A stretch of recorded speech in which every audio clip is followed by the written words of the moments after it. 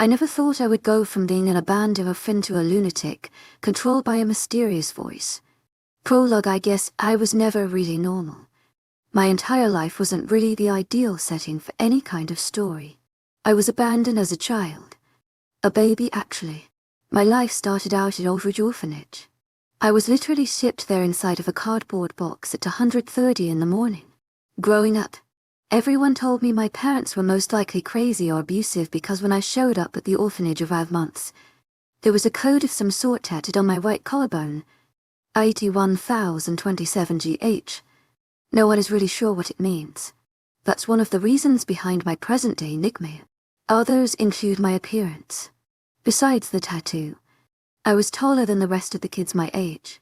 My height caused others to think I was 3 or 4 years older than I actually was.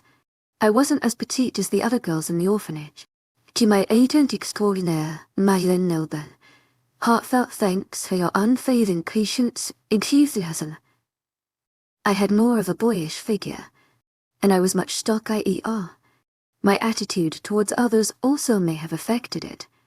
As well, I was always on edge versus the other children. My cautious nature made hard to make friends. I was stronger than the rest of the orphans. They didn't like to play with me because I was far too rough for just any 5-year-old. I accidentally broke a 7-year-old boy's jaw when I was by backhanding him for taking my crayons. I don't really think I'll ever forget that because all of the kids would hold their hands over their mouths when they'd seen me for nearly a year. I got really violent around the age of 12. Adults and children made sure to steer clear of me. I didn't sleep as well due to severe body aches and pains which caused me to be extremely moody. I stopped growing taller, but I no longer had a baby face like the rest of the children my age. I could have passed as a 16 or 17-year-old by that time. I had a much harder jawline than even some of the boys there. My strength doubled and so did my cautiousness. I was always on alert and nothing really ever got by me. I could hear, see and even smell things 10 times better than before. 𝐊𝐢𝐳𝐷𝐞𝐬𝐵. Heartfelt thanks for your unfailing patience, enthusiasm. It was annoying, and it drove me crazy, but I learned to control it after a while. I truly believe that, by this time, no one even remembered my real name. I was only known as lunatic by everyone besides the ladies from the orphanage. I didn't really want to believe them, but I couldn't help but start to once I started hearing a voice in my head. It wasn't really a friendly voice. It was more violent than anything, but it cared about me in a way that no one had ever really did. The voice never wanted to hurt me, just other people. I didn't hate the voice, but it would make me angry. Some days I'd get so frustrated that I'd punch holes in the walls or shatter mirrors. 𝐊𝐢𝐳𝐷𝐞𝐬𝐵. Heartfelt thanks for your unfailing patience, enthusiasm. I couldn't fix the mirrors, but I did cover the holes in the walls with pictures that the toddlers and little kids would draw. By this time, everyone was on edge, and I'm pretty sure what happened next was the last straw. It was the first time it ever happened, and at the time, I had no idea how to control it. That led me to not really remember what happened. I remember being yelled at for another shattered mirror when something inside of me just snapped. My mind went foggy for what seemed like seconds as my body did things I had no control over.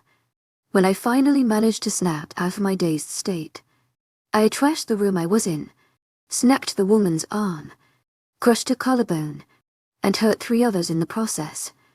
At age 13, I was sent to the BRX mental institution. I was seen as a threat to everything and anything.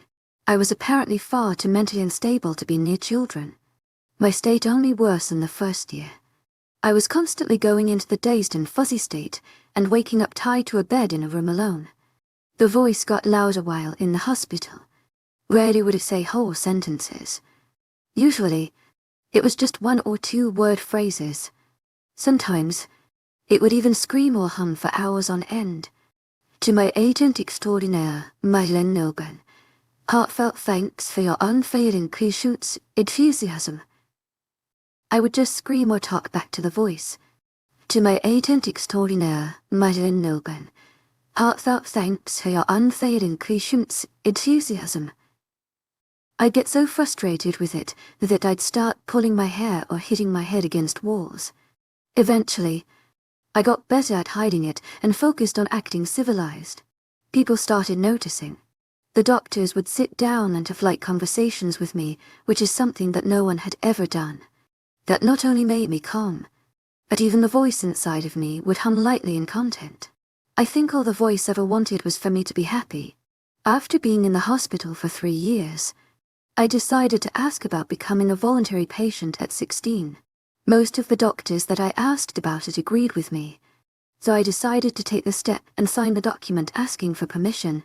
Once I was officially a voluntary patient, I could ask for voluntary admission to leave. That is how exactly 1 year later, I was finally acceptable to the public. I was no longer walking around feeling like a lunatic. I was odd in Aldridge, although deep inside I still knew I was insane. But I knew how to control it so that it had to count for something.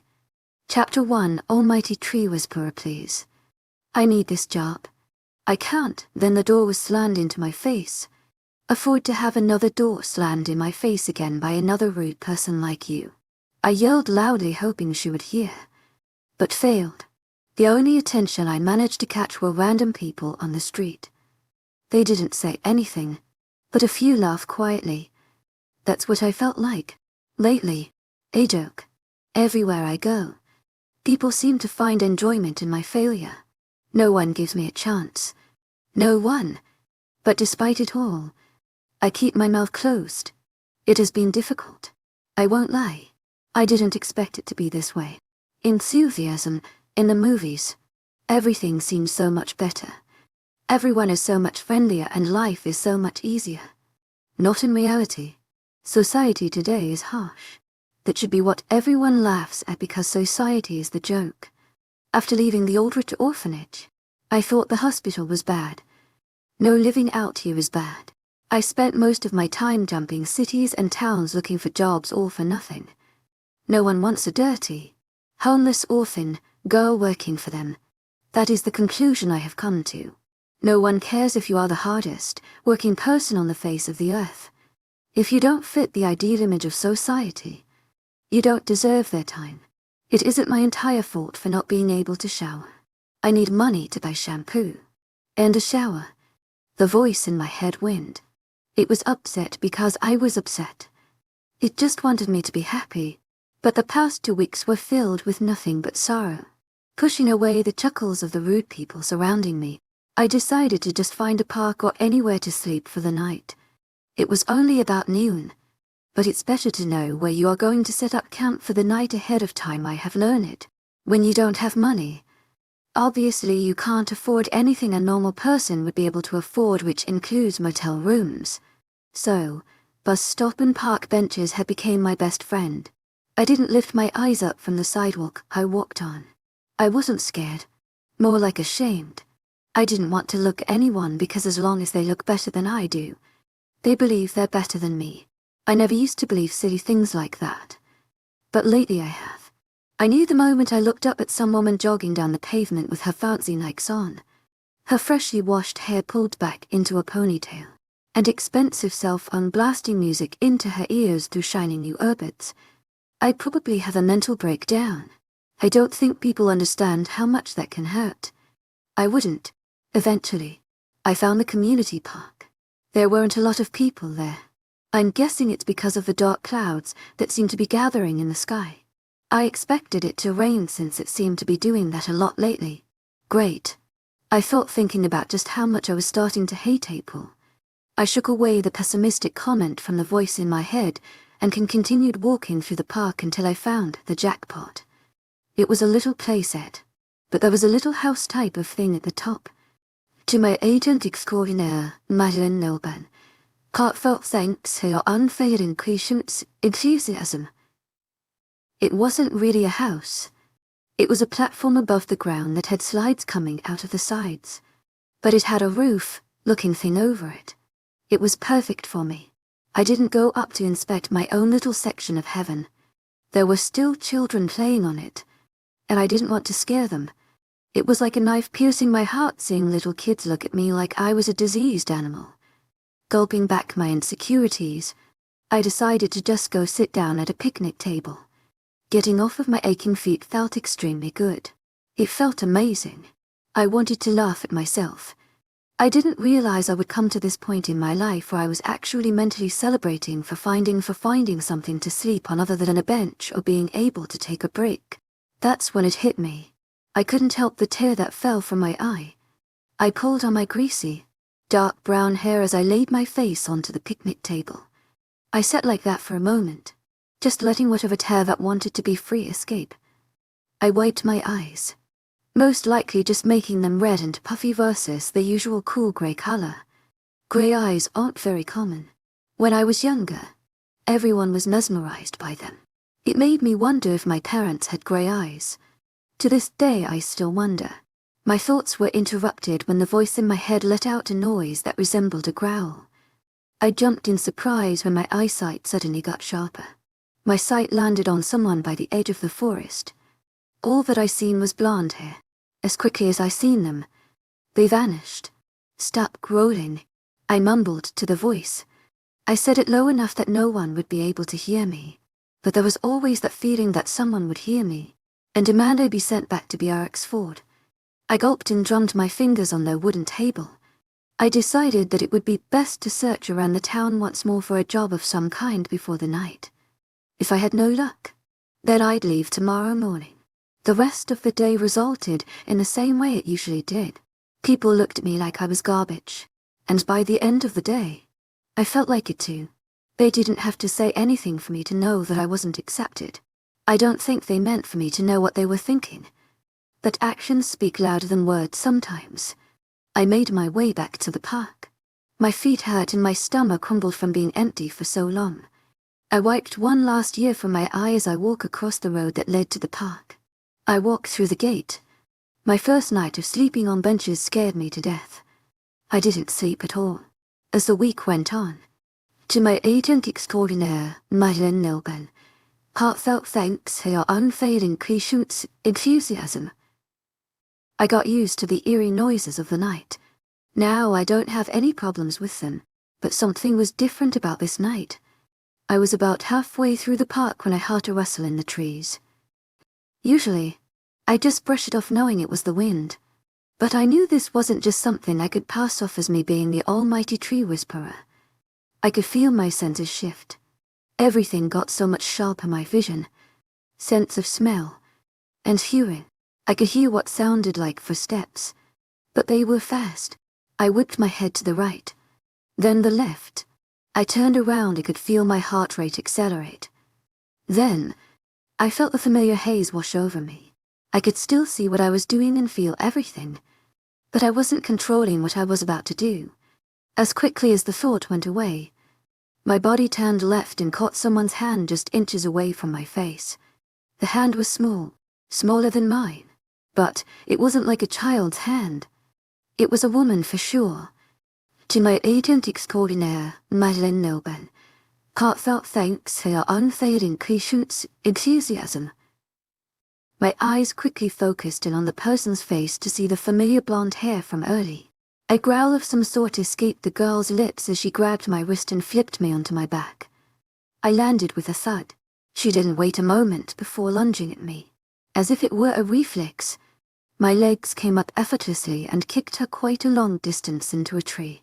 The sound of her body colliding with the tree sounded something like thunder. I found it funny considering it just seemed to stop storming. I hopped up just as she pulled herself away from the tree. Suddenly, a snarl left her lips before a large blonde wolf stood where she stood. I wanted to scream. The wolf was huge. Its head was probably the size of my entire body. I tried screaming, but nothing came out. A similar snarl sounded through the air. It came from me. The wolf or girl, or whatever it is, launched itself at me at the same time my body started running toward it. I was screaming. I didn't know what I was doing. It was like someone cut the brakes on a car as it was speeding down a hill. I couldn't stop. My arms swung out just in time to clothesline the wolf, knocking it onto its back. It listened growl another ear-piercing growl, and so did I in return. The wolf got back up to attack me at the same time that I decided it would be a good idea to charge it at once. My hands tried grabbing the wolf's front left paw, but instead I missed and ended up tumbling to the ground under the wolf. I was screaming, but my body just let out a frustrated snarl and rolled backward before the wolf could trample on me. The wolf unexpectedly snapped its jaws at me, knocking me backward. It took the opportunity to jump on top of me. I thought I was going to die right there.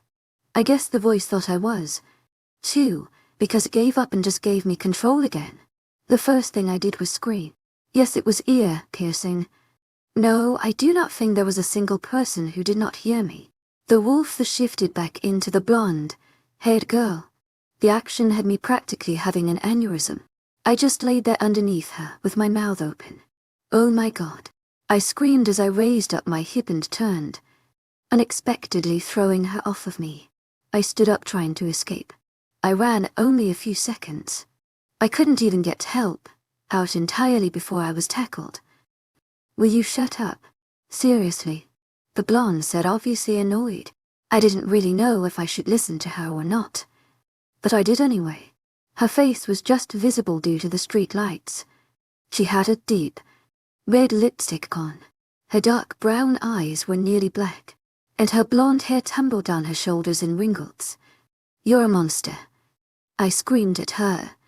She scoffed. Let's not point fingers here, Wolfie. I just stared at her wide-eyed. She's the crazy wolf girl here. Now, why are you here? Your pack planning to expand territory. Is that it? She snapped. My mouth just hung open. My lips moved, but no words came out. Come on, Mutt. I have no idea what you are talking about, I said hysterically. She huffed and glared at me with those dark eyes. Where the hell is your pack? Why did they send you? She asked, squeezing my wrists rather painfully. If you're going to kill me, can you at least put some clothes on? I asked on the bridge of tears. I was in hysterics as this stranger was holding me to the ground in all of her without clothes glory. I would kill you, but Kieran wants to question you before he does away with you, she said, before getting off of me. I tried getting up, but her bare foot came down on my torso, holding me down.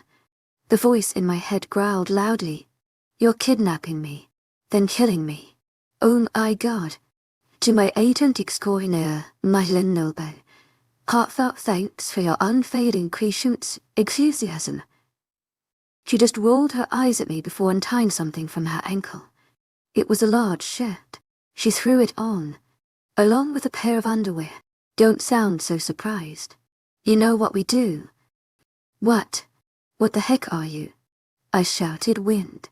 She quirked an eyebrow at me. Are you joking me? Or are you just stupid? I don't know. I shouted, throwing my hands in the air. You're in shredder territory, she stated before landing a kick to the side of my head, knocking me out. I still had no clue what she was talking about. Chapter 2, Wolf Thingy. I woke up to a pounding headache and some muscles everywhere. I squeezed my eyes shut and clenched my teeth at the unfamiliar feeling. I tried pulling my hands down to my face, but they were stopped by something wrapped around my wrists. My eyes snapped open and immediately flew to my wrists. They were tied to the headboard of a bed by rope. I tried yanking my hands, but that just made the headboard smack off of the wall. There's no use in trying. A voice spoke up, startling me. I jumped and searched the room until my eyes landed on the girl who had attacked me. I didn't say anything. I just sat there with my mouth hanging open. I didn't know what to say. Honestly, I wanted to cry. Just 2 weeks of freedom, and I was already tied up. Again. The ropes aren't laced. You're just too weak to break them at the moment. We got silver in your system to weaken you a bit, she explained. I tried focusing on what she was saying, but it just didn't seem to make sense. She didn't make sense. She sounded like she was trying to seem sympathetic, but her tone was angry. Her calm features made her seem like she was trying to be nice, but her eyes were deceiving. The dark brown orb seemed to glare at me with intensity. She seemed as if she were an angel. Her golden hair came down in ringlets just below her shoulders, and her high cheekbones were prominent on her pale face. She had a small piercing just above the right of her red lips. It made me a bit self-conscious knowing that I looked nothing like her. My hair was anything but angelic. It was a dirty, dark brown that was chopped off at my shoulders. Her eyes looked menacing and deep. Mine were just a dull grey that hadn't been bright and vibrant since I was little. Her entire body just screamed femininity, but also power. She had curves like no other person I'd ever seen. Mine just screamed. I haven't eaten in 2 weeks, but I still managed to have the body of a 15-year-old boy. Am I gonna die in here? I asked quietly, scared of the answer. She shook her head. No, she stated, walking over to a chair on the far corner of the room. She looked tired, which made me wonder if she had gotten any sleep. Am I gonna die at all? I dared to ask. She huffed and shook her head again. She didn't say anything else. To my agent extraordinaire, Madeleine Noble, heartfelt thanks for your unfailing patience, enthusiasm. I didn't say anything for a moment. I didn't know what to say. I didn't want her or anyone else who might be here with her to kill me. I just wanted to get out. What am I doing here? To my agent extraordinaire, Madeleine Noble, heartfelt thanks for your unfailing patience, enthusiasm. I asked hesitantly.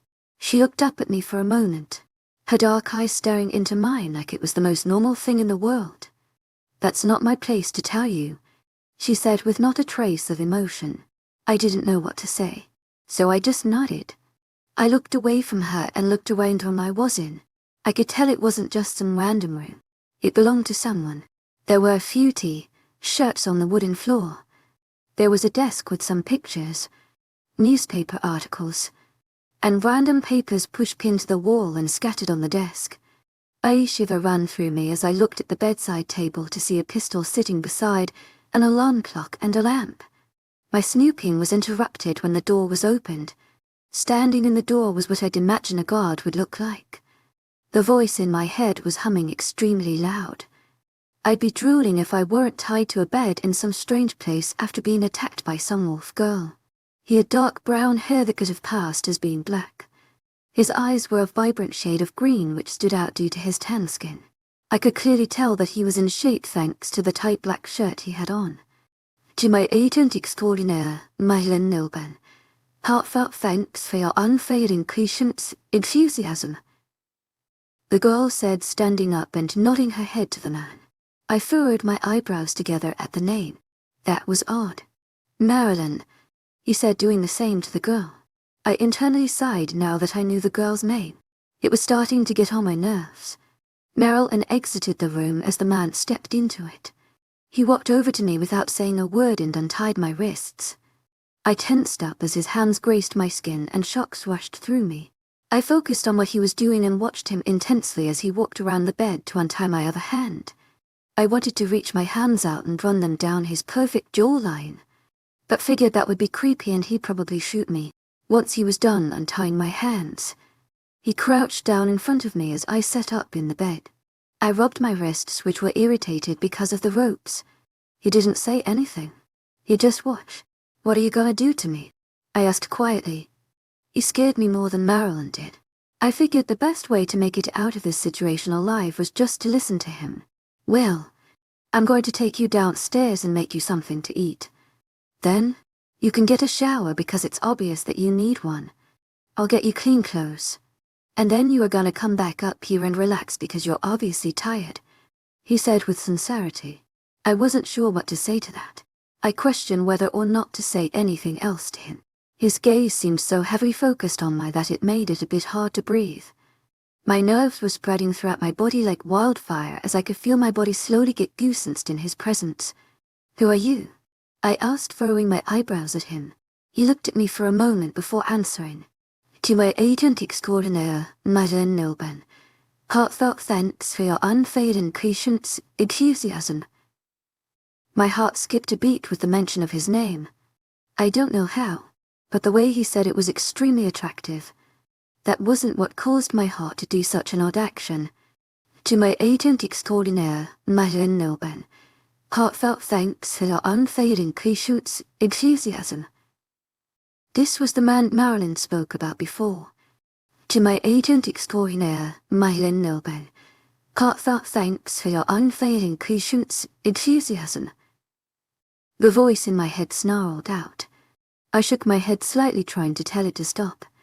Kieran sat in front on me with a confused expression, probably wondering why I shaking my head. She giving you a hard time or something? He asked, which caught me off guard. I scanned his emotionals' face for any type of emotion I could find, but I couldn't even seem to see the curiosity that it once held just moments ago. 𝐶𝐲𝐻𝐬 𝐑𝐞𝐝𝐬, heartfelt thanks for your unfailing patience, enthusiasm. Your wolf, he dragged out. I looked at him as if he were talking gibberish. You mean the voice? I asked quietly. Now it was his turn to look at me as if I were crazy. I knew saying it was pretty dumb and slightly psychotic of me, but at the mention of it, the voice in my head seemed to squeal in satisfaction. What? I have no idea what you're talking about. He lifted his hand up to the side of my head and tapped it with his finger. Your wolf, she's in here. I watched him as he tried explaining it to me. I jerked my head back so he wasn't so close. You're one of those wolf things, too, I concluded. He nodded, which caused my throat to run dry. He looked at me in confusion for a moment. His eyebrows furrowed together as his beautiful green eyes scanned my face. Did you hit your head back there? Kieran asked. If you're asking if I have amnesia, then, no, I do not. I can remember everything from the orphanage until now. I rambled like I normally do when I'm nervous. Kieran intimidated me, which was no secret. The only reason I was talking to him was because I was far too afraid to ignore him. 𝐶𝐲𝐻𝐬 𝐑𝐞𝐝𝐬, heartfelt thanks for your unfailing patience, enthusiasm. He questioned. I cleared my throat and sat up a bit straighter. Yeah, I nodded. I grew up in the Aldridge orphanage until I was 13 and got sent away to some mental hospital. I spoke quietly, sadness lacing its way into my voice. Everyone called me a lunatic, and they said I probably got it from my parents. His hands twitched a bit in his lap, almost making it seem as if he were trying to make a fist, and he looked a bit mad. I figured I should just shut up, so I didn't continue. I didn't want to die. Why would they think that? Kieran asked once he realized I wasn't going to say much more. I breathed in deeply before hesitantly pulling down the collar of my shirt and showing him the faded tattoo on my collarbone. This was tattooed on me when I arrived at the orphanage. They all think my parents were probably drunken idiots, I stated sadly. Kieran looked at the tattoo with a deep amount of concentration. He ran his warm fingers across it, and then let out a growl which startled me. His face seemed to soften slightly when he seen me jump and cower back in fear. You grew up away from your parents because someone took you, he shot out. My eyes grew to the size of saucers at what he had said. What? I shouted on accident. It wasn't my fault. 𝐶𝐲𝐻𝐬 𝐑𝐞𝐝𝐬, heartfelt thanks for your unfailing patience, enthusiasm. I was just taken back. Someone took me from my parents. It doesn't usually happen, but there are certain groups of people who track down people like you. They take you from your parents and try selling you. But something must have happened, and you ended up at that orphanage. Kieran said more to himself than to me. How do you know? I wasn't sure why, but I believed him. Something about the fact that he was giving me some sort of story, something no one else could give me in 17 years, gave me a bit of hope. I've met some of them, he muttered angrily. Well, why would they do that? I wasn't sure if I wanted to cry from sadness or happiness, but I was positive I was about to burst into tears at any given moment. I held the waterworks in. 𝐶𝐲𝐻𝐬 𝐑𝐞𝐝𝐬, heartfelt thanks for your unfailing patience, enthusiasm. Well, you'd have to know what you are in order to understand why it happened, he said, exasperated as he ran his hand down his face. I kept quiet for a moment, the constant question still ringing in the back of my hand, asking me if he could actually know what happened. But there was also a part of me, a very large part, that feared and did not trust this man. I was at a bit of a war with myself. Then tell me, 𝐶𝐲𝐻𝐬 𝐑𝐞𝐝𝐬, heartfelt thanks for your unfailing patience, enthusiasm. Finally, I didn't really want to be so straightforward. The man in front of me claims he knows what's wrong with me. He might be able to give me answers that I've been searching for my entire life. So yeah, it came out a little more straightforward than I would have liked. The voice, or my wolf as Kieran called it, was practically screaming in my mind at the thought of this man being so close to us. To my agent extraordinaire, 𝐿𝐴𝐻𝐿 heartfelt thanks for your unfailing patience, enthusiasm. To my agent extraordinaire, 𝐿𝐴𝐻𝐿 heartfelt thanks for your unfailing patience, enthusiasm. Was all she was saying on repeat. You seen Marilyn in the park? Right. When she shifted, I nodded slowly. I didn't like remembering what happened at the park. Although nothing too awful happened, it was still terrifying. That's what you are. I gulped. I knew as soon as I seen Marilyn change into that monster at the park that I was like her too. It all made sense seeing it happen, but I really didn't want to believe it. I'm a wolf thing, I said, slightly terrified. Not only was I terrified of what he was saying, but the fact that he could go all wolf, boy on me and rip me to shreds played on my mind a bit too. No, you were a werewolf. He corrected me. I clenched my teeth together in silence and nodded, signaling for him to go on. A werewolf usually shifts around 13, but since you were in the orphanage, your wolf probably knew it wasn't safe, so she just stayed dormant. It made sense a bit. I mean, 13 was around the age I started acting so weird. Maybe she just became restless. That makes sense. To my agent extraordinaire, 𝐿𝐴𝐻𝐿 heartfelt thanks for your unfailing patience, enthusiasm. The voice in your head is her. Your wolf, he reminded me. Now, this is the tricky part. So there are actually a lot of us. Usually, werewolves run in packs. He explained. Every pack has to have leaders. There are 3 ranks of leaders. To my agent extraordinaire, 𝐿𝐴𝐻𝐿 heartfelt thanks for your unfailing patience, enthusiasm. I nodded my head again, showing him I understood. The alphas, betas, and gamma-s. There's more than one. I asked, noticing how he pluralized each one of them. There's a female and male for each rank. The alphas are like the top of everything. The betas are second and gamma-s are third. Now, usually these 3 ranks don't have female children, he said, which made me confused.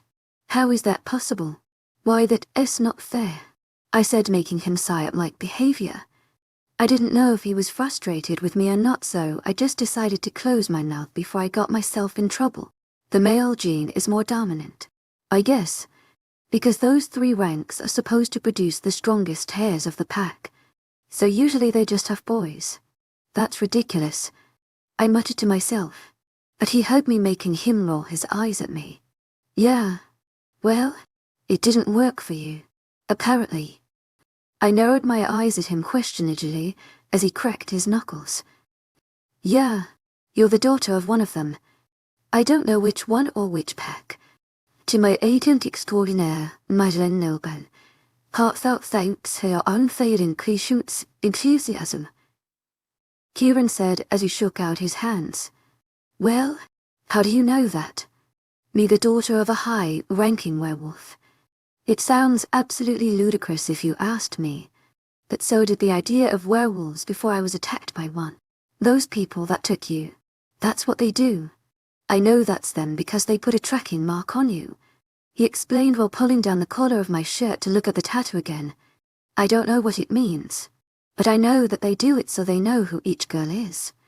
By the time he was finished, all I could do was make an O shape with my mouth. It was a lot to take in.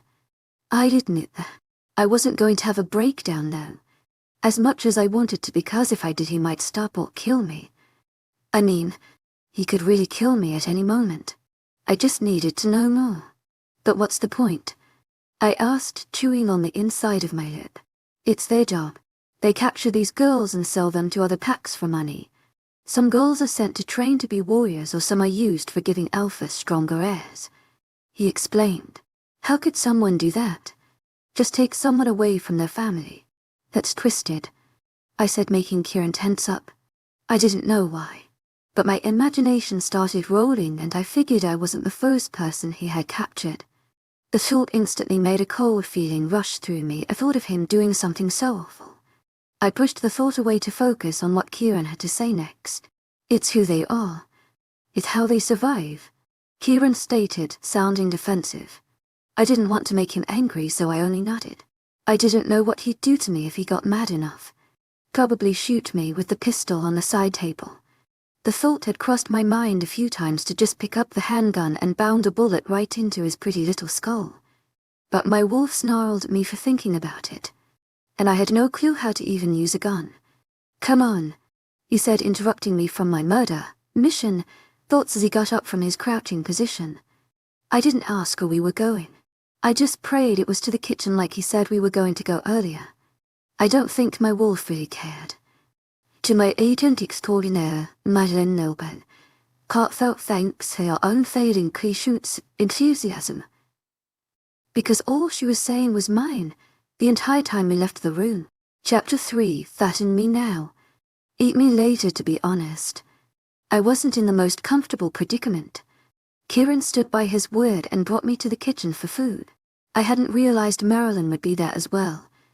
𝐊𝐢𝐳𝐬𝐻𝐬 𝐊𝐢𝐳𝐬𝐼𝐻𝐬. She was sitting at the table when we walked in. Her attention was focused solely on her cell phone. Her blonde hair was wet, indicating she most likely just had a shower, which made me even more self-conscious than usual. I knew for a fact that I smelled and looked horrible. Kieran more or less ordered me to sit down at the table with her. I obeyed him and sat at the table. Marilyn looked at me from the corner of her eye for just a moment and then looked back down at her phone. Any notice from Bolton? Kieran asked out loud. No, not since yesterday, Marilyn murmured in response. Kieran let out a low growling noise which made me jump. Marilyn snapped her head up in annoyance. Do you want to know how close the bordering packs are getting or not? She stated with an angry tone that I could tell by the look on Kieran's face that he did not like at all. That's what I thought, she said, returning back to whatever she was doing on her phone. I wanted to ask about the bordering packs. I wanted to know how many there were, if they were friendly, or who they even were. I didn't. 𝐊𝐢𝐳𝐬𝐻𝐬 𝐊𝐢𝐳𝐬𝐼𝐻𝐬. Marilyn and Kieran both seemed angered by the topic, so I didn't want to make it any worse. I still didn't trust these people, and I definitely don't trust Marilyn. I wouldn't be surprised if she stabbed me with the fork that I ended up eating with. I looked back to watch Kieran as he started breaking eggs into a pan. A delicious aroma instantly permeated the room.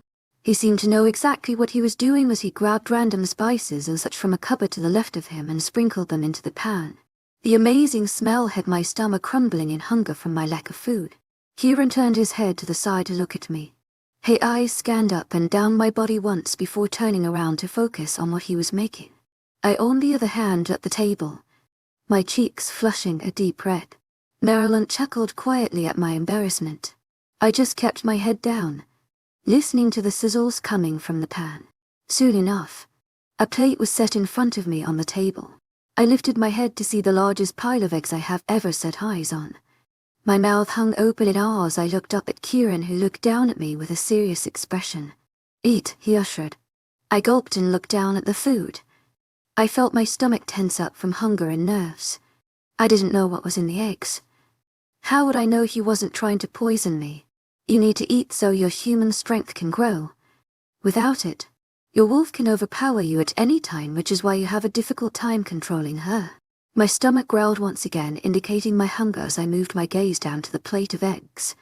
They looked so good, but in my defense they could have been a large plate of deep fried ants and I would have eaten them. I looked back up at Kieran once more with a nervous expression before cutting a piece of an egg with my fork. I popped the egg into my mouth and was immediately greeted by a delicious burst of flavor. I inwardly moaned at the taste and immediately began indulging in the rest.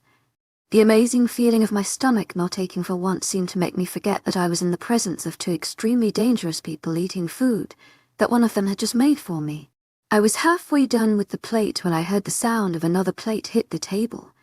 I looked up from my plate of eggs to see Kieran placing another plate on the table. This time, the plate was piled with anything from bacon to hash browns. "Are you eating too?" I asked quietly. "No, this is for you," he said, making my mouth drop. There was no way I could eat all of that. He walked over to the fridge and pulled out a water bottle and sat it on the table beside my first plate. "I can't eat all of this," I said in disbelief while looking into his green eyes. "Yes, you can," he stated, looking back into my grey ones. "And you will." I gulped, slowly turning my head back to the 2 plates. "There's no way," I retorted in a voice so small that I'm surprised he heard me. I was cautious of the situation. It seemed like he was trying to fatten me up so he could eat me later like Hansel and Gretel. A wolf alone can eat 2 times the amount of a human. You are not only feeding a wolf but yourself, which means you should be eating 3 times what a human should be eating, Kieran explained. I was used to the small portions I usually got at the orphanage and hospital. I just figured the reason I was always hungry was just because I wanted to eat out of boredom. Although I was nearly finished with the large plate of eggs, I knew I was still hungry. I just nodded my head slightly at Kieran and turned back to the plate. I slowly picked up a small piece of bacon, turned my head toward Kieran, and slowly bit off a piece of it. He just gave me a small nod before walking over to the sink full of now dirty dishes and began washing them. I ate almost all of the food. Halfway through the second plate, I couldn't seem to eat much more. Marilyn took the opportunity to munch on whatever was left over once I told Kieran I was full. He seemed a bit weary of me, but let it slide once I asked about having a shower. He led me to the room I was in when I woke up. I wanted to ask who the room belonged to, but I already had a pretty good idea. The room just screamed Kieran. He walked over to a drawer and pulled out a T-shirt and a pair of boxers. At least I knew that the room wasn't Marilyn's.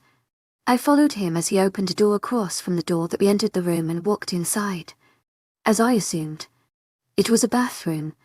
It wasn't extremely fancy, but it still seemed to amaze me how he managed to have such a nice house at his age. He only looked a bit older than me. 𝐊𝐢𝐬𝐧𝐼 heartfelt thanks for your unfailing patience, enthusiasm, he said, handing me the clothes. "You'll have to wear these until Marilyn finds something suitable for you to wear, or I get you some clothing."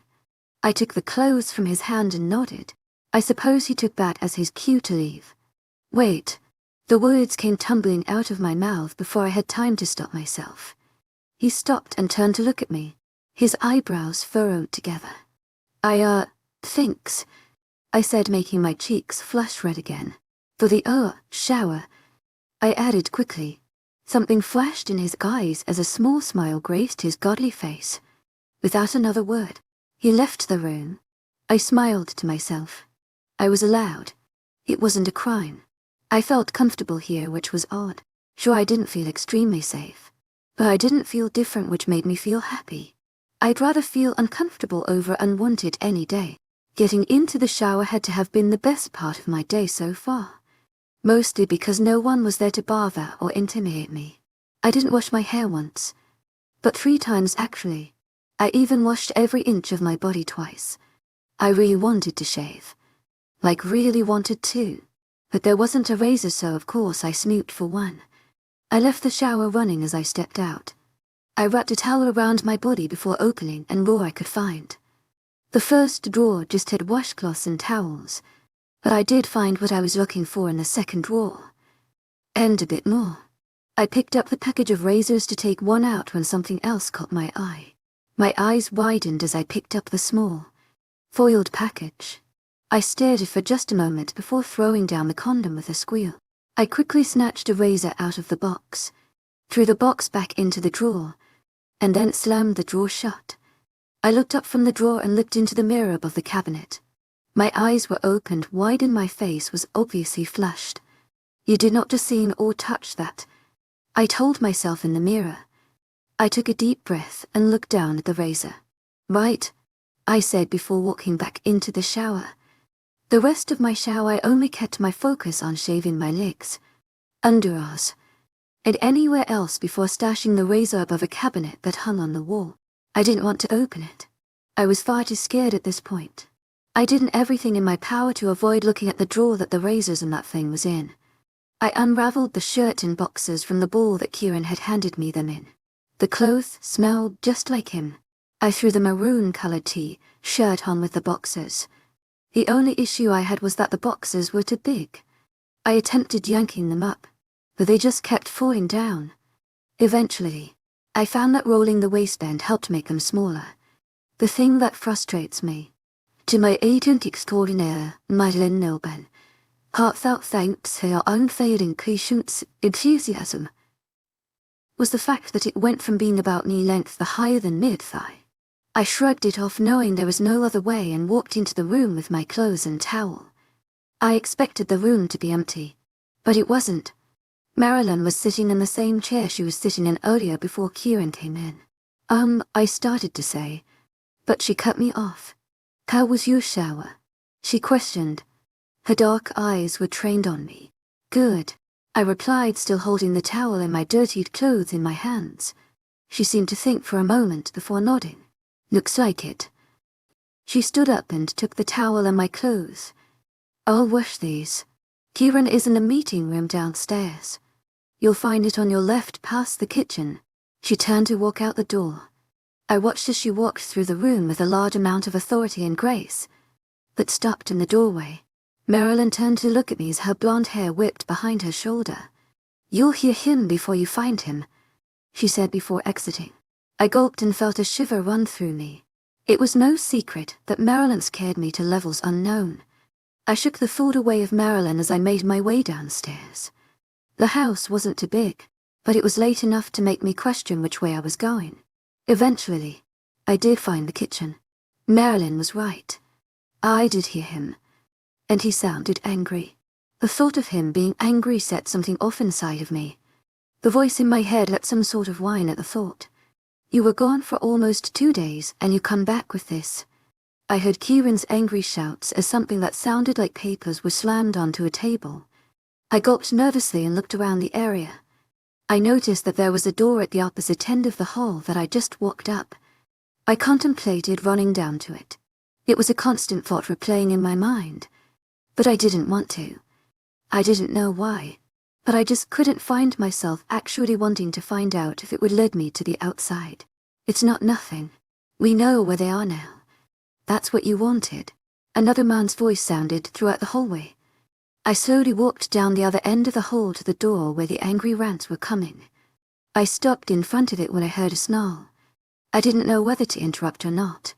Marilyn told me to come down and find him, but then again she could have just sent me here to get me killed. I closed my eyes and yanked the door open. Immediately, 2 pairs of eyes landed on me. A pair of green ones and a pair of baby blues. The blue-eyed, brown-haired man let out a loud growl as soon as he set eyes on me. Immediately, Kieran let out a growl of his own. A single word followed it. 𝐸𝐴𝐷𝐤 heartfelt thanks for your unfailing patience, enthusiasm. I jumped back in fear. I turned to bolt out the door when Kieran stopped me now. "Stop," he said to me, making me come to an abrupt halt. I turned to look at the M with fear evident on my face. Kieran must have noticed because his features turned from one of seriousness to one of sympathy. "Go back to my room and sleep. You need it." I didn't object. I practically bolted out of the room. 𝐸𝐴𝐷𝐤 heartfelt thanks for your unfailing patience, enthusiasm. It was official. Every person in this house scared the crap out of me, and I was truly insane for actually wanting to stay here. On the bright side, at least I knew who the room belonged to, although I kind of assumed it all along. Chapter 4. Blonde Ultimate Fighter, Wolf, Chick. I woke up because something stirred the attention of the voice in my head, or wolf thing. A loud bark sounded through my head, causing my entire body to jolt forward. My eyes opened as soon as my body sat up. Instantly, my grey eyes connected with a pair of green ones. Kieran only stopped in that brief moment before moving for the chair that Marilyn usually sat in. I didn't say anything. I just sat there with my legs crossed on the bed. Kieran looked like he wanted to say something, but instead he just sat there watching me with his lips pursed as if he were thinking of what he wanted to say before he said it. So we both just sat there in silence. Eventually, Kieran composed his thoughts and spoke. "Are you still tired?" His tone seemed more curious than anything, almost like he were observing and questioning an experiment. I really didn't like the idea of him thinking of me as just some experiment. My wolf let out some sort of strange snarling noise that made me flinch slightly. I decided to just nod, not really trusting my voice in the situation. It seems like every time I talk to him, I give away way more information than I should. 𝐨𝐴𝐺𝐼𝐸 𝐊𝐢𝐳, heartfelt thanks for your unfailing enthusiasm. It was a good thing that I mentioned the tattoo and all, but I'd never told anyone that willingly. I don't know why I felt so obliged to tell him other than the fear I seem to feel all the time while I'm here. "I didn't think you would be considering you've been sleeping for days," he said as if it were nothing. My eyes bugged out of my head as I realized what he had said. I asked, shocked. He nodded before explaining. "Well, it's been..." He began counting days on his fingers. 1, 2, about 2.5 days. Kieran finished. 2.5 nerve-wracking days, he whispered to himself. But I had just managed to catch it. I didn't say anything about it though. 𝐨𝐴𝐺𝐼𝐸 heartfelt thanks for your unfailing enthusiasm. It actually made me feel a little happy that the man in front of me may have been worried about me while I slept. That's bad. 𝐨𝐴𝐺𝐼𝐸 heartfelt thanks for your unfailing enthusiasm. Right. I mean, I haven't eaten anything, let alone drank anything. I ranted. Your wolf is healing with what she has. She needs the rest, and you do, too. I gulped and nodded. Hearing him say my wolf aloud once again clarified in fact where I was. Not to be rude or anything, I said quietly, not looking up at him while I played with my hands. But why do you care so much? I looked back up at him. I could tell by the certain look in his eye that he was taken back. It's my job to protect you. What he said came out more like an order than something sincere, almost as if he were trying to convince himself of what he was saying. You've known me for like 3 days. 2 of them I was asleep. I shot back without really thinking. I wasn't mad at all. More like confused. I barely knew this man, and now he's made it his mission to protect me. And your point is? He genuinely looked confused. If I'm being honest, he seemed more confused than I was. I don't know. My voice was soft once again as I looked back down at my hands. I did know. I just didn't know how to say. Hey buddy, you don't know me. You know of me, and that's just because your little blonde, ultimate fighter, Wolf jiggered act and kidnapped me, bringing me here. You don't know me. In a nice way. Don't be so afraid of me. Kieran's voice seemed slightly angry but more frustrated than anything. He didn't yell it, but it came out loud enough to make me flinch away. He groaned, caused me to look up at him. I couldn't help but be worried that he was upset. This should not be this hard, he muttered, dragging his hand through his tousled, dark brown hair. What shouldn't be? He looked up at me with those beautiful green eyes of his. A darkness swam within the depths of them.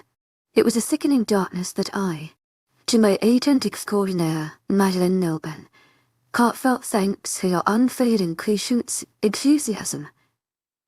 Pushed away and focused on the inviting green that surrounded it. If you knew what you were, this wouldn't be such a difficult concept for you to understand, Kieran stated.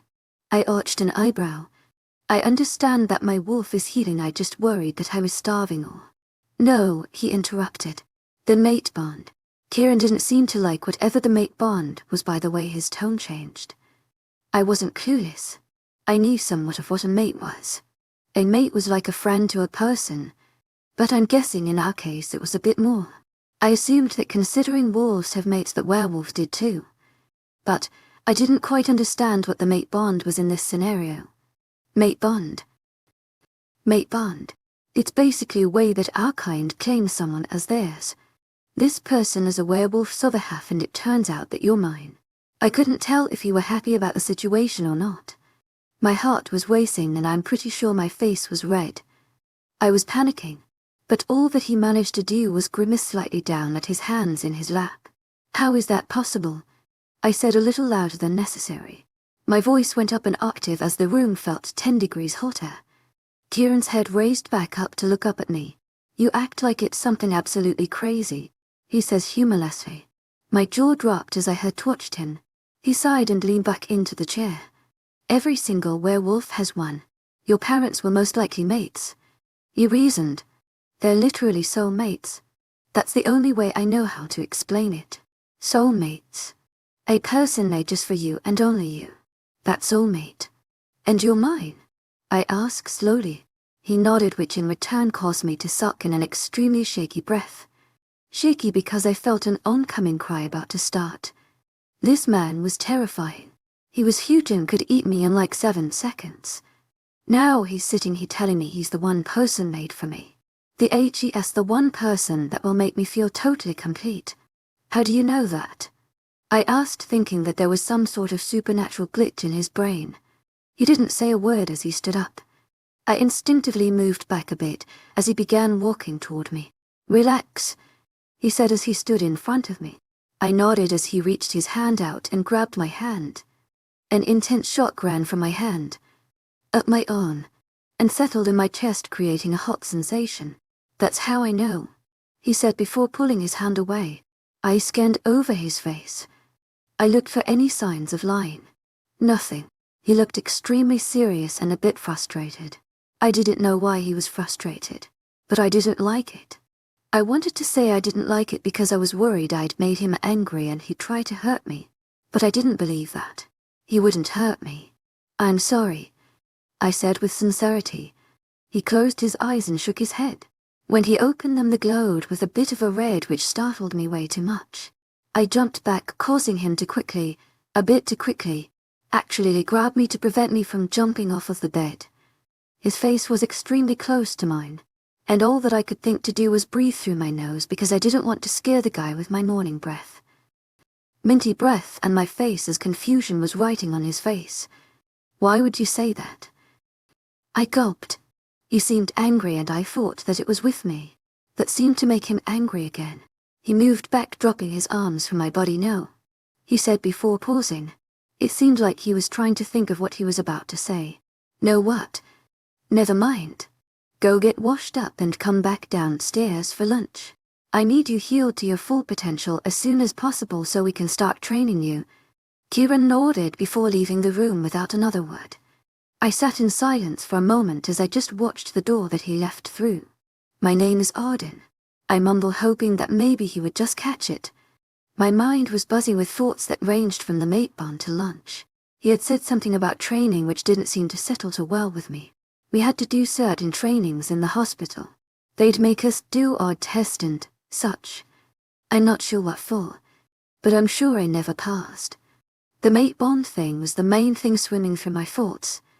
To my agent extraordinaire, Madeline Nogan, heartfelt thanks for your unfading patience, enthusiasm.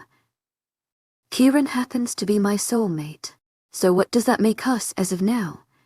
3 days ago he was my kidnapper. An hour ago he was my teacher, and now he's my soulmate. Does that mean we are together forever? Now, I gulped, thinking about being together with him.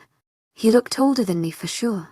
I didn't want to ask him question like what his last name was or how old he was. But shouldn't I know? I basically have a right to know. Kieran didn't seem like the kind you'd come to if you needed a hug or even to have a child with. He seemed like the person you'd come to if you wanted someone killed or hurt pretty badly. But he never did hurt me. That was a thought too. No matter how angry he seemed to get around me, he never lost it to his wolf like I always do. I wondered what his emotional trigger was.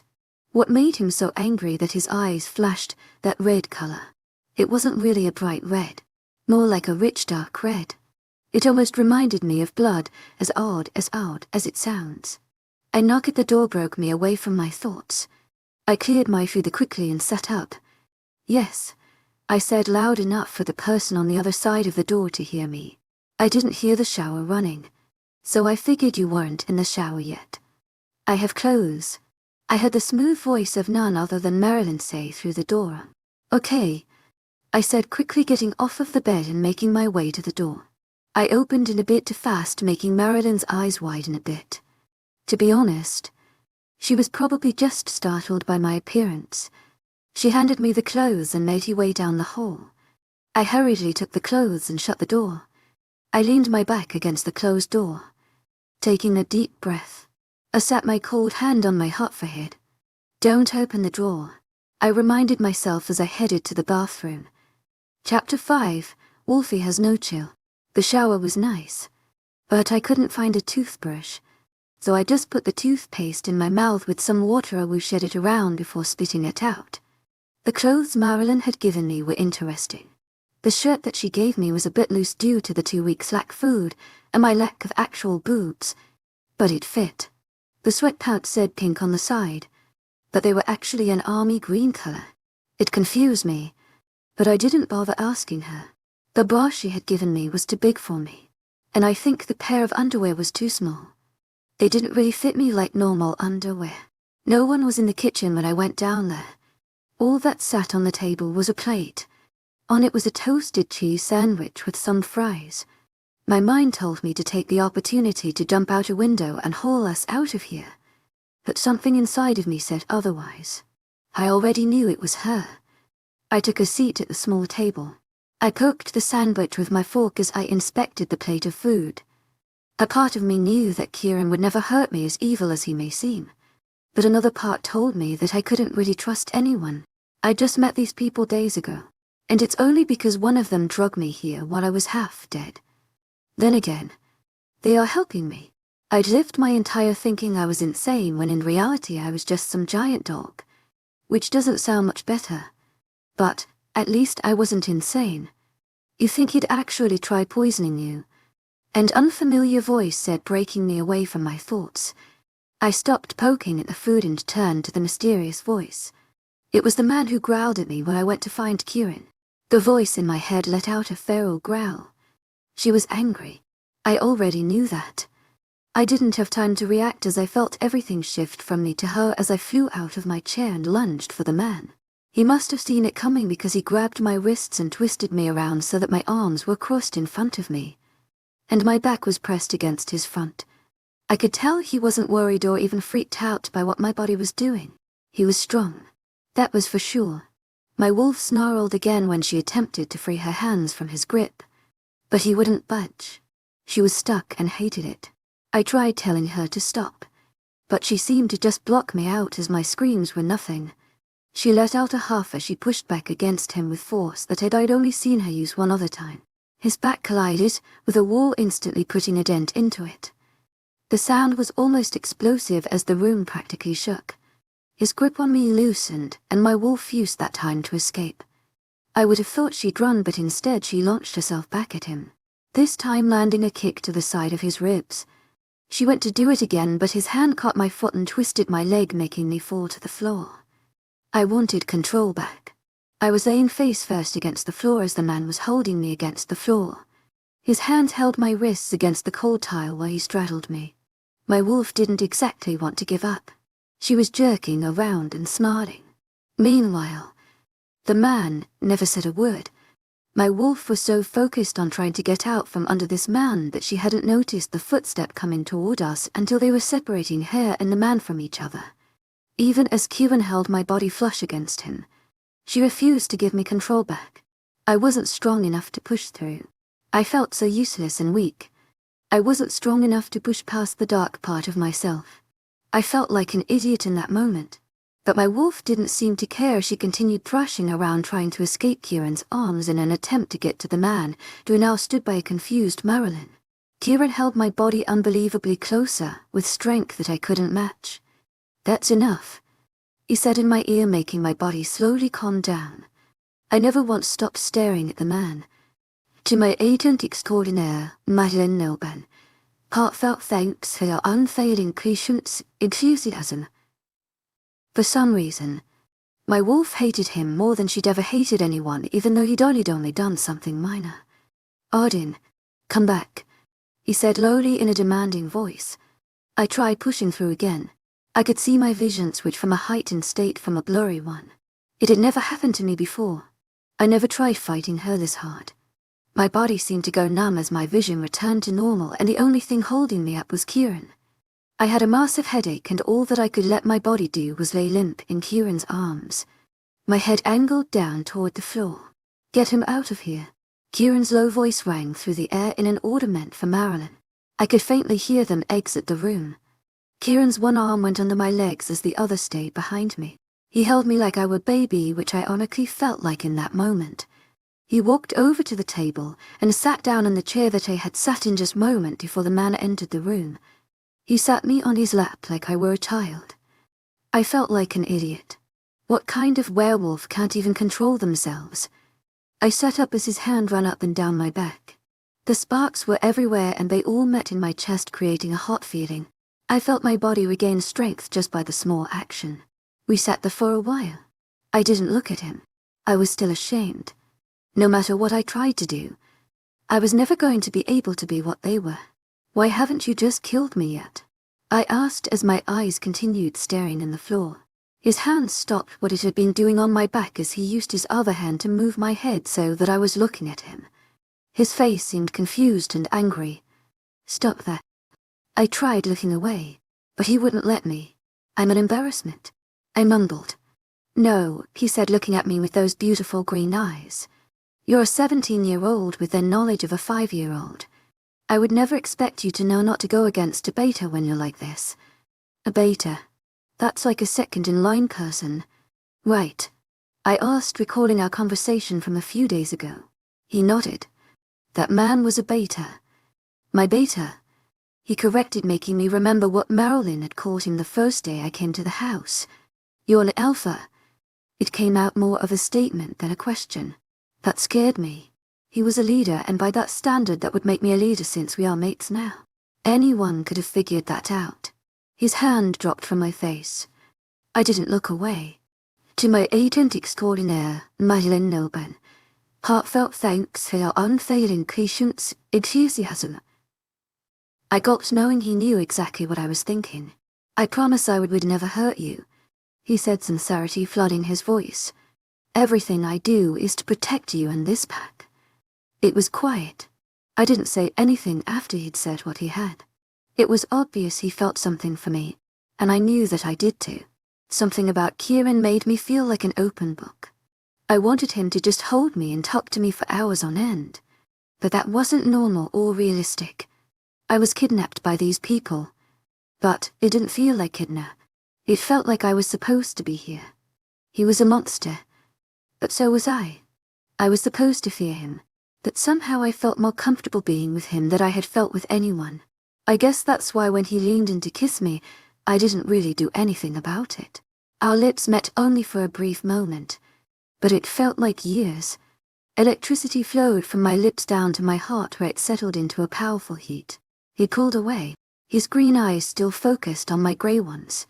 His hand came up to caress my cheek, and I did nothing but stare back at him. "It's the mate bond, isn't it?" I asked him just above a whisper. "What?" he breathed out as he furrowed his eyebrows. "It's the mate bond that makes me feel like this is so normal," I said, referring to everything that had happened. Everything from being so open with him to kissing him after only knowing him for 3 days. It all felt so normal, almost like I should have kissed him the moment he walked into the room that I was in the first day I woke up. "Yeah. It's how mates are. It's an immediate attraction. If you're lucky," he said the last part in a whisper, making me raise an eyebrow. "What do you mean?" I asked, causing him to shake his head. "Doesn't matter. To my agent extraordinaire, Marilyn Noban, heartfelt thanks for your unfailing patience, enthusiasm." "You should eat," Kieran stated, motioning toward the plate. I thought of how cold it must be by now. I didn't feel hungry, but I knew I would be in 20 minutes. I nodded as he began moving me off of his lap to stand up. I sat back down in the chair as he began to leave. "Wait," I said, quickly, causing him to stop and look at me. "You can stay here and eat something. I can't try making something if you don't want to. I doubt I'll know how to even turn the stove on. But I can't try," I said sheepishly. A forlorn smile made its way to his face, causing heat to rise in my cheeks. As promising as that sounds, why don't we all go into town today and grab something to eat? We can get clothes that actually fit you. Do, he offered. As in all you mean. I drug out. Marilyn and Bolton as well. I suddenly remembered the name from a conversation that Marilyn and Kieran had earlier. Bolton must have been that man.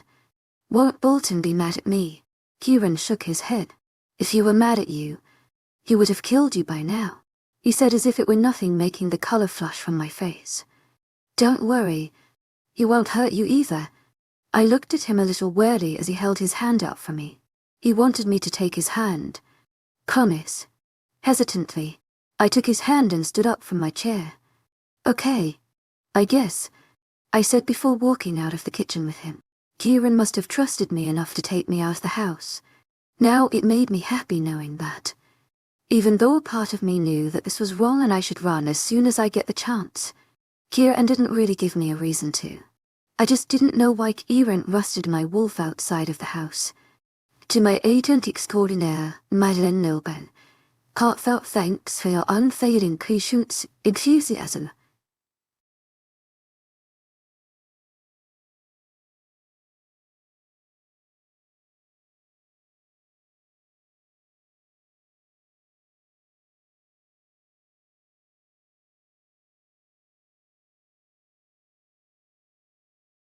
I never imagined I would be an abandoned girl until I discovered I was the daughter of a powerful werewolf family. Chapter 6, You Like It Rough. I'm not sure if you're the biggest, a cup or the smallest B-cup, Marilyn said, holding up to brass that was supposed to be for me. I was so embarrassed. I just stared at the floor and shrugged my shoulders as Marilyn waved brass and underwear around, as if it were the most normal thing in the world. What do you think? Marilyn asked, turning to me while holding up the two brass. I shrugged my shoulders, looking at the black one and the tan one that didn't seem to be any bigger nor smaller from the first. Well, which one fit better? I crossed my arms over my small chest. I was born with broad shoulders and tiny boobs. It's unfair. They both fit the same. I mumbled. Just because Kieran basically promised in the card that Marilyn was sentenced to being my BFF. I was still extremely weary of her. She may have helped me with the whole Bolton incident, but she was the one to attack me first. She sighed loudly, and after she thought for a moment, she set the tan one down. Looks like you haven't grown since the 5th grade. So I'm just going to assume you aren't going to grow into a bee, she said, picking up more brass that I'm guessing were a cups like the one she kept. They could grow, I said, slightly angered by what she had said. Marilyn turned to look at me. She must have sensed my uneasiness, allowing her eyes to scan me up and down. I'm just stating the facts. I promised Kieran I would buy you clothes that would fit. To my 𝐊𝐴𝐷𝐞𝐝 𝐊𝐢𝐳𝐷𝐞𝐻, heartfelt thanks for your unfailing patience, enthusiasm. Since you were so weird about him coming in here with us.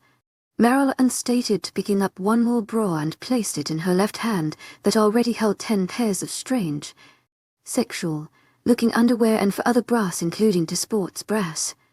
It would have been weird, I muttered, looking away from her. I don't see why. It's not like he won't be seeing you without clothes soon, she said as if she were talking about lunch. I gaped at her. She gave me a smile and headed off to the cash register. I watched as her perfect body walked away with the perfect amount of sway. I frowned and tried turning the top of my body to look at my butt. Was it perfectly rounded like hers? Did I even have a butt? I sighed and walked after her. The woman at the register rang up the clothes for us. The total was a lot more than I had expected.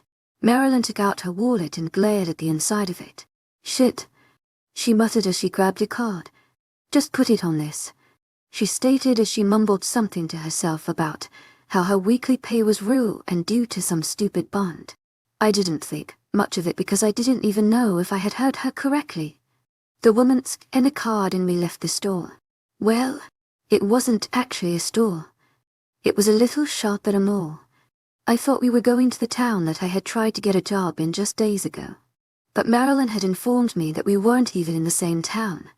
We were actually 2 towns over from that one, and we're now in Nick's town. I'm surprised I haven't heard Kieran complain about not sleeping in his bed yet. Marilyn joked as we walked down to the food court to meet the boys. I looked over to Marilyn with questioning eyes. What do you mean? You've been sleeping in his bed, she said, popping her gum. He's usually a grumpy asshole if he doesn't sleep in his bed. He slept on the couch one time and Bolton ended up being thrown against a tree for flicking his ear, Marilyn said, chuckling slightly as she recalled the memory. And he was okay? I asked, mortified that Kieran would even be able to do that. Wait. He threw him into a tree. I practically screamed. Hey, keep your voice down. Marilyn snapped. But yeah. Whereas basically have super strength and healing abilities that aren't really describable by just normal people. Bolton was perfectly fine like 5 after it happened, she said as we rounded a corner. Oh, that makes sense, I said to myself, thinking of all the times that I'd managed to hurt myself only to have it heal in a matter of minutes. That was just another factor to the lunatic thing. I was startled by the sudden growl that rang through my head. A viscous snarl followed it. I shook my head, ignoring my wolf. Everything seemed to bother her. Don't worry. To my agentic coordinator, 𝐿 heartfelt thanks for your unfailing patience, enthusiasm. Kieran would never let Bolton or anyone for that matter lay a hand on you. Trust me. I know. Her eyes seemed to grow distant while she thought about something. Her left hand came up to hold her right wrist as she rolled her right hand around. She must have realized I was watching her because she stopped and smiled down at me. I'm surprised he hasn't marked you. Yet marked me, I said, and instantly thought of Kieran holding a hot iron against my butt. I'm pretty sure my face paled. It's the way the males of our kind claim their mates, and it's a status symbol for the person wearing it. For instance, since Kieran would be giving you the mark of an alpha, you'd give off a radiance of power. It's part of being accepted as his alpha female. I pursed my lips as I thought about what she had said. Meanwhile, the voice in my head repeatedly snarled, the noise growing louder by the minute. I didn't know why she'd be so angry.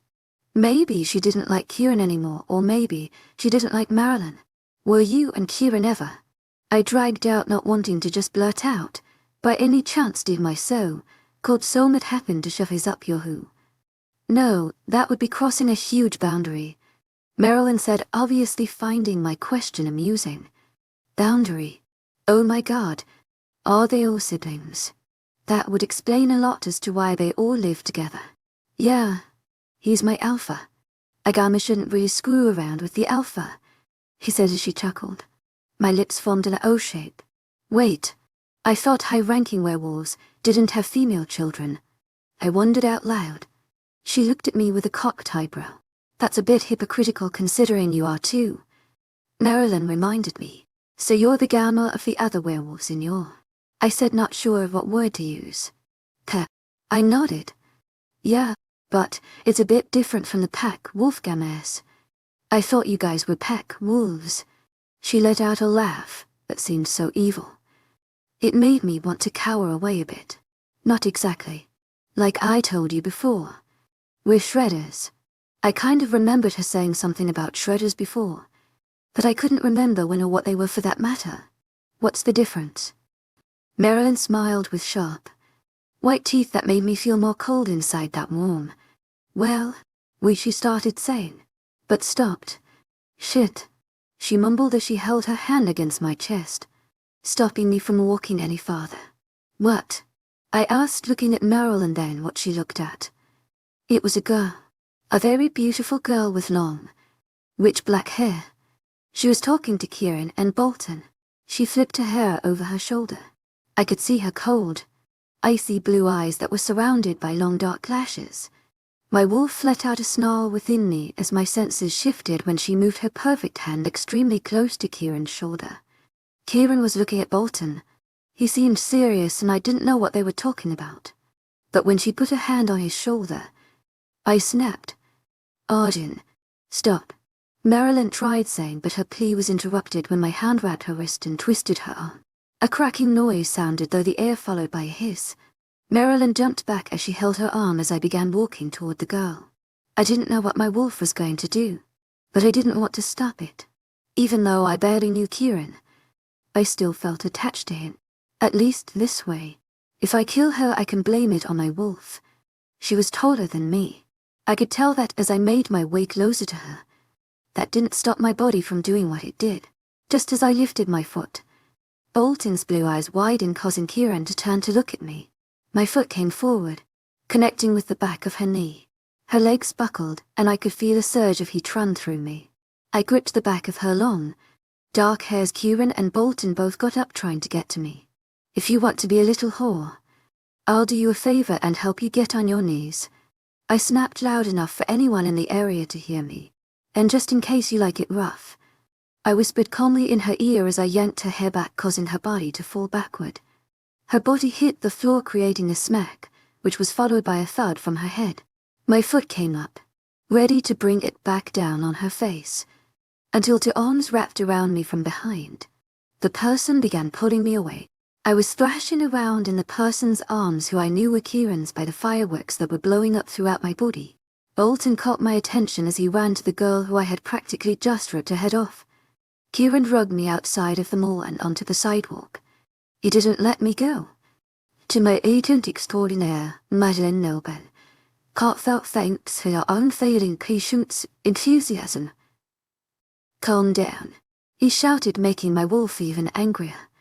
She let out a snarl, making his grip on my body tighter. Arden, he said lowly, taking a new tactic to calm me down. If you don't calm down now, you'll regret it. Almost instantly, I felt myself go from a raging fire to just a candle flame. Good, he said, breath ily in my ear, making me shiver. Arden, come back. My vision switched back to usual and my muscles didn't feel as tight as before. Kieran seemed to be holding me 10 times tighter, but I knew that it was just because I had gone from werewolf strength to human strength. I'm okay, I said quietly. Kieran let me go, allowing me to turn around to look at him. Marilyn was running up behind him. She was still holding her arm, which I now felt really bad about. She's fine. Broken leg. But it'll heal. Bolton is speaking to her now, Marilyn said to Kieran more than me. I frowned, knowing that just moments ago I was okay with what I planned to do. But now it felt wrong. It gave me a headache. I should probably explain. Bolton is already on it, Marilyn said, interrupting Kieran. He nodded in response. 𝐊𝐲𝐳 𝐷𝐞𝐻𝐿. Heartfelt thanks for your unfailing patience, enthusiasm. I asked, knowing that I was missing something. Tell Bolton we'll be in the car, Kieran said. Marilyn nodded, saying, and of course. 𝐊𝐲𝐳 Heartfelt thanks for your unfailing patience, enthusiasm. Before taking off back into the mall, holding her wrist. What do you have to explain? I asked again. Kieran ignored me. Once again, he grabbed the shoulder of my shirt and dragged me to the car with him.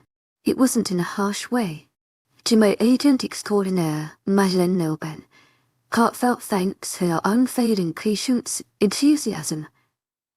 Kieran stayed quiet as he continued dragging me to the car. 𝐊𝐲𝐳 Heartfelt thanks for your unfailing patience, enthusiasm. I snapped, getting annoyed with him. If he wanted an answer and I didn't answer, he would have forced it out of me. I already knew that. He looked down at me with cold eyes that held worry in them.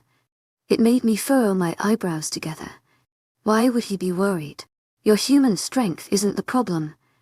It's your wolf. She's grown stronger than you naturally, he explained, making me gulp. We need to train you to control yourself because you aren't going to be able to overpower her by just gaining back your usual state. I was lost. Something inside of my head was stronger than my entire self. Wait, what? I asked, practically tripping over my feet as he started walking faster. Your wolf is slowly becoming your dominant side. How she has had more time to develop. She's stronger and she knows how to overpower your human side easier because she's so used to doing it. Kieran explained, his jawline becoming hard as stone as he began thinking about it. We need to train you to dominate her. Your human side has to be the smarter, stronger side of you. I didn't like that word. It made me feel even more like a freak. The word train reminded me of dogs, which reminded me of what I am.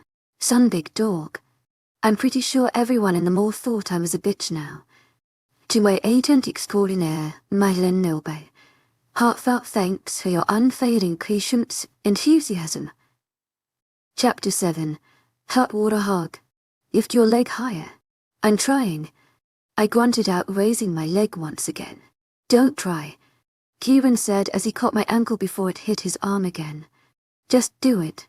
He let go of my ankle with a bit of a shove. I glared at him as I tottered on my feet. I contemplated just how I was going to extend my leg high enough to kick his shoulder.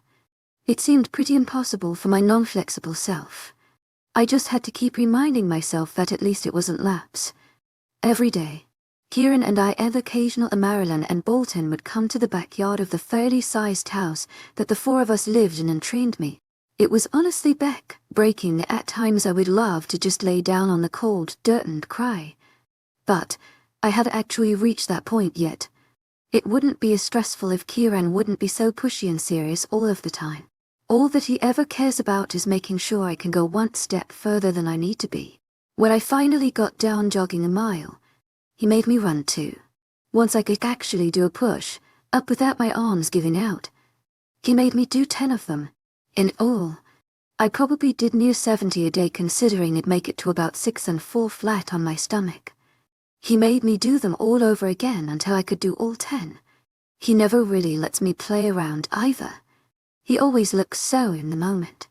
I tried cracking some jokes to lighten up his super mean attitude, but he just decided that my jokes were for 4-year-olds and that mine sounded like a crap ton of fun in that moment. Safe to say, I haven't really tried lightening up Kieran's pessimistic spirits. When Marilyn and Bolton train with us, it's a lot easier. Usually, he is so focused on what Bolton is trying to accomplish that he doesn't worry if the impact of my foot would knock over a small, unstable chair rather than a tree, as he likes to put it. I do feel a bit bad when Kieran ends up just throwing Bolton somewhere. It's a bit strange, though, because I think Bolton may actually like it. I don't mean it in a kinky way, but Bolton seems to enjoy pissing Kieran off. Marilyn, on the other hand, could probably care less. Usually she's the one telling me, boys will be boys, and Bolton peels himself off a tree that he was just thrown against and goes after Kieran again. I truly think she needs some actual girlfriends. I'm only 5'7", I muttered angrily, looking at his large frame that had to be 6 feet at least. I would like to say he was a gentle giant, but he really wasn't. It's not like I'm asking you to jump over my head, he countered, crossing his arms over his buff chest. A scowl formed on his face, which I hated. He rarely ever smiled. A smirk was occasional, but scowl seemed to be the winner. Kind of. I mumbled quietly so he wouldn't hear me. I knew I was just whining and that it wasn't even closely related to jumping entirely over his head, but it was still hard. He gave me the usual look of Kieran as Marilyn likes butting it, which consists of, just do what I'm telling you, and a little bit of, are you kidding me or are you just stupid? Deciding on what would be best for my health. I conjured up all of my strength before raising my leg in a poor attempt to kick his shoulder. It didn't work out that way. He let out a bit of laugh, but it was almost a grunt once my foot landed where it had on his arm. Oh look, he said, staring down at his arm where my foot had just been. You managed to kick me right here. His finger pointing to the now bruising area just above his elbow. Again, I could feel my wolf wanting to push through. Kieran was making her mad like he usually managed and planned to do. He figured that by making me do things harder than I'm used to, it'll make my wolf angry due to her attachment to my own feelings. If I start getting angry or upset, then it would make her mad. He wanted me to learn to control her when she tries taking control and slaughtering half of the human population. I felt my vision flicker from the detailed vision of my wolf to the dull vision of my human side, until it all went blurry. I quickly closed my eyes, feeling the oncoming headache as my wolf tried pushing through until the headache went away. I opened my eyes, not expecting what I had. It was actually my own vision for once. Usually, I would never actually be able to do that. I'm pretty sure Kieran wasn't even, it by the way he held his hand up a bit, ready to grab me in case I bolted for him or even down like I did the second day of training. My wolf honestly believed that the girl that she managed to practically make bald would still be at the mall. I did it. I said in awe as I lifted up my hands. I just stared at the palms of them, liking how dull and not super detailed they looked in my vision. I actually managed to. I began before I was interrupted by my own grunt of pain as my headache returned. Only this time, it was much worse. My hands immediately flew to the sides of my head as I squeezed my eyes shut. I had a feeling that now my wolf wasn't just mad at Kieran. Almost as if on cue, a snarl ripped through my head, making me clench my teeth together. Kieran wrapped his arms around me. He was trying to tell me something, but their words wouldn't come through. I was too wrapped up in the mental fire setting ablaze to everything in my head to listen. I tried not giving in to her. I really did. I tried thinking of how awful it could end up being if she got control. Instantly, another snarl ripped through my head, making me flinch back and squeeze my eyes shut even tighter. That's when I felt it. The familiar haze that seemed to wash over me frequently. No, I growled out with clenched teeth as I could feel the pressure in my mind fade and my senses sharpen. I could hear the words Kieran was yelling at me now, and I could smell his scent directly next to me.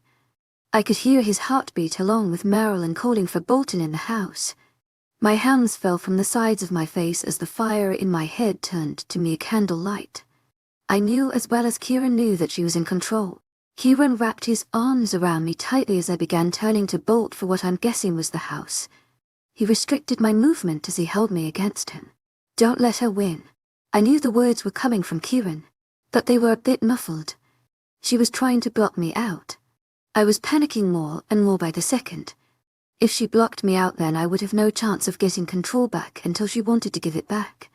And right now she just wanted whoever that girl was dead.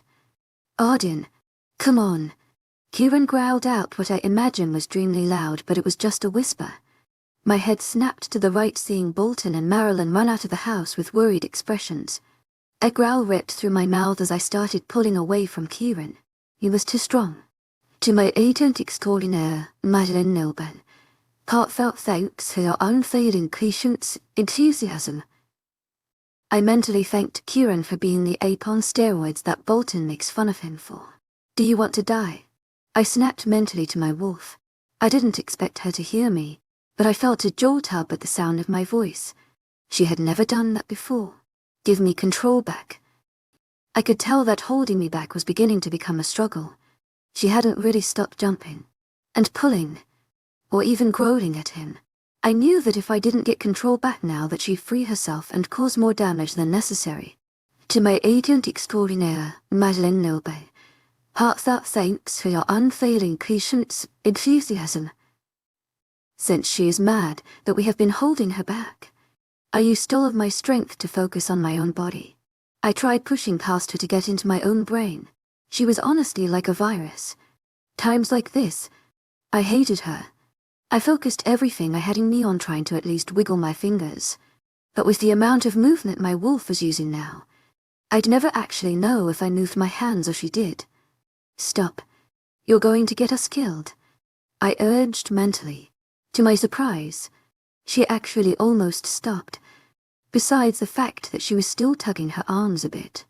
As my wolf said out loud, I could just imagine what Kieran was thinking. It made sense. To my agent extraordinaire, Madeline Nilbay, heartfelt thanks for your unfailing patience, enthusiasm. Even if my wolf loved angering me and taking advantage of me, she always only wanted what was best for me. She wanted me to be happy and okay. She never wanted me in danger. But I guess since she's an animal, it's only instinct to want to kill what wants to hurt you. Yes, us. I repeated, praying to God what I was doing would actually work. My wolf didn't say anything. She only nodded before something extraordinary happened. I slowly gained control back as my vision, because the same muggy, dull sight and my sense of smell was as useless as ever. I actually did it. I squealed, causing Kieran to jump in surprise. And you didn't even have to tackle me this time. Kieran loosened his grip on my body, allowing me to turn around and look at him. He watched me in bewilderment as I smiled bigger than I had my entire time here. It seemed silly, but this was like finding out you were like God or something. I felt like I could do a cartwheel and not die. How did you? Kieran began saying, but dropped it. Come on. Marilyn planned on ordering pizza for dinner and I'd rather not miss it. I rolled my eyes at him. Classic Kieran. Avoids any type of happy moment. I swear he only lives to hear people cry. I didn't ask about his sudden activity change. I knew part of his 𝐾𝐿𝐬𝐧𝐻's issue was because he wasn't sleeping well. I figured it was because I was still sleeping in his bed. But Marilyn explained to me that the fact he isn't sleeping in the same bed as me makes him a bit restless. It makes sense. 𝐊𝐢𝐳𝐧𝐻 𝐂𝐵𝐿𝐬𝐻𝐿 𝐊𝐢𝐺𝐡𝐚. My wolf hums loudly all night until I see Kieran the next morning. But I've lived with her annoying habits my entire life. I just learned to ignore it. Marilyn ordered pizza, which was pretty odd considering she loved cooking the most fancy-looking things for dinner. She said her mother believed dinner was the time for family to sit down and be happy together. Kieran just snorted and said, yeah, when your parents aren't assholes. I wanted to ask about it, but considering he looked more angry about it than he did on a usual day, I decided not to. I finished before everyone else. As usual, I still didn't eat as much as Kieran would like me to. But I've been eating more than I ever have before, so he's cutting me a bit of slack. I decided to take a hot shower before Marilyn had the chance to hug all of the hot water. It isn't a secret that she only spends 25% of her time in the shower actually showering. It was absolutely amazing until the water started getting cold. And I knew Marilyn had gotten into the shower down the hall. I groaned, getting out of the shower as much as I really didn't want to. As I stepped out, I realized just how long I was actually in there. It was already dark outside. I chuckled nervously to myself, knowing that I'd be hearing about using the hot water from Marilyn. No, I'm fine. I was startled by the husky voice that I was just able to pick up. You look dead. Go sleep in your bed. Dude, Bolton said from downstairs. I don't want a feeling uncomfortable. I can sleep on the couch. Kieran answered, sounding tired. Running those 2 miles with me today must have really worn him out. She's your mate. She won't mind. If you haven't forgotten. Kieran began sounding irritated. She's only actually known she's a werewolf for maybe 2 weeks now. She doesn't even know what a shredder is, let alone where she came from. Hell, she's practically what she is. I gulped, hearing the stress in his tone. I felt really bad knowing that I was the one who made him so stressed out. That is pretty bad. 𝐊𝐢𝐳𝐧𝐻 heartfelt thanks for your unfailing 𝐾𝐿𝐬𝐧𝐻. Growing up thinking you're some psycho must have been some shit childhood. I looked down at my wet feet with a frown. They don't even know the half of it. I couldn't listen to any more of what they were saying. It would bring back memories that I didn't want to remember. I walked to Kieran's closet that he and I now shared with some of my clothes inside. I didn't bother grabbing one of my T-shirts and just grabbed his. He wouldn't mind, right? I mean, he didn't seem to mind when I kissed him. Or beat up that girl in the middle of the mall food court. That was that. I put on my underwear and bra before putting the shirt on and decided it would be best to wear a pair of shorts for what I planned to do. I waited until I heard Bolton's bedroom door shut. I was far too embarrassed to ask Kieran to sleep in the same room, let alone bed with me, while Bolton was in our presence. Once I knew the door was closed, I walked downstairs knowing Kieran would be on the couch. As I predicted, Kieran was lying in an extremely odd pose on the couch. His eyebrows were furrowed together, and I assumed it was because he was uncomfortable. I felt really bad. I walked toward him, not really feeling like screaming. Hey, 𝐊𝐢𝐳𝐧𝐻 heartfelt thanks for your unfailing 𝐾𝐿𝐬𝐧𝐻. Let's go have a sleep over. Would be a good idea. Once I was in front of him, I reached my hand out to nudge him, but I screamed fairly loudly when his hand shot out to grab mine.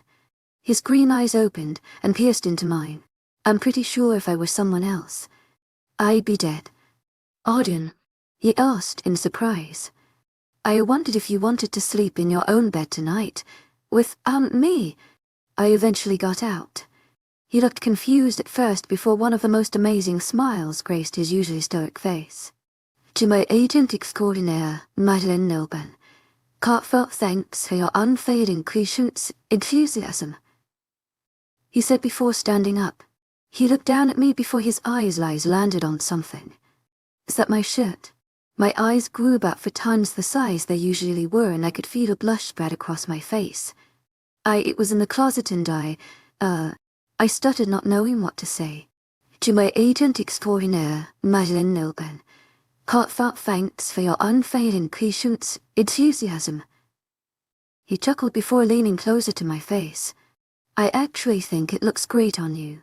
I gulped, not knowing whether to say thanks or just laugh really loudly and be like, yeah, it looks even better on you.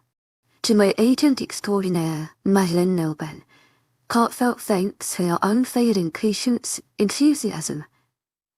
We made our way upstairs and didn't really say anything to each other. He did touch me or anything when we laid down, which I was happy about. I felt like if he did hold me or something, I'd probably have a connection. The little sparks are very distracting, and so is he. It's very annoying. To my agent extraordinaire, 𝐊𝐲𝐬, heartfelt thanks for your unfailing patience, enthusiasm. I did learn one thing. To my agent extraordinaire, 𝐊𝐲𝐬, heartfelt thanks for your unfailing patience, enthusiasm. He likes the left side of the bed. Chapter 8, Dueling in Grey. I couldn't help but admire every little thing about this man. He was truly beautiful. Kieran's usually menacing aura and masculine features didn't seem as prominent as he slept. His sharp jawline and piercing green eyes, along with his broad masculine shoulders, were usually the first thing that I noticed. But as he dozed away, not so much.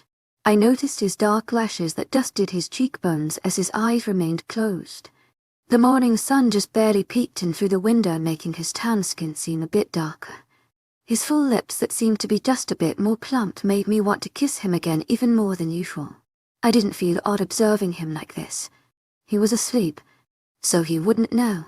He'd probably be quite flattered that I was practically visually raping his face. Okay, maybe not raping. We weren't even close to getting it on. To my agent extraordinaire, 𝐊𝐲𝐬, heartfelt thanks for your unfailing patience, enthusiasm.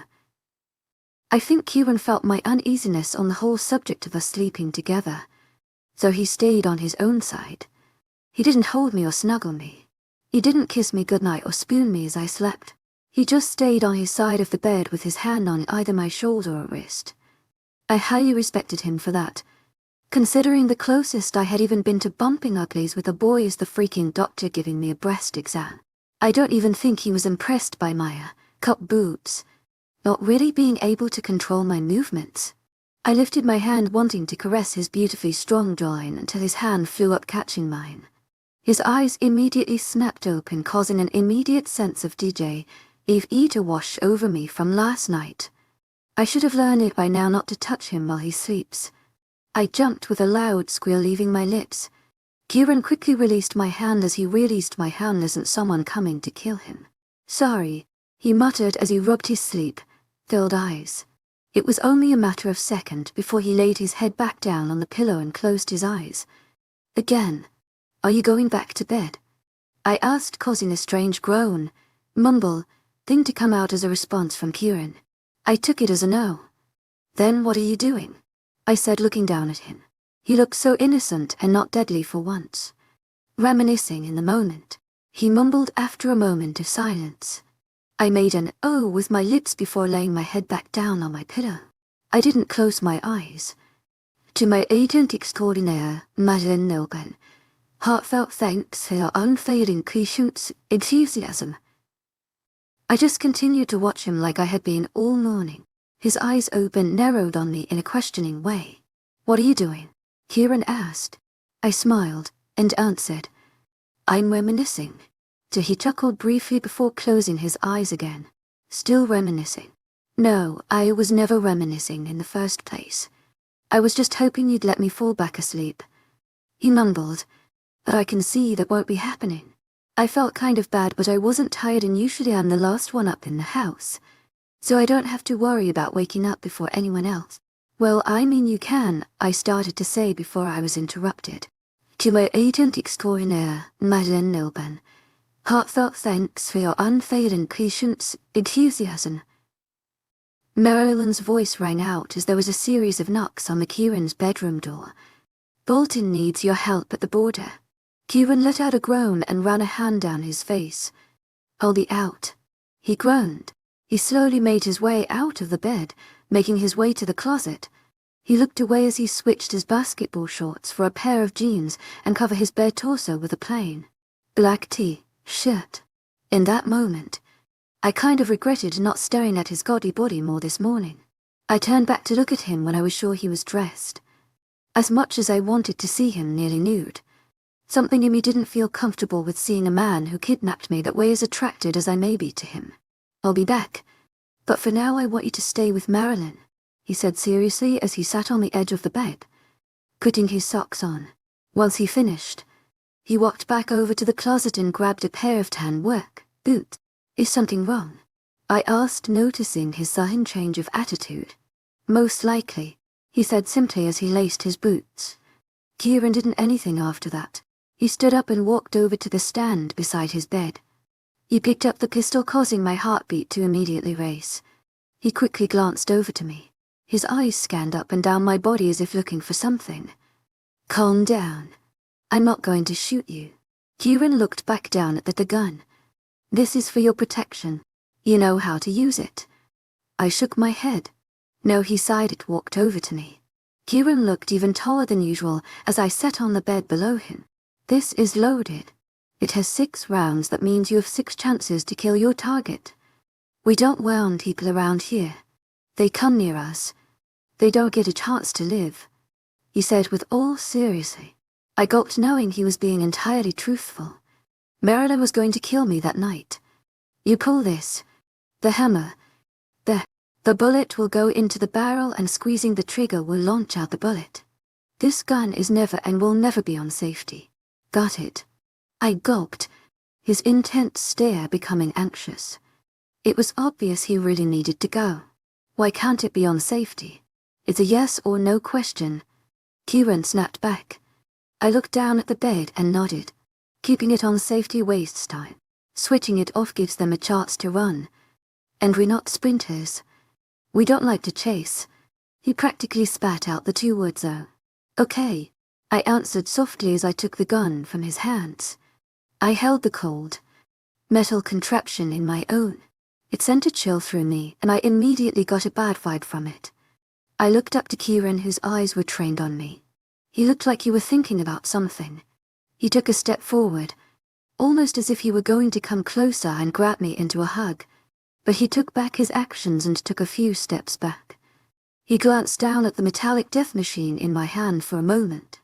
I'm only doing this to protect you and the rest of the pack, Kieran said softly, and then he left. I didn't leave the room for quite some time. I wasn't sure if I trusted myself around Marilyn with a gun. I wasn't even sure if I trusted myself to be around anyone, including me, holding this gun. At any moment, I could snap and just start shooting people. 6 rounds may not seem like a lot, but that's 6 lives. Odin, Marilyn shouted from the other side of Kieran's door. Her knuckles bounced off of the wood as she did so. Coming, I shouted from my place on the bed. Worry was laced in my voice as I looked at the pistol once more. I'm not a kidder. As soon as I stood up off of the bed, Marilyn barged into Kieran's room. I said I was coming. I said, but came out a bit more annoyed than planned. She narrowed her eyes on me. Oh dear BFF of mine. I do not care, she retorted. The words almost felt toxic to my ears. Her eyebrows raised when she noticed the gun in my hand. Why do you have that? I looked down at the gun and turned my hand to see the metal glint from sun in the window.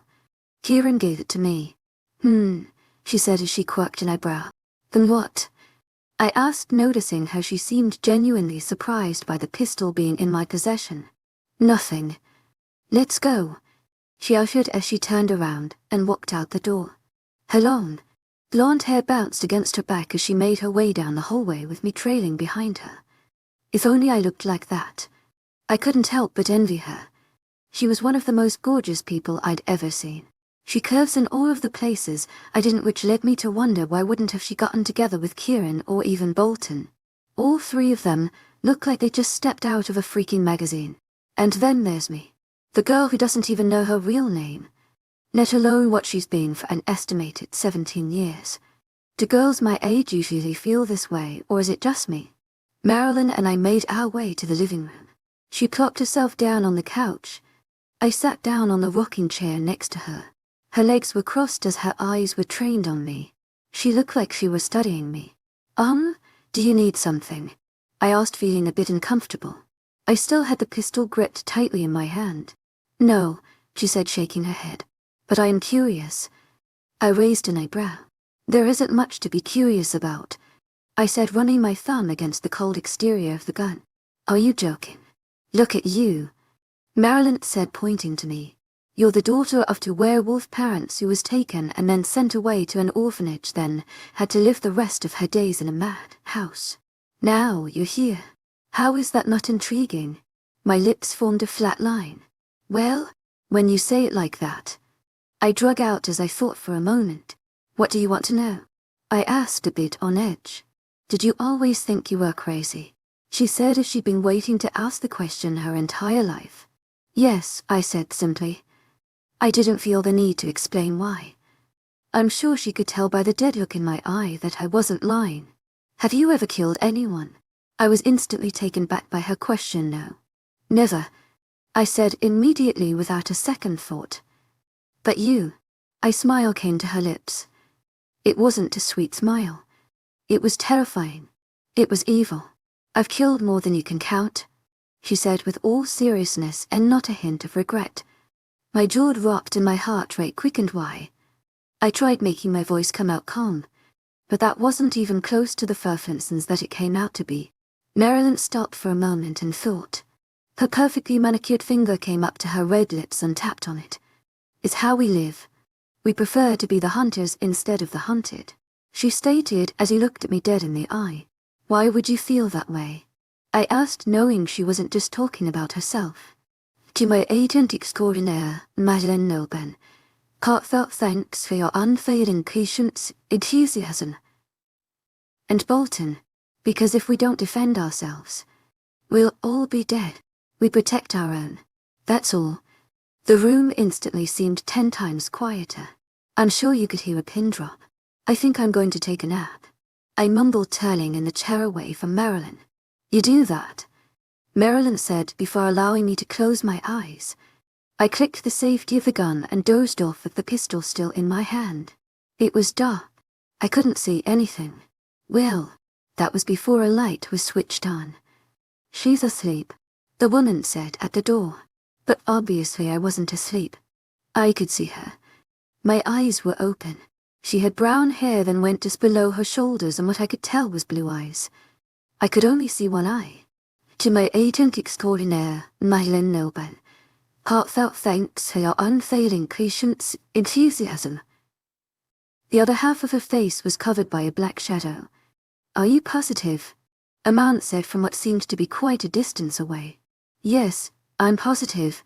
She's right in front of me, the woman said, getting a bit closer. But the shadow never faded. Just make sure she's okay. The last thing I need is her being taken by some assholes, the man said again. She's just a baby. They wouldn't take her from us, the woman said, but she sounded different this time. She sounded older. She sounded like a different person. I lifted my hands up and looked up at them. I was obviously not a baby. I was my 17-year-old self. This woman must be blind. I'm not your baby, I said loud enough for her to hear me. She didn't. 𝐊𝐢𝐳𝐷𝐞𝐝 𝐊𝐢𝐳𝐷𝐞𝐝 Heartfelt thanks for your unfailing patience, enthusiasm. The woman just looked at me. I'm not your baby, I said a bit louder. But the woman still did not hear me. I'm not your baby. Again, she did nothing, as if my screams had just vanished into thin air. They're coming, the man shouted, but it sounded like 2 men at once. The woman gulped nervously. Coming, the woman said, sounding just like the man, except it was 2 women talking. I leaned up and tried to reach for the woman, but she moved away, causing me to fall to the floor. The woman vanished from the room with what sounded like the slam of a door. I slowly stood up from the door and looked around the room. I turned around the secret. I slowly glanced inside of it to see a baby. A baby laying in the same crib which was a bed that I was in just seconds ago. Suddenly, its eyes opened and I saw one thing. Grey. I was drowning in grey. The colors of the room slowly turned to grey. I turned away from the crib and ran to the walls as lamps. Teddy bears. Pictures all turned grey. What's going on? I said before I came face to face with myself in a mirror. I'm grey. I said out loud as I was the same color as the rest of the room and the baby's eyes. I made my way back over to the baby. I looked in the crib and my heart sank. It wasn't grey. It wasn't even in the crib. My eyes snapped open as my body jolted forward. The pistol clattered to the floor and I could do nothing but sit there alone. Marilyn was no longer in the room. I looked down at my hands the same way I had in my dream. I let out a sigh. I'm not grey. I chuckled to myself when 𝐊𝐢𝐧𝐬 hit me. I jumped up and ran to the bathroom. I looked in the mirror, concentrating on the one thing from my dream that I had recognized almost more than my own reflection in the mirror. Grey. I mumbled to myself. The eyes from my dream, they were my eyes. Chapter 9. Will you just die already? Not edited, it was a crazy thought. It was the most insane thing my brain had ever conjured up. And my brain has conjured up a lot. But this by far takes the cake. I searched the house for nearly 20 minutes just yelling for Marilyn. I went in every room and even checked every cupboard and or closet. She was nowhere in sight. I was about to make the choice to go outside when Marilyn barged in through the front door. She seemed a bit panicked. Her eyes scanned me up and down as if making sure I was okay. Why the hell are you screaming? She snapped at me. I didn't know where you went. Is that blood? I said, noticing a dark splotch on her grey t-shirt. She looked down at the shirt, inspecting the stain before answering with certainty yes. I gulped, staring at the stain.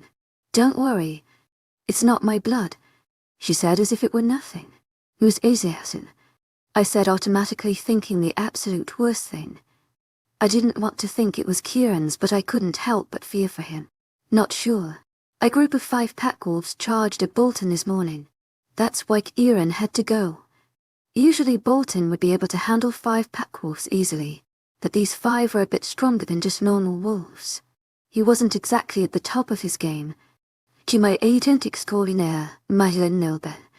Heartfelt thanks for your unfailing patience, 𝐊𝐢𝐳𝐸. Pretty sure he used the first half of his shift to hit up some bar and find some poor girl just a little too tipsy, if you know what I mean, she said, still looking at the stain on her shirt. It looked like it really bothered her. After he called Kieran, another group of 5 rushed in from the back. That's only happened like one other time to our parents, never to us. They usually come in all at once, do the whole power in numbers tactic. So Kieran called saying, they're coming, while you were asleep, but instantly I froze. I wasn't looking at how her manicured nails scratched at the barely dried blood. Now I was looking at her lips as they continued to move as she talked. Wait, I said, causing her to narrow her eyes at me. I was speaking. Was he asking if you were sure I was sleeping? I asked, realize something. Marilyn said, seeming more confused than ever. Were you eavesdropping? She accused, getting louder with every word. No, I think I heard your conversation in my dream. I mumbled, but I knew she heard it. Her eyes focused on me as the most dumbfounded expression crossed her face. You are freaking psychotic, she said, running a bloodied hand through her blonde locks. Marilyn quickly jerked her hand away from her hair and looked at in disgust. Perfectly good waste of a manicure, she muttered, turning around to head back out the door. I hurriedly reached out to grab her arm. My attempt resulted in failure. Her body spun around, swiftly catching my hands in a tight hold. Her eyes flashed to darkness and then back to their original brown color, along with a vicious gnawl that left her red lips. I wasn't positive if the red on her lips was because of a lipstick or blood. I assumed a little bit of both. Listen, this is serious. There was this woman. I think I saw I tried to get out, but was silenced by a sharp pain in my right shoulder. Immediately, Marilyn, who was in front of me, gasped, cursed, and then collapsed to the floor. I spun around just in time to see another bullet being fired at me. I dodged it by running directly into the kitchen. Another shot sounded through the house as 𝐴 flew right in front of me. My heart was pounding and my shoulder was bleeding profusely. I clenched my teeth together and looked at the wound on my shoulder quickly. I knew in that moment that the bullet must have went through my shoulder and hit Marilyn in the chest. I just hoped it wasn't in the heart. My thoughts were interrupted when another bullet was shot through the wall of the kitchen, followed by footsteps. There was only one way out of the kitchen besides the window, and that's the way I had come in. I internally cursed, knowing that if I had the stupid pistol this could all be over. But no. I left it on the chair when I woke up and searched for Marilyn.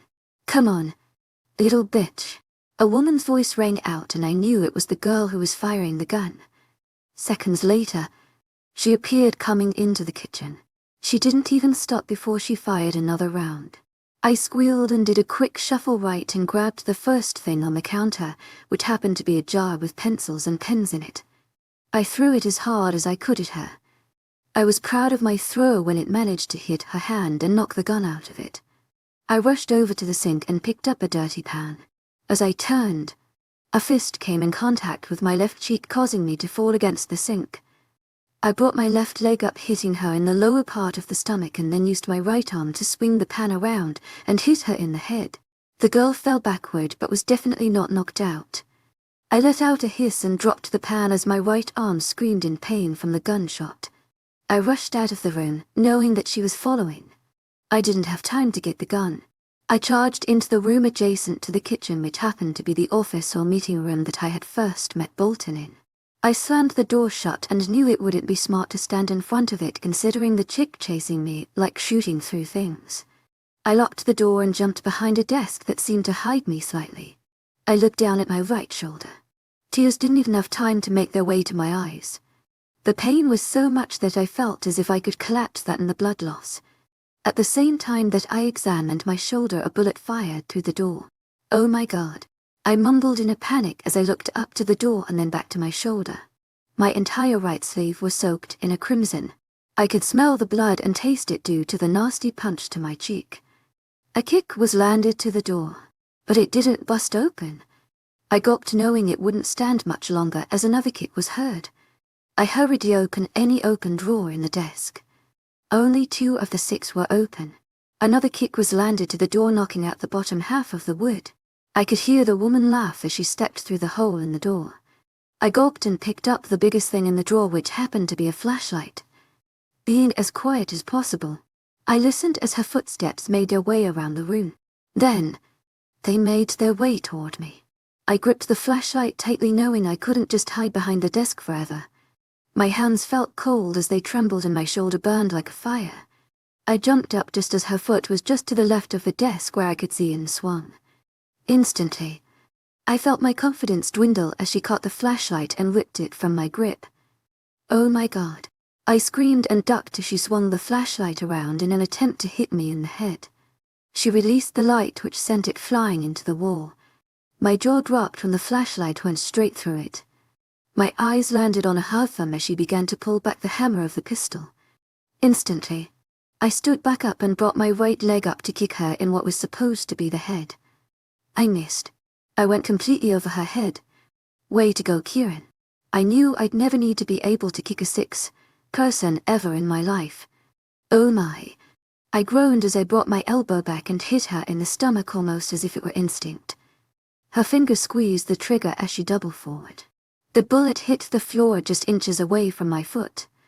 I grabbed a lamp from off of the desk and smashed it on her head. She thudded to the floor, and, with shaky legs, she immediately tried getting back up. I was already running. I ducked under the broken door and ran down the hall to living room. I knew where the Kieran's pistol was. Another round was fired. I could feel the wind from the bullet as it just grazed past my left ear. It startled me, causing my feet to tangle and my body to fall to the floor. I turned around to see the woman just beginning to come through the broken door. I hurriedly pushed myself off of the floor, a bullet hole taking my place on the floor just as I stood up.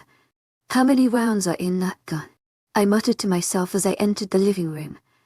I jumped behind the couch.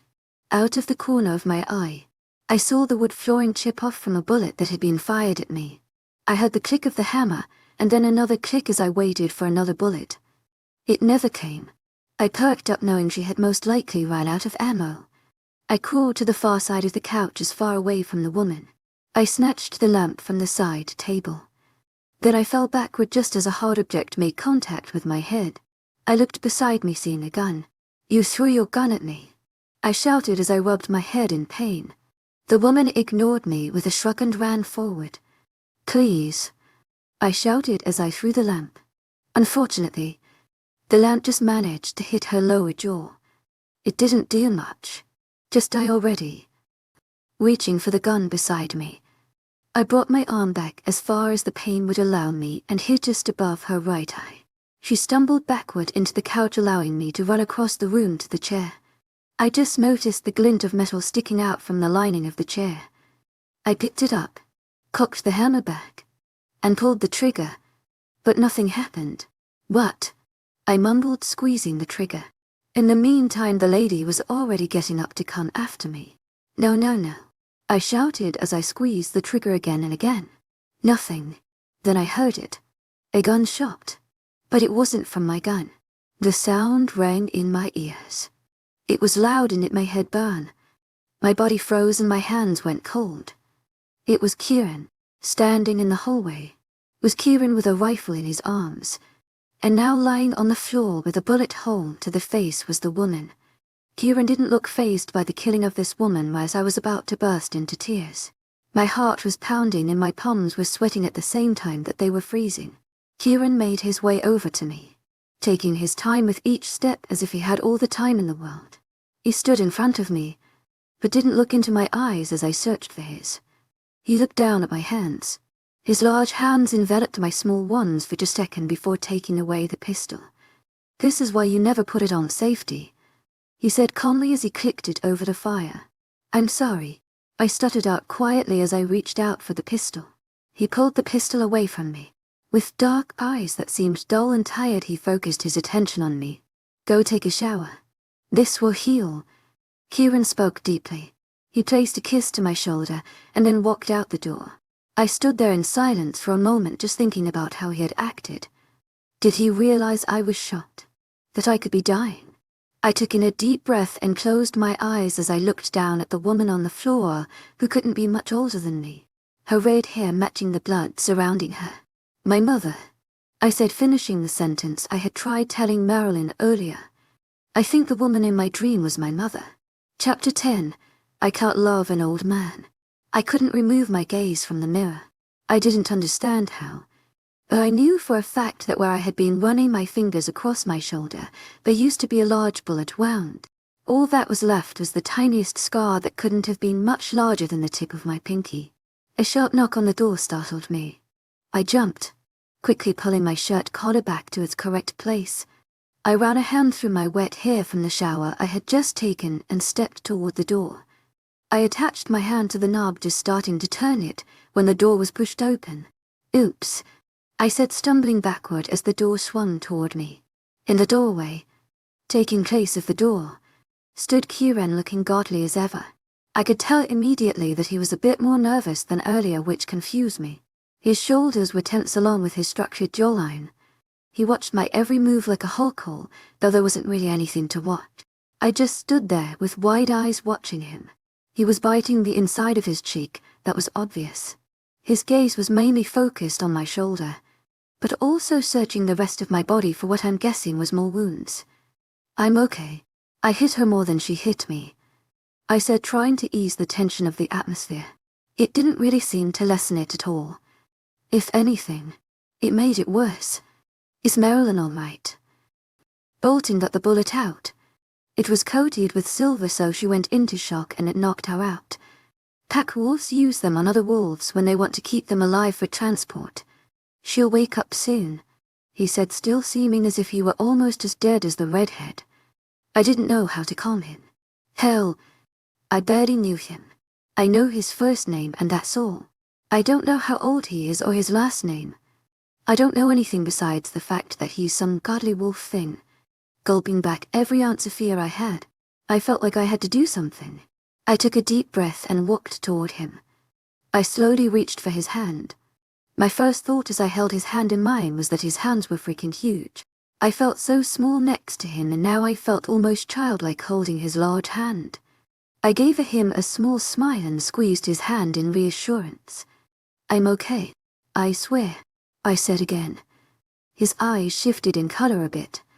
"I didn't mention it. You know, my shoulder kind of hurts. 𝐿𝐤𝐼𝐴𝐿𝐤 heartfelt thanks for your unfading patience, enthusiasm. Think you could rub it a little?" I asked, thinking maybe if he thought he were helping me somehow, he wouldn't seem so angry. He nodded with a look in his eye that made me glad that he no longer had a gun in his hand. He didn't make an effort to move, so I began patting him toward the bed. I narrowed my gaze on the object that we had been sleeping together in just hours ago. I honestly thought that was going to be the craziest thing that happened today. Guess I was wrong. I sat down on the edge of an made bed with Kieran behind me. Immediately his hands rubbed away at my shoulders. He didn't say a single word, but it was one of the most pleasing feelings I had experienced. "What's your name?" I asked, trying to get some answers to questions that should have been asked days ago. "You know my name," he answered swiftly. "You know what I mean." A moment passed before he spoke up again. "Kieran Mina," he finally said. I thought about it for a moment, a smile slowly forming on my face. "And yours?" he asked, causing my smile to fade. "I don't know, but they call me Arden Aldrich." "Well, the nicer of them," I said, not wanting to bring up being called the lunatic. "How old are you?" I said, switching the subject from me. "Does it matter?" he asked, adding a bit more pressure to the back of my shoulder, making a moan threaten to escape. "Kind of," I hummed. "You claim to be my soulmate, so therefore we'd be together, right?" I asked, making sure I was getting my facts right. "And age matters why?" he asked again. I couldn't possibly fall in love with some old man. I joked around. A growl emitted from just behind me, and I knew it was from him. I jumped from the sound and turned my head to look at him. His eyes still looked angry, but they were definitely darker than usual. "I was just joking. 𝐿𝐤𝐼𝐴𝐿𝐤 heartfelt thanks for your unfailing patience, enthusiasm," I said softly. His eyes softened after a few seconds. I turned back around, and he began to massage my shoulder once again. "So you're not going to tell me?" I asked again. No response. "Can I have a hint? Could you possibly be my father?" I joked again, praying he didn't take it wrong again. Thankfully, he didn't this time. "Highly doubt that. So are you like 18? I said, making a guess. "Nope. Higher or lower?" I asked, thinking he wouldn't be much older than me. "I was 17. 𝐿𝐤𝐼𝐴𝐿𝐤 heartfelt thanks for your unfailing patience, enthusiasm." Basically an adult. 19. Try again. I huffed, wondering how old he actually was. It sounded like he knew this game was going to go on for a while, if I kept counting by one. "So you're in your 20s then?" "Obviously," Kieran said with a bit of amusement in his tone, making me smile again.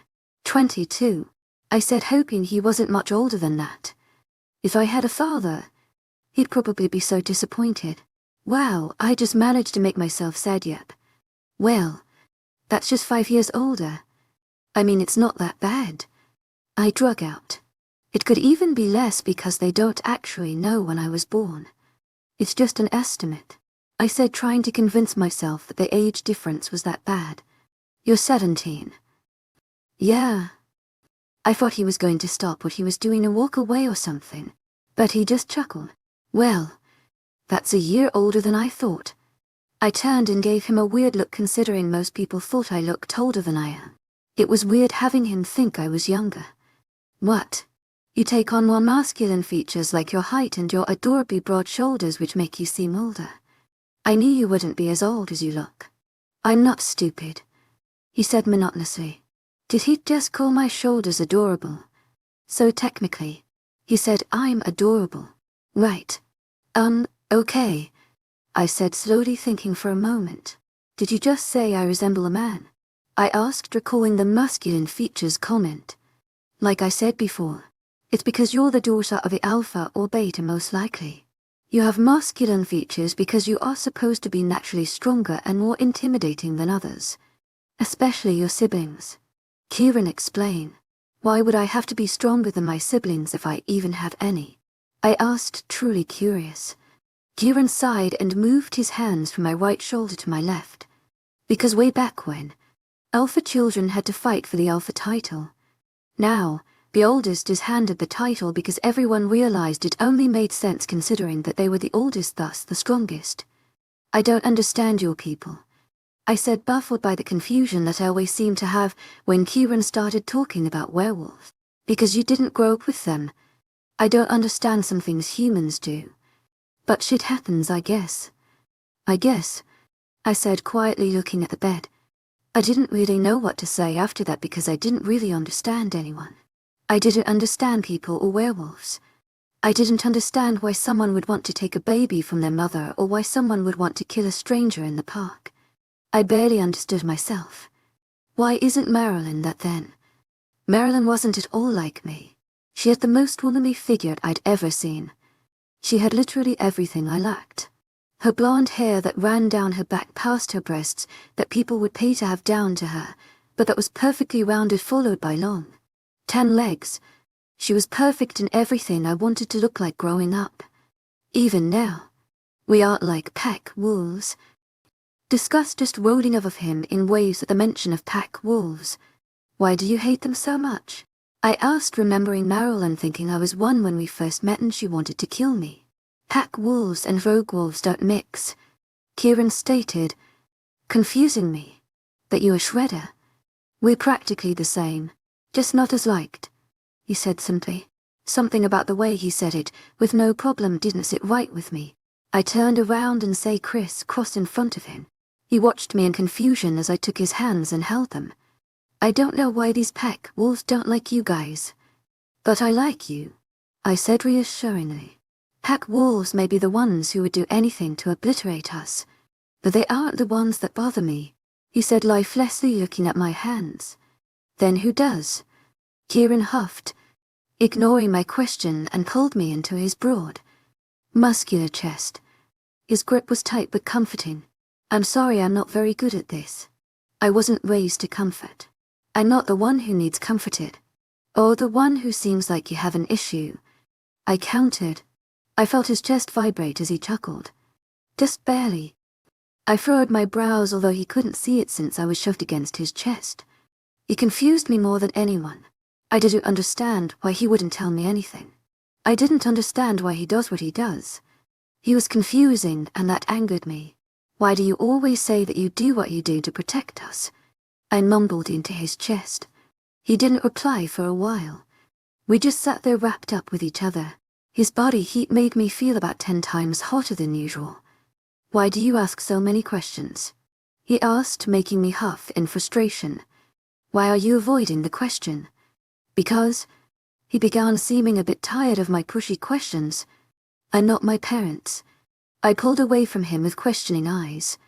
He didn't seem at all bothered by what he had just said. But my mind was buzzing with questions. Your parents? I asked, watching his eyes flicker from hatred to the same stoic, green orbs as they normally are. Yeah, he breathed out. I knew right then that pushing the subject would get me absolutely nowhere. We sat in silence, just watching each other until he pulled me back into his chest with a sorry.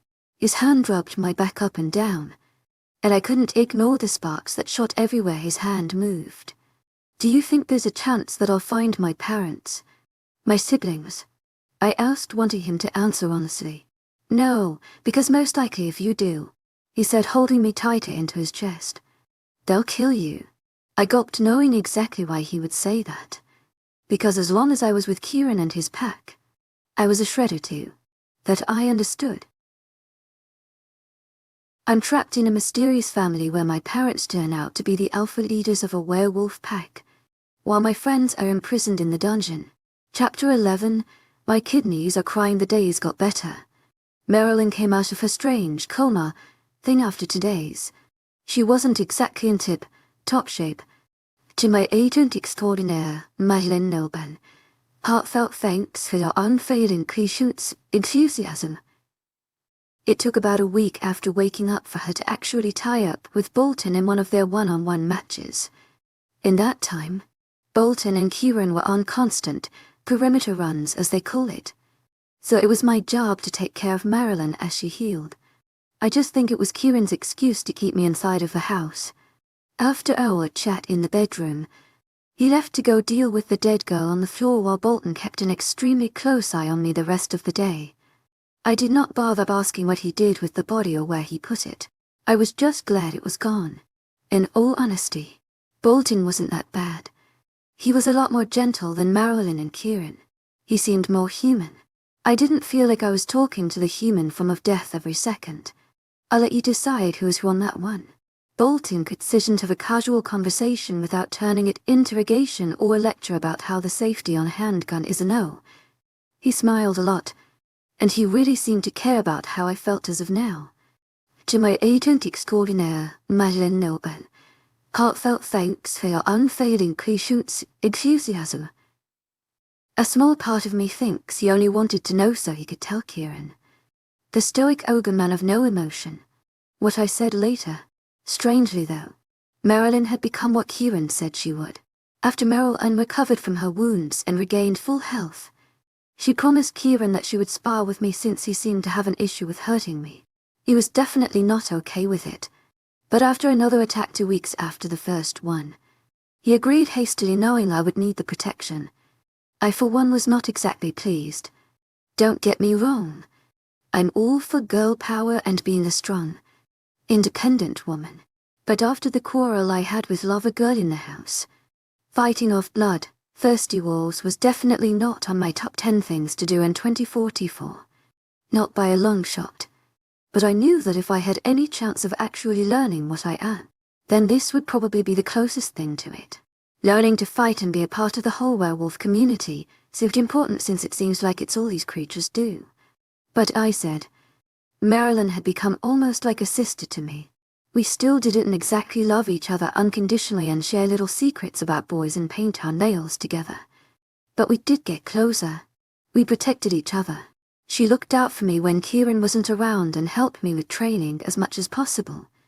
Arden, how are you going to be ready for a surprise attack when you can't even duck from a punch? Marilyn grumbled, launching a kick into my stomach, making me hunch over. She raised her leg again, but I grabbed it, twisting her leg to the side, making her roll to the ground. She had a quick recovery. To my agent extraordinaire, Madeleine Noble, heartfelt thanks for your unfailing patience, enthusiasm. Much to my displeasure, she rolled backward, landing back on her feet, getting right back into attack position. I slowly straightened up with my hand on my stomach.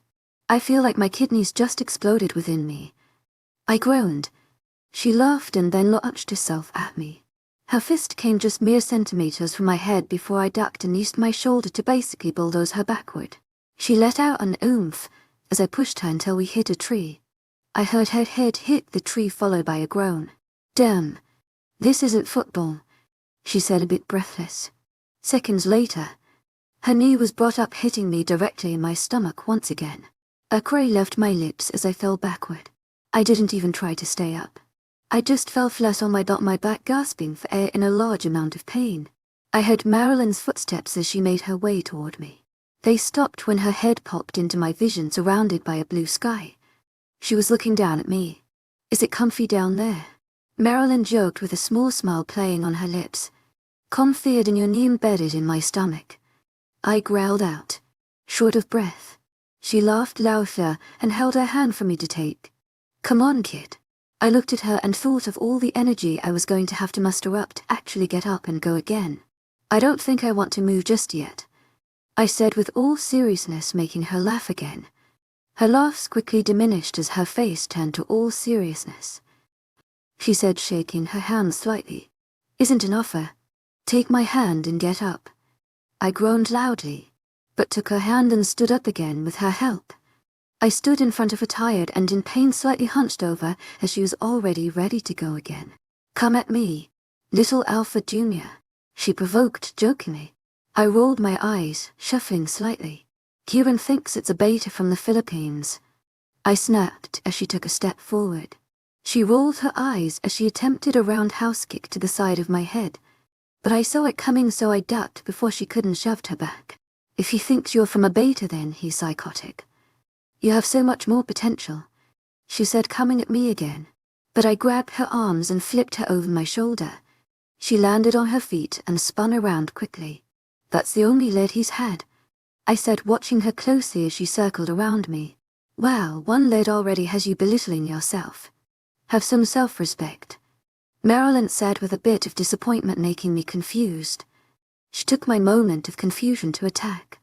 Her fist landed itself into my stomach. She pulled back again, getting ready to punch again. But I caught her fist. Immediately, I used my opposite arm to elbow her in the stomach. She hunched over, and with one more strike she fell over. She was lying on the ground coughing while I stood over her, breathing heavily. Her coughing soon turned to laughter, making me question what I had just done. God damn, you could break ribs with a hit like that. Marilyn tightened her ponytail, still laying on the ground. You have quite the temper, you know, she said, making me realize my teeth were clenched and I wasn't seeing like I usually do. Come Wolf, either down for me, would ya? I clenched my fists and turned around, away from Marilyn. I closed my eyes, pushing my wolf away. I'd gotten a lot better at controlling her.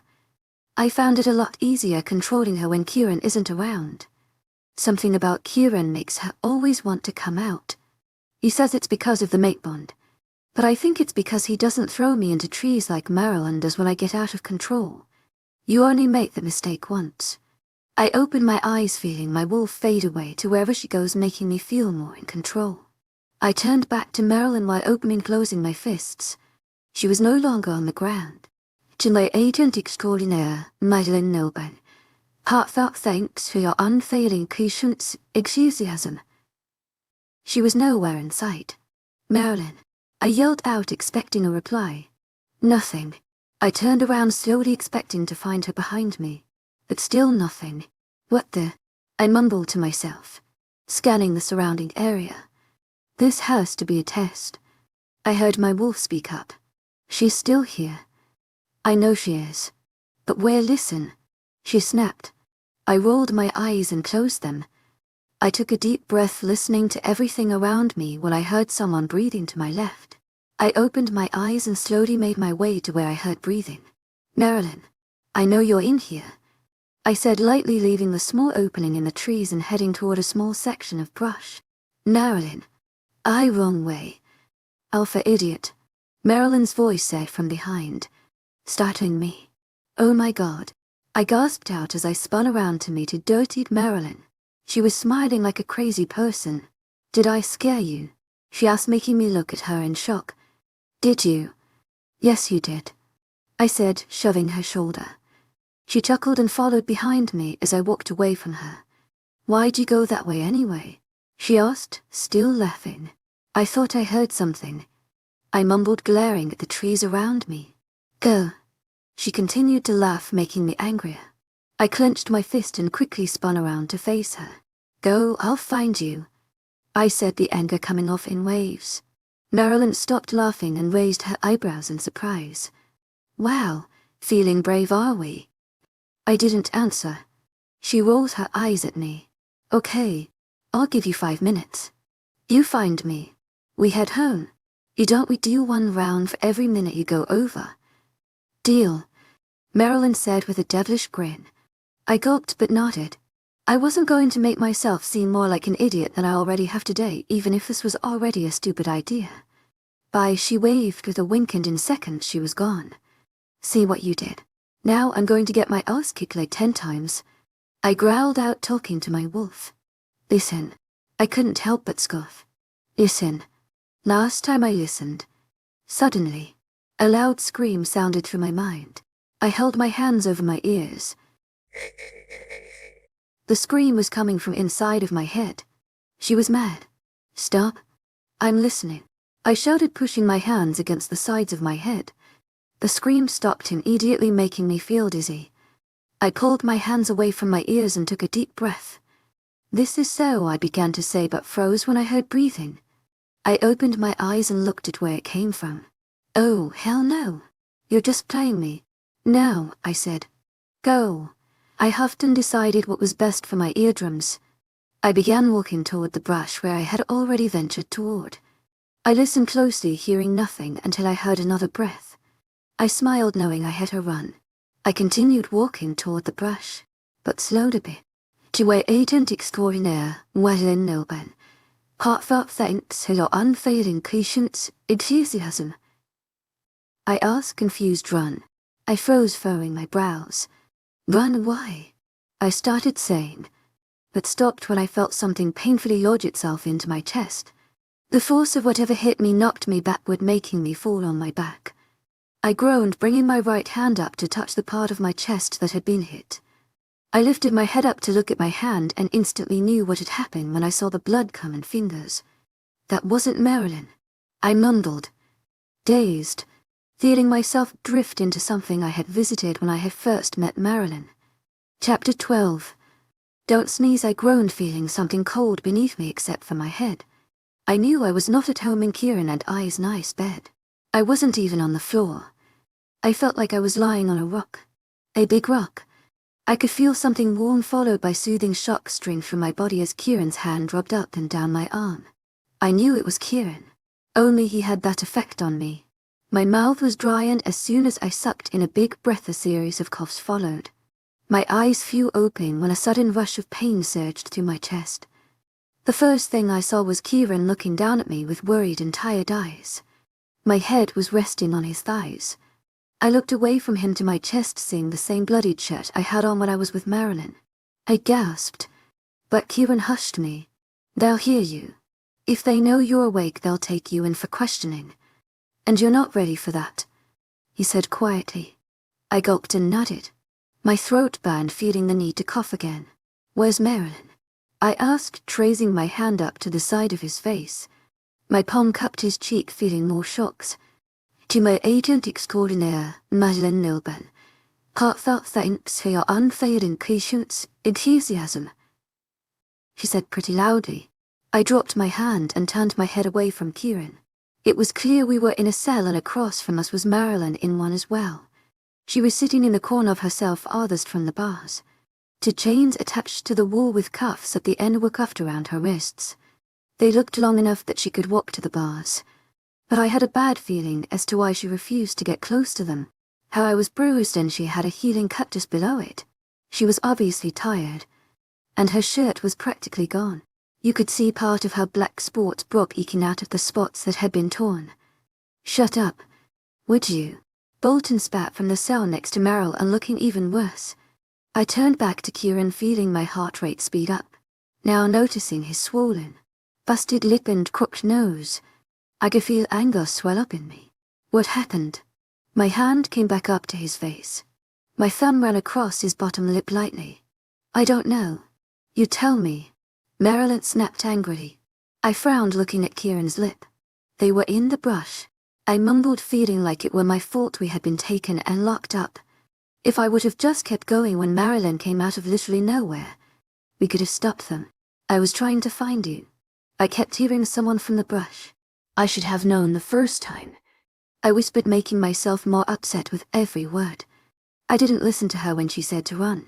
They shot me, I said, taking in a deep breath. I could feel pain from the wound.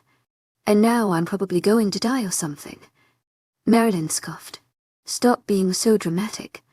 They used one of those stupid, disintegrating bullets on you. They melt to silver as soon as they make contact. It wasn't a large enough dose to kill you, she explained, making me instantly feel 10 times better. Yeah, but now we are all stuck here. Damn Cadman pack, Bolton said weakly, pulling on the restraint. Why don't I have any restraints? I asked, noticing everyone was wearing some but me. You aren't really a danger while you're asleep. Auden, Kieran said softly, taking my hand away from his face, placing it into his hand. He squeezed it, noticing my confusion. But I'm awake now. The silver stays in your system for a while. Trust me. Just try standing up. Bolton said, still slumped against the wall, which is where I guessed he began. Oh, I mumbled. I'd rather not. No one said anything for a moment.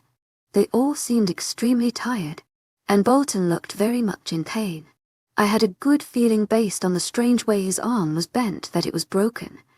"How did you guys get caught?" I asked, quietly watching Bolton closely as he struggled to get into a comfortable seating position, his blue orb surrounded by red from the lack of sleep. "Long story," Bolton said with a bit of a groan to his voice. My lips formed a flat line, not knowing if they even wanted to talk at all. "I woke up first. They didn't really have a hard time taking me out considering I thought they were you tracking me down," Marilyn said, pushing herself farther into the wall in an attempt to sit up straighter. "The Alpha here is horrid. He might be hot as hell, but in no way have I met anyone more despicable besides Keenan. Now, that's the real devil, Marilyn." "That's enough," Kieran interrupted. I turned my head to look at him. His grip on my hand got a bit tighter as his eyes had a glint of hatred flash through them. I gulped, knowing he was angry and I just happened to be in here with him. Marilyn crossed her arms lazily over her chest and hugged in her corner. "How am I in here with you?" "But they aren't," I asked Kieran, turning to look into his deep green eyes. "Well, for a while you weren't, but about 12 hours of shouting, growling, and wounding a guard. They decided it might be in my best interest for them to just stick you in there with him until your first questioning. Then, it's lock up for you, Princess," Marilyn said, looking at her chipped nails with an annoyed expression. "Wait, so how long have you guys been awake?" "Kieran, I woke up shortly after Marilyn. About 4 days ago," Bolton said, making my heart leap. I asked a bit loudly, "Why am I always passed out for everything?" I said, joking, recalling when I had first arrived. "You haven't been missing much," Kieran muttered, scratching his head, the chains rattling as he did so. "Honestly, I'd rather sleep for 2 days than go back into that damn room for questioning," Bolton ranted. "You make one joke about his damn mom, who happens to be a fox, by the way, and you get your arm broken." I snorted, thinking of what a Bolton thing that was to say. It was then that we heard a large boom throughout the cells. It was a door, and a big one at that. I could hear footsteps and someone saying something, but I was still a bit drained mentally. It wasn't until they were just a few cells away that I heard what they were saying. A man came in front of 𝐿𝐴𝐻 cell. He shined a light directly into my eyes, making me flinch away in return, making Kieran growl and hold me against him. I felt like I was back at the hospital, people shining lights in my eyes. Next, they were going to start asking me questions I didn't know the answers to. Only now it's not what are the voices saying or what do they want. It'll be, "Who are you or where are you from?" "Up at last," the man said with a smile that scared me. This man was tall, probably Kieran's height, and he was built. He was terrifying, a different kind of terrifying from Kieran. The mate bond made me feel comfortable around Kieran. This man I didn't have any attachment to. He had to be the alpha. He had dark brown hair with a pair of steely grey eyes that I found so intriguing. They reminded me of my eyes, but they were much colder. "Get her out and bring her to me," the alpha said to a few men standing next to him. They nodded at his order and then he walked away. Kieran held me tighter, growling even louder at the men. They ignored him. One of them began pressing something on a box on the side of our cell. Suddenly, Kieran's arms started pulling away from me. "Damn it," Kieran growled out as the chains on his wrists began getting shorter. The chains were receding into the wall. They stopped pulling in the chains when his arms were straight in the air. I still held on to Kieran for fear of what they were going to do. They did some pretty bad damage to Kieran, Marilyn, and Bolton. To my agent extraordinaire, Marilyn Noban, heartfelt thanks for your unfailing patience, enthusiasm. I didn't really feel like dying yet. I have already gotten out of it so many times. I'm an open the cell door, making me hold onto Kieran tighter. "Don't fight them, Arden. You're not strong enough as it is. It'll be a quick fight that won't be worth anything," Marilyn said tiredly. Enthusiasm. In the meanwhile, Kieran was thrashing his arms around, trying to break free of the restraints. "Arden, go before he hurts himself," Bolton shouted at me. I stood up quickly, ignoring all the pain in my body, and turned around to look at Kieran. His eyes were at their darkest, and I knew his wolf was now coming forward for the protection of what's his. Come on. We can make this quick and easy or long and difficult. Your choice, the man stepping toward me said. I gulped, backing up. My back hit the wall and my heart rate sped up. I prayed for my wolf to step forward and just slaughter the man. But I didn't even feel her stir. The silver had knocked her out completely for a period of time that I wasn't certain of. Auden. Marilyn growled out, knowing I was thinking about charging just as Kieran was shouting at the man that if he touched me he wouldn't be seeing daylight. I gulped back every ounce of fear in me and took the steps forward toward the man. He quickly turned me around, putting some sort of restraint on my hands. They were locked behind my back. I knew that there were more men in the facility. There was no way I could pull a Han Solo and Luke Skywalker when they freed Princess Leia from the detention center and escaped the Death Star. I'd most likely make it as far as C-3PO when a stormtrooper shot him to pieces on Lando's Cloud City, which, if you do not know, is not very far. He had to be carried in pieces inside of a book bag by a large furry beast, man, which seems crazy. But I've been living with 3 of them. Let's go, the man behind me said, pushing me out of the cell. I obeyed his orders and began walking out of the cell and down the hall of small square rooms enclosed by vertical bars. Don't fight them, Auden. And don't get yourself killed, kid. Marilyn shouted to me from down the hall. I could faintly hear it, but I had just managed to hear it along with the constant growls of my angry mate.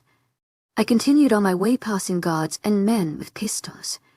My heart raced, thinking I could sneeze, and one of them could think I were trying to attack and blow my head off. Oh Lord, do not sneeze. Eventually, we made it to a large oak door, I think. My nerves were everywhere, but I just took a deep breath and stood tall. I've been sleeping in the same bed as some feared Shredder Alpha. I shouldn't be scared now. Should I? Probably, considering I still don't even fully understand the reason for Shredders being so hated. She's here, sir, the man said, holding a tight grip on my shoulder and restraints on my wrists. Bring her in, the Alpha's voice said, making my heart stop beating for a second. The door was pushed open by someone on the other side. The man pushed me in and then shut the door behind me. Instantly, another man had shoved me into a chair in front of the Alpha himself. Not very nicely, if I may say so myself. His hand yanked my hair and arm to make me sit, not knowing I would have done what he said if he'd just asked. I turned around to look at the man, but only caught a glimpse of his blonde locks before a slap to the cheek turned me right back around. The Alpha was glaring at me as I sat in my seat uncomfortably. Well, this is different, he said, looking at me intensely with those grey eyes that had me shaking a bit. You're a bit more. He paused, thinking of what he wanted to say. Nervous than the others. You would be, too, I said quietly, staring directly into his eyes. I didn't know why, but I felt like I was supposed to. It felt like I was challenging him. Honestly, and although that's the last thing I wanted to do, something kept me doing it. What's your name? He asked me with a cold stare. I'm guessing you already know. You probably already got information about me, as the others, I said, feeling a bit of confidence with my answer. Well, aren't you just full of surprises? He said, cocking an eyebrow. Where do you get an answer like that? You learn a thing or two watching people over the years. They make the mistakes and I learn from them, I replied, trying my hardest to keep direct eye contact. But his state was just so intense. Suddenly, the door burst open with a man standing in its place who seemed extremely out of breath. Sir, the leader broke a chain, and he's on his way of breaking the other. He's on a mission down there. The man sputtered breathlessly. Sedate him.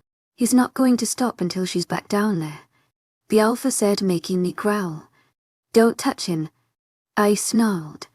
But he just ignored me and nodded his head, directing the man to get out and do his job. I tried standing up, but two strong hands came down on my shoulders. I snarled again and jerked my shoulders, hoping he would remove his hands. But he just held onto his grip more tightly if possible. Which pack are you originally from? The Alpha asked, with curiosity swimming in his grey orbs. What are you talking about? I snapped, It's obvious you were a pack wolf. You have the scent of one. I didn't speak. I held my lips together tightly, not knowing what to say. I don't know. I'm an orphan. I grew up human in a mental hospital. What kind of shit story is that? He asked, seeming a bit angry. I'm not lying. I argued. I was sent to an orphanage when I was a baby, and then, I was 13, I was classified as mentally insane. They stuck me in the loony bin until I got a few months ago. Marilyn found me wandering the streets of who knows where and wanted to slaughter me. Kieran happened to be my mate, and that's the end of that. I said, feeling not so sure of my story by the end. Sure, it was all true, but it was truly insane. It wasn't exactly a nice bedtime story or the start plot for a nice book before bed. It was kind of a messed up, demented reality. The Alpha scoffed and looked at me with disgust. You really think I'm stupid enough to believe that? He asked angrily. He stood up and walked over to me. His fists wrapped themselves in the collar of my bloodied shirt as he hoisted me up out of the chair. I swear, it's the truth. I barely know why we are even here. Don't kill me. Please put me down. I pleaded quickly as I kicked my legs trying to find ground. I was about to lose all hope when I remembered the most important part of my story that I had left out. I was taken from my family as a baby. They put this code on me for tracking or something. It's on my collarbone. Just look. I shouted, not really being able to breathe as well now that my shirt was tightly pushed against my windpipe. The Alpha froze for a moment. His eyes were suddenly clouded with something I couldn't quite recognize. He dropped me. Unfortunately, I completely missed the chair. I landed on the floor. My butt hit the floor before anything else. Get my parents, the Alpha said as he backed away a bit, looking at me with horror and curiosity. I kicked my feet against the floor, trying to create distance between him and I. The blonde man ran out of the room like a bat out of hell. Where have you been? The Alpha whispered, staring at me. What the hell happened to you? I didn't answer. I just kept moving backward. That was until the door burst open moments later. Standing in the doorway were 3 people. There was a boy who seemed younger than the Alpha. He had lighter brown hair and light blue eyes which did not match the dark brown-haired, grey-eyed man next to him with a few grey hairs showing through. His eyes and hair seemed to match the woman standing amongst the trio. What startled me about her was her face. She was stunning, as were the rest of them. They all shared resemblance, and I knew they had to be the parents of the Alpha. Her brown hair went a bit past her shoulders, and her icy blue eyes were extremely hypnotizing. The scar that ran down her right is what caught my attention most of all. It extended from the top of her eyebrow to the beginning of her jaw. I stared at the 3 of them wide, eyes in them. It turned my gaze back to the Alpha. I repeated it countless times. Then the woman spoke up, tears rushing to her eyes, an instant déjà vu coming over me. Her voice was something I had heard before, and I knew as soon as she finished saying what she had, where I'd heard it before. Gray, you came home. Chapter 13, Psycho runs in the family. Gray, you came home. The words bounced around in my head on a constant loop. It was all too much. The sound of her voice brought back immediate memories from the dream I had. The scar running down the side of the woman's face, hiding the beauty beneath it, much like the dark shadow in my dream. Shaking my head, I pushed myself farther away from the 3 people at the door and the Alpha behind the desk. I wanted to scream, but my mouth wouldn't open. All the words I wanted to say were caught in my throat. I'm not Gray, I managed to sputter out. Her face went blank and her eyes narrowed on me. Don't be afraid. We won't hurt you, she said, taking a step closer to me. Immediately, my eyes narrowed on her. I snarled at her, baring my teeth as I did so. She immediately tensed up, giving me a glare that could kill. She bared her teeth at me and took a step forward. I thought she was going to come at me and rip my intestines out based on how terrifying she looked in that moment, until the older man grabbed her. 𝐶𝐿𝐴𝐺𝐻𝐿 𝐸𝐴𝐺𝐻𝐿 Heartfelt thanks for your unfailing patience, enthusiasm. Calm down, he bellowed, pulling her back against him. The woman, who I suppose was Alex, seemed to calm down on the spot. The boy standing next to the couple watched them with intense eyes. His gaze moved to me. His blue eyes weren't full of worry anymore. They were more confused and puzzled. They seemed betrayed. He looked as if he wanted to say something, but didn't. I'm okay. 𝐿𝐻𝐸𝐻𝐸𝐬 𝐊𝐻𝐸𝐬 𝐃𝐻𝐸𝐬�00 thanks for your unfailing patience, enthusiasm. 𝐿𝐻𝐸𝐻𝐸𝐬 𝐊𝐻𝐸𝐬 heartfelt thanks for your unfailing patience, enthusiasm. The woman said to the man holding her. I gulped as he nodded and let her go. She seemed heavily concentrated on me as she took long strides toward me. I watched hesitantly and decided it was in my best interest to just cooperate. She seemed like a sweet woman, but something about after the whole scene that just happened. She kind of reminded me more of Marilyn than some quiet little lady. She slowly sat down in front of me on the floor. She sat cross on the floor, not caring if her jeans got dirty. A small smile graced her face, making her seem not as terrifying. The man who she called Grayson watched her nervously, almost like he didn't trust what she was doing. Or he didn't trust me. Can I see the code on you? She asked softly. Something about the way she said it seemed off. It seemed very pushed, like she never spoke that way. But at the same time it seemed like it should be so natural for her. I nodded and pulled the collar of my shirt down, hesitantly revealing the 5 numbers into letters that I had since infancy. Her eyes stared at the task, my collarbone. I could tell everyone else in the room was staring too. Almost instantly, her face lit up as if someone had just told her the best news in the world. She kind of looked as if she wanted to cry, but something told me that this woman rarely ever cries. She gulped and turned to look at the men behind her. Give us a minute. The smallest of the 3 along with the alpha left. The older man. 𝐿𝐻𝐸𝐻𝐸𝐬 𝐊𝐻𝐸𝐬 heartfelt thanks for your unfailing patience, enthusiasm. Looked a bit hesitant about the idea. 𝐿𝐻𝐸𝐻𝐸𝐬 𝐊𝐻𝐸𝐬 heartfelt thanks for your unfailing patience, enthusiasm. Just trust me for once, Alex pleaded. He looked defeated, and then without another word, he left the room. Alex turned back to me and sighed. I hadn't said a word. There were so many things that I wanted to say, but I just couldn't bring myself to say any of them. Why'd you capture us? Why'd you capture them? 𝐿𝐻𝐸𝐻𝐸𝐬, she said, offering a smile. I gulped but agreed. Okay. She watched my unchanging expression for a moment, as if my face would tell her exactly what to say. When I was your age, I didn't have a real family. 𝐿𝐻𝐸𝐻𝐸𝐬 𝐊𝐻𝐸𝐬 heartfelt thanks for your unfailing patience, enthusiasm. 𝐿𝐻𝐸𝐻𝐸𝐬 𝐊𝐻𝐸𝐬 heartfelt thanks for your unfailing patience, enthusiasm. I was a bit younger, and it was because of different circumstances. She began. I never had a family. I snapped. Not until now. My tone was harsh and I knew it. Now they're all in cellars. Your cellars. My anger was coming off in waves at the thought that my mate was stuck down there. Her face went almost stone-like. She clenched her jaw as if she were holding herself back. It kind of slipped my mind in that moment that I was in handcuffs and she was perfectly capable of ripping my head off. Hear me out, please, she asked, but it wasn't in a pleading tone. It was in a tone almost like, if you don't listen I might beat you with a lamp. I gulped and nodded my head, not looking directly at her. Your name is Grey Hayes. You were named after your father, being his only little girl. He didn't want you growing up feeling less than the boys, so he wanted you to be named after him. He wanted to give you a sense of strength. You know my father? I asked wide-eyed. She looked deeply into my grey eyes with her blue ones. I'm mated to him, she said, leaving my mouth gaping. Well, I guess I should have seen that one coming. It all made sense. The man she came in with named Grayson, his grey eyes that seemed to match mine.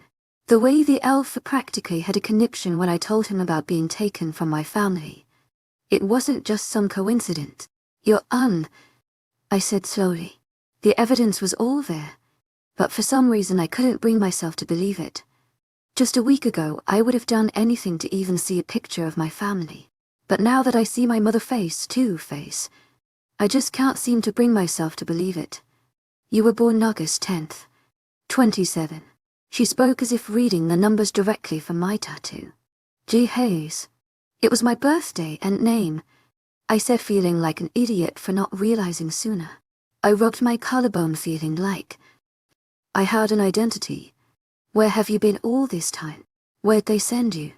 𝐊𝐢𝐳𝐳𝐸𝐴𝐴𝐻𝐿𝐵𝐷 heartfelt thanks for your unfailing patience, enthusiasm.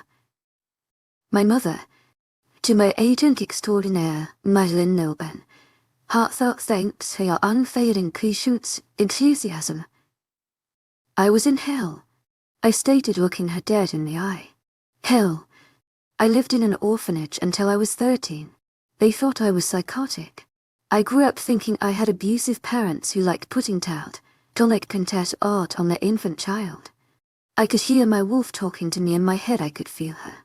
I was stronger than everyone. I was bigger than everyone. I was different. I seemed to hurt more people than I helped. I got sent away to a mental hospital after I almost killed a few people. I got out of there about 3 years later. And I met them. They helped me. They took me in. They saved me. And now they're down there locked in cells. I said, feeling myself and the wolf inside of me getting angrier and angrier.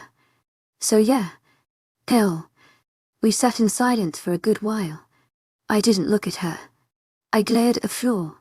But I could tell her eyes were glued to me. I get that you care for them. But I have no control of that. I'm not the leader anymore. Gray, she said softly. My name is Arden. I muttered. What? My name is Arden, I said, looking directly at her. Arden walked in here 4 days ago. And she'll be leaving here, too, with him. Alex asked. Yeah, I snapped. My mate. Her eyes widened. And she quickly stood up. Your mate? Which one? She asked as her body towered over me. 𝐊𝐢𝐳𝐬𝐑𝐞𝐝 heartfelt thanks for your unfailing patience, enthusiasm. You didn't know? I asked, generally shocked. I thought she'd know since Kieran and I were in the same cell together. I haven't had the chance to meet any of them. Jail wasn't too fond of the idea of Stiletto and I being near any of them. He's the alpha? I asked, putting pieces of the puzzle together. She nodded. Yes, he's your brother. He was passed down the alpha title 7 years ago on his 18th birthday along with his mate. Stiletto, she explained. You have another brother as well. 𝐊𝐢𝐳𝐬𝐑𝐞𝐝 heartfelt thanks for your unfailing patience, enthusiasm. But we call him Eli for short. He's 4 years older than you. He was the boy beside that man.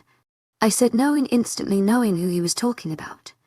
Grayson, your father, she corrected me. Right. I wasn't quite sure what else to say. Sure.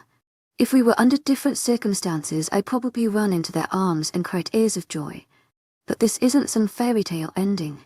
No, I was dragged in here to probably be beaten just like Marilyn, Bolton, and Kieran. Before they knew who I was just one of them. I was a shredder. And apparently no one likes a shredder. Are we done here? I asked, not really wanting anything to do with my family. What, why? She asked, looking down at me with confusion spread across her face. Your men have my mate sedated and chained in a cellar. My friends are down there in pain. That's why. I snapped, feeling anger rise at the thought of Kieran being chained to that wall. Alex chuckled at me and then smiled with a smile that scared me. I had a feeling my mother wasn't the kindest woman around. Honestly, the way she smiled made me want to pee myself.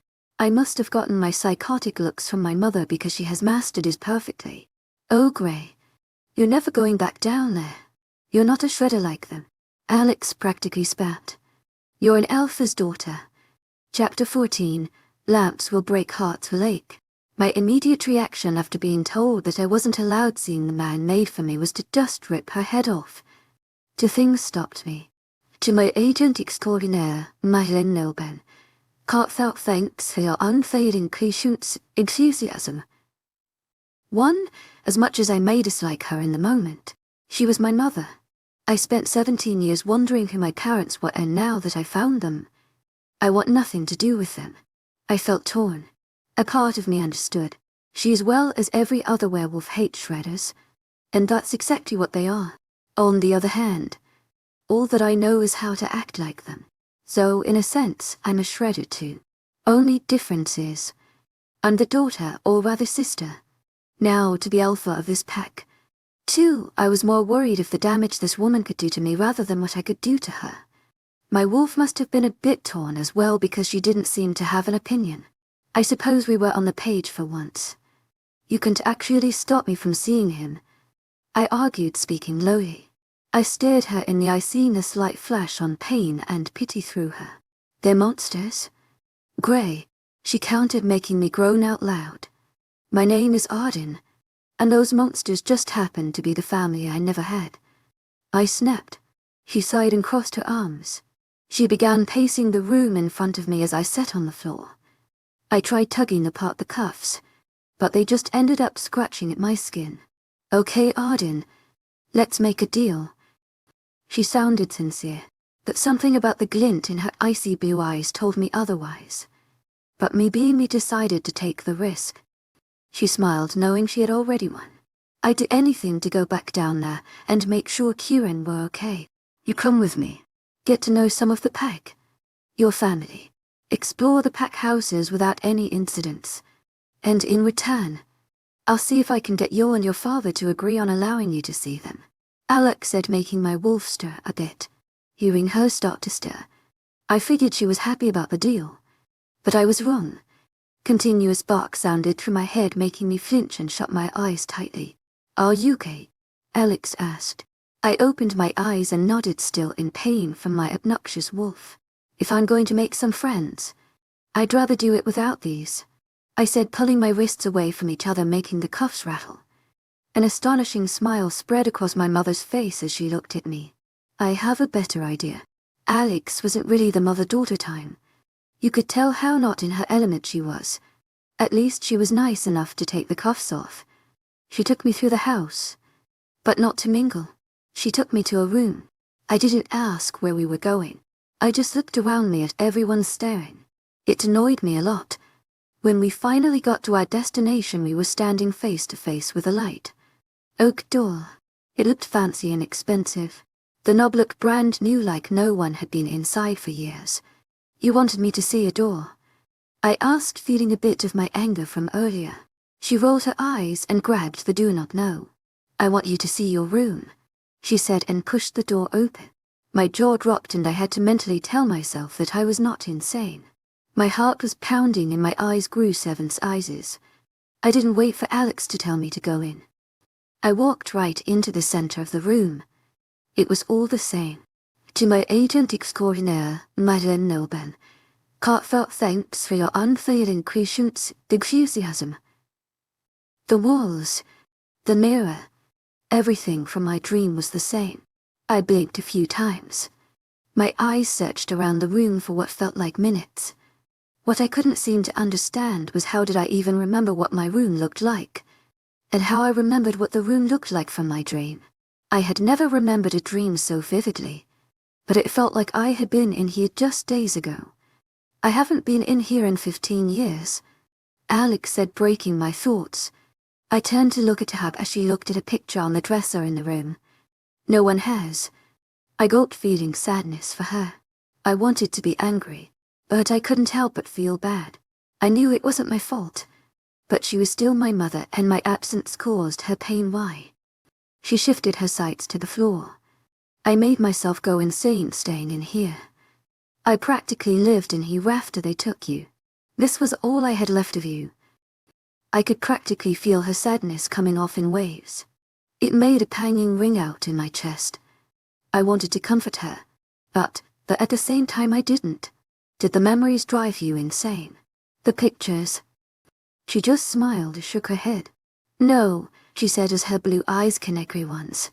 More like the feeling of karma. Karma? She chuckled at my question, which made me more confused. Yay, it was a long time ago. Long story, she answered, pushing the whole thing to the side. Almost everything in me wanted to make her tell me. I wanted to know just what karma she was talking about. And for some reason, I felt the need to know her whole story. But A small part of me knew that I shouldn't push the subject. "I'll leave you alone to look around," she said, stepping away. "Don't think you can leave. To my agent extraordinaire, Maylen Nilben, heartfelt thanks for your unfailing patience, enthusiasm. I've got eyes everywhere," she shouted as she walked down the hall. I rolled my eyes. How is this woman even my mother? Turning my attention away from Alex, I wandered aimlessly around the room. I looked at the shelves with pictures on them. I smiled, knowing I was most likely the baby in them. I moved to the rocking chair with a stuffed animal on it, and then to the crib. I gulped, feeling a heavy feeling in my chest as I looked into it. I couldn't shake the feeling that this room used to be a happy room. Now it just brought sadness. I turned away from the crib with a frown. I didn't want to think about it. I bit my lip and looked at the dresser. On top of it had a TV. I shrugged and decided that it was best to just watch that than focus on the room. I pressed the on button. Immediately a video started playing. It was home movie. To my agent extraordinaire, Maylen Nilben, heartfelt thanks for your unfailing patience, enthusiasm. "Why are you taking videos of me?" a young woman said. I realized she was Alex when I really looked at her. She was unbelievably beautiful. Her brown hair went below her shoulders. Her blue eyes seemed to pop in the white room. "Because you look really good right now," Grayson said from behind the camera. Alex rolled her eyes and held her hand up to the lens. "I look like shit. Now, before I throw this lamp at you," she threatened. Grayson chuckled. "Yeah, okay." Just then, Alex grabbed the lamp off of the bedside table and threw it at him. "Hey," he shouted as the camera clattered to the floor. "That was rude. I told you to stop," Alex said nonchalantly as Grayson bent down to grab the camera. My eyes widened as I saw just how hot my dad was. "Oh my God," I muttered to myself in disbelief. Had I turned out like this with parents like them? His hair was an extremely dark brown. Nearly black. It stuck up in random places if he had just woke up. His jawline was structured to basic perfection, and his eyes were the most stunning shade of grey I'd ever seen. The camera went dark as another video of the two popped up. Alex was sleeping and Grayson was trying his absolute hardest to wake her up so he could see her. Morning beauty, as he called it. I stood up and opened the cupboard below the TV. To my agent extraordinaire, Maylen Nilben, heartfelt thanks for your unfailing patience, enthusiasm. There were plenty more movies. I picked up one of the ones from the top and put it into the TV. "Riley, how are you feeling today?" a woman's voice said from behind the shaky camera. The boy looked up at the camera with an annoyed expression. He looked around 16 with dark brown hair and deep grey eyes. I wanted to say it was Grayson again, but obviously his name was Riley. "I'm actually going to hurt you if you don't get the camera out of my face," Riley said. "Well, fine. You could try being happy for once," the woman said, causing Riley to roll his eyes. "I'll be happier if you get that camera out of here," he said, and then turned back to the cereal he had been eating. The woman turned the camera around so it was facing her. She had blonde, curly hair and big brown eyes. She was stunning. "Well, Riley isn't feeling too happy today. What else is new?" she said, and then the TV went black before jumping to another video. "How's the pregnant life?" the same woman asked to what seemed like a very pregnant Alex. Eli was definitely the easiest out of the three, she said, placing a hand on her big stomach with an uncomfortable expression on her face. She sat up a bit straighter. The camera turned to a little boy who looked like he couldn't even be 5 yet. He had light brown hair, and when he turned to the camera you could see his little blue eyes. A little smirk graced his face, and then he turned back to the toy he was playing with on the floor. "At least it's not another boy," the woman said, causing Alex to groan. "We would have been fine with whatever," Alex said to the woman. "Yeah, I guess. Especially since this is the first actually planned one." The woman, Viv, said, making Alex glare. "Vivian," Alex said in annoyance. "Oh wow. The full name. I see how it is," Vivian mumbled as the screen went black. The color returned to the screen as a new movie came on. To my agent extraordinaire, Maylen Nilben,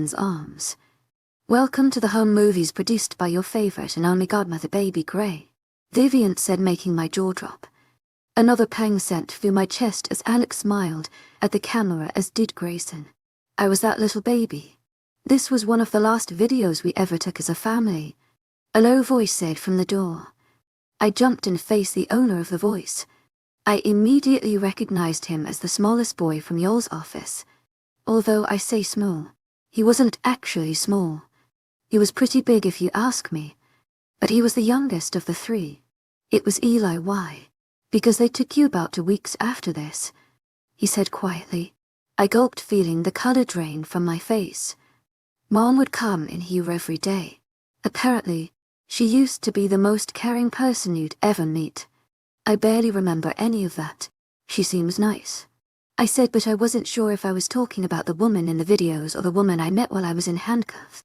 The woman you met 2 hours ago. I haven't seen for a really long time, Eli said, sadness edging his tone. She went mad after they took you. Everyone did. Dad first. Then y'all. Then, we went from the most alive pack to the most feared in just weeks. Mom and Ed ripped through anyone and anything trying to find you. After years of looking, Mom just didn't have the heart to keep looking. Our Uncle Andrew told me that Mom used to be a rogue. It's a wolf with no rules, no pack. It's hard to explain, but apparently she was a bit ruthless. Even when she met Dad, she wanted nothing to do with him. It took a while for her to ease into pack, wolf life. He said that when they took you, she slipped right back into all of her old habits. My heart hurt. Yeah, it hurt bad. Somehow, I felt like I could only blame myself for this. But again, I didn't even want this life. I didn't want to be living here all happy with my parents and siblings. A year ago I would have been head over heels about finding my parents. But now I just want to be with Kieran. I was happy with Kieran, Marilyn, and Bolton. You never went mad, I asked, making him chuckle. Nope. I was kind of the hope in the family. I grew up trying to piece everything back together. But there's only so much I could do, Eli said, as if it were a joke to him. A lot of people know you're back. It's not a secret. Gray, some people think you're going to make us all a better pack. Some people think you're going to be a weakness. They think you're going to bring this pack from the strongest back to the friendliest little pack around. What do you think? Well, I think you being here is going to do more harm than good. I was taken back by his answer. It was conceited of me to think he wouldn't respond that way. Why? I asked, bewildered by his honesty. Because it's not just you here. Your mate, their leader, he won't stop until you both are out of here safe, Eli said. As long as you're here, so are they. And if they're here, then we are all in danger. I just stared at him. I bit the inside of my cheek, looking into his light blue eyes. What if I could promise you safety? I offered after a moment. He looked at me confused. What do you mean by that? I could make sure that he stays down there. He won't hurt anyone. And if they were to get out, none of you would be harmed. 𝐊𝐤𝐳𝐸𝐻𝐻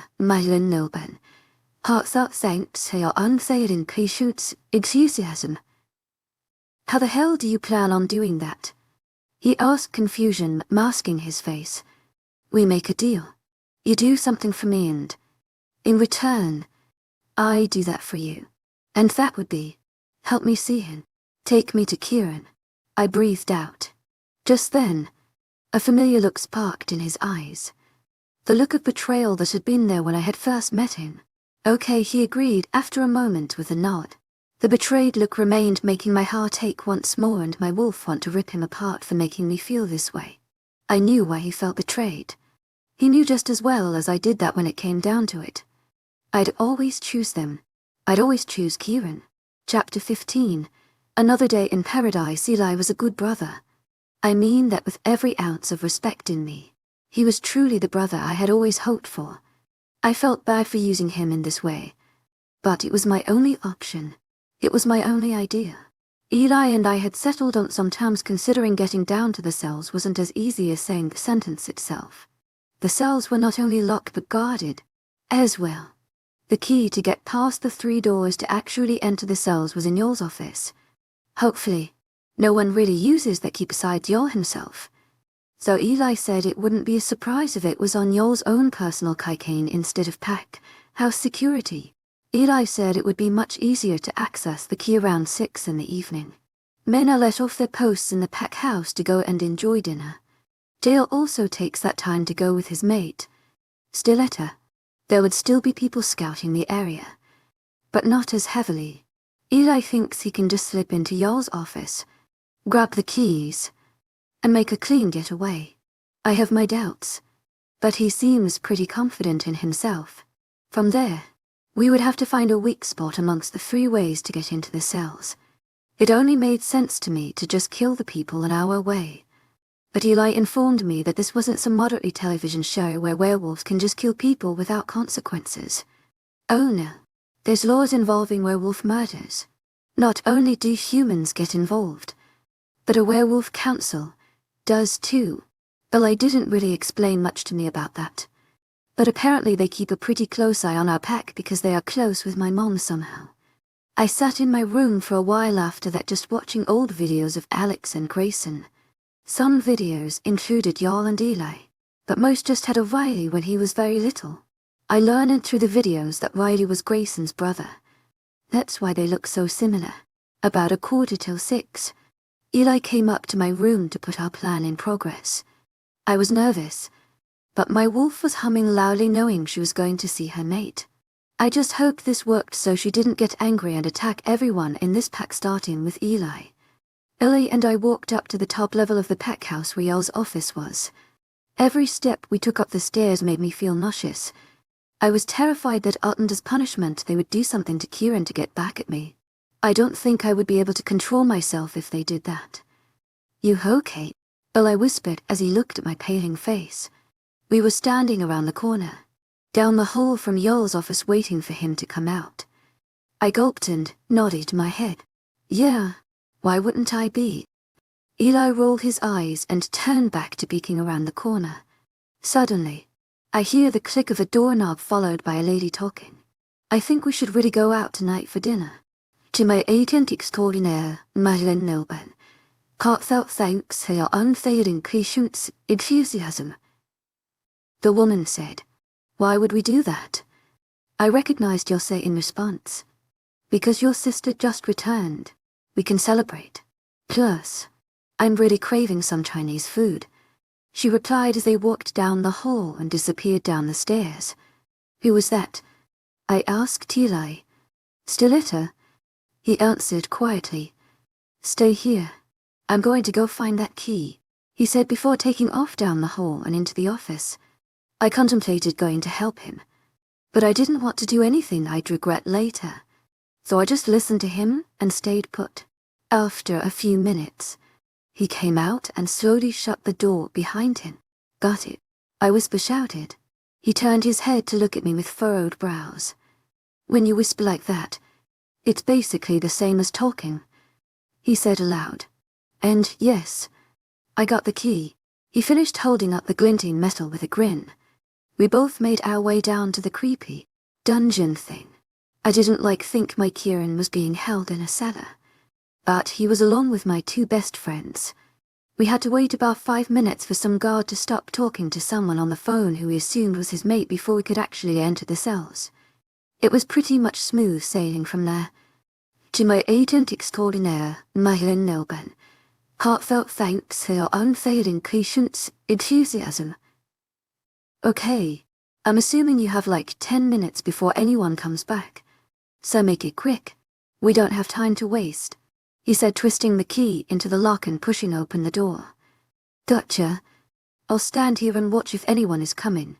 I nodded and smiled. Thank you for doing this. I grinned appreciatively. You're wasting time. He groaned. Oh yeah, I said before jogging down past the cells searching for Kieran. I stopped when I heard a cough that I knew was Marilyn's. I ran as fast as possible toward the direction of where it came from. Kieran must have heard my footsteps because his eyes met mine almost immediately. Arjun, he said breathlessly. 𝐊𝐢𝐳𝐷𝐞𝐬𝐭, heartfelt thanks for your unfailing patience, enthusiasm. I responded almost the same way, but my voice cracking slightly. I ran to the front of his cell as he ran forward until his chains stopped him. I grasped the bars on the cells, resulting in my hands getting burned. I pulled them back with a wince. They're silver. You it. Meryl mumbled in amusement, but she sounded as if she were half dead. I turned to look at her and she had a swollen lip along with a bruised upper arm. What did they do to you? I asked in horror. They questioned us again and got her annoyed because I wouldn't spill.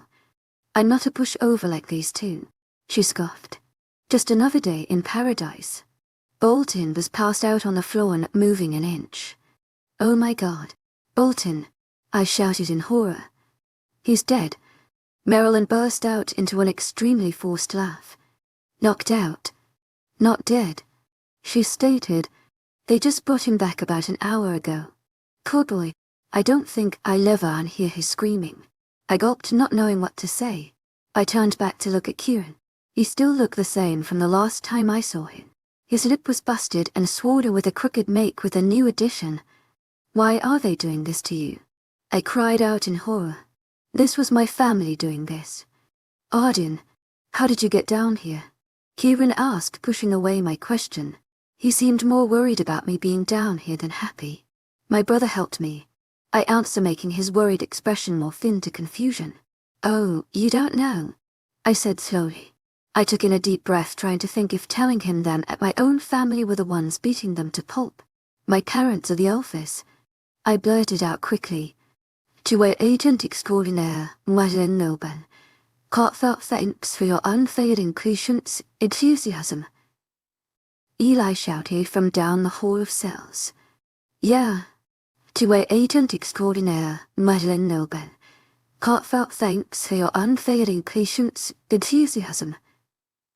Now my oldest brother is, but my other brother is helping me see you guys, I said with a sad smile.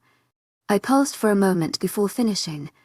If I promise that you guys won't attack the pack if anything happens. Instantly, Kieran's face turned to one of anger and he snarled. 𝐊𝐢𝐳𝐷𝐞𝐬𝐭, heartfelt thanks for your unfailing patience, enthusiasm. Please, this is the only way I can see you. 𝐊𝐢𝐳𝐷𝐞𝐬𝐭, heartfelt thanks for your unfailing patience, enthusiasm. Kieran's face slowly went back to its normal stoic expression as he looked at me with intensity. That's the only way I can see you, he asked, almost as if he didn't believe what I was telling him. I nodded and he scoffed. Arden, I will get us out of here. And I swear to God this whole damn pack is lucky that we won't rip them all apart because of this deal you've made, he said, angrily, making me smile. He respected my wishes unlike anyone had before. He cared for me, and I craved that. Arden, let's go, Eli whispered at me. I knew that meant someone was coming. I'll be back. I'll bring you something to eat. To all of you, I said before backing away from Kieran's cell. I turned to walk away, thinking about just how much I couldn't stand being apart from this man. I could figure out just how I had the feeling I did from only knowing him from this short period of time. It was probably just the mate bond. I said, turning back to him to say what I wanted to say so badly. I promise. I concluded not to actually say, I love you, to the only person who has actually showed me love. With that, I took off in a sprint to Eli so we could exit the cells. We got out just in time before the guards took to their posts. I wanted to smile, but I couldn't find it within me to be happy. Seeing Kieran like that only made me feel worse. My thoughts were cut short as we were coming up the flight of stairs heading to the ground floor. Eli Gray, what are you doing? Alex said, making my heart stop and then beat up 10 times faster. But Eli cut me off. I found her trying to get into the cells. Thought I should bring her back up with the rest of us. He lied smoothly, leaving my mouth gaping. She narrowed her eyes on me, but I could see the disappointment in her angry, blue eyes. Stay away from those cells. Gray, she ordered, making me flinch. Her tone could scare anyone. She was terrifying. Take her to a guest room. Our floor, please, she told Eli. He nodded at her command, then we each parted from one another. You got me in trouble, I shouted again, causing him to roll his eyes at me. What did you want me to say? She got lost looking for the bathroom. He snapped at me, making me frown and my wolf growl. I felt my eyesight blur a bit. I clenched my teeth, pushing her back, knowing exactly what she wanted to do. Listen, it's better that she thinks you're the one trying to get down there rather than the both of us. If she thinks I don't agree with you seeing your shredder friends, then she won't question what we are doing, he explained. True. I agreed, knowing he was right. Why doesn't she want me down there so badly? I asked, annoyed. Because Dad said so, he answered, making me scoff. So what? She's just submissive toward him, I asked angrily. No, but when it's dealing with you she is. I cocked an eyebrow at him. What do you mean by that? He sighed and ran a hand through his hair. Not listening to Dad is the reason you were taken. From what I've been told, Dad told her to stay with you when we were under an attack, but Mom had other plans. Our Uncle Riley led the attack. Shredders were involved, which is one of the reasons Dan and you'll hate them so much. Dad thinks they brainwashed Riley into doing what he did. Mom just wanted to try to speak with him, but instead he had people coming after you. My mouth gaped and I didn't know what to say. I knew exactly who Riley was. He was that boy in the videos I had seen. She blamed herself for having you being taken from her every day for years, he said angrily. That day she didn't just lose you. She lost Riley. To that broke her. I looked as if he could burst into tears at any given moment. I was genuinely worried. He looked away from me and shook his head. Where's Riley now? I asked, making him shrug. Hopefully, somewhere far away from here. I was told not to leave that room, but of course, I didn't listen. It was a huge room, decorated to perfection, but I felt suffocated. The white walls made me feel trapped, and the feeling of being trapped in another place again made me sick to my stomach. Chapter 16, Romantic After Fun. Eli took me to a room and specifically told me not to leave it. I, of course, didn't listen. The room was huge and decorated to perfection. It was a beautiful room to have, but I couldn't stand it. The white walls made me feel trapped, and the feeling of being trapped in another place again made a sick feeling settle in my stomach. After trying to sleep in there for about an hour, I just couldn't handle any more of the constant tossing and turning I had been doing. Every part of me wanted to see Kieran, and not being able to was driving me insane. My hands were shaky and I honestly felt lost, deciding that I didn't care whether or not Eli found me in the room. I walked out and headed toward the only other room I felt somewhat comfortable in. The halls were quiet, but considering it was probably about 8 in the evening, I knew there were still a large amount of people still awake. I crept down the hall fairly quickly, but I was also trying to stay aware of everything around me.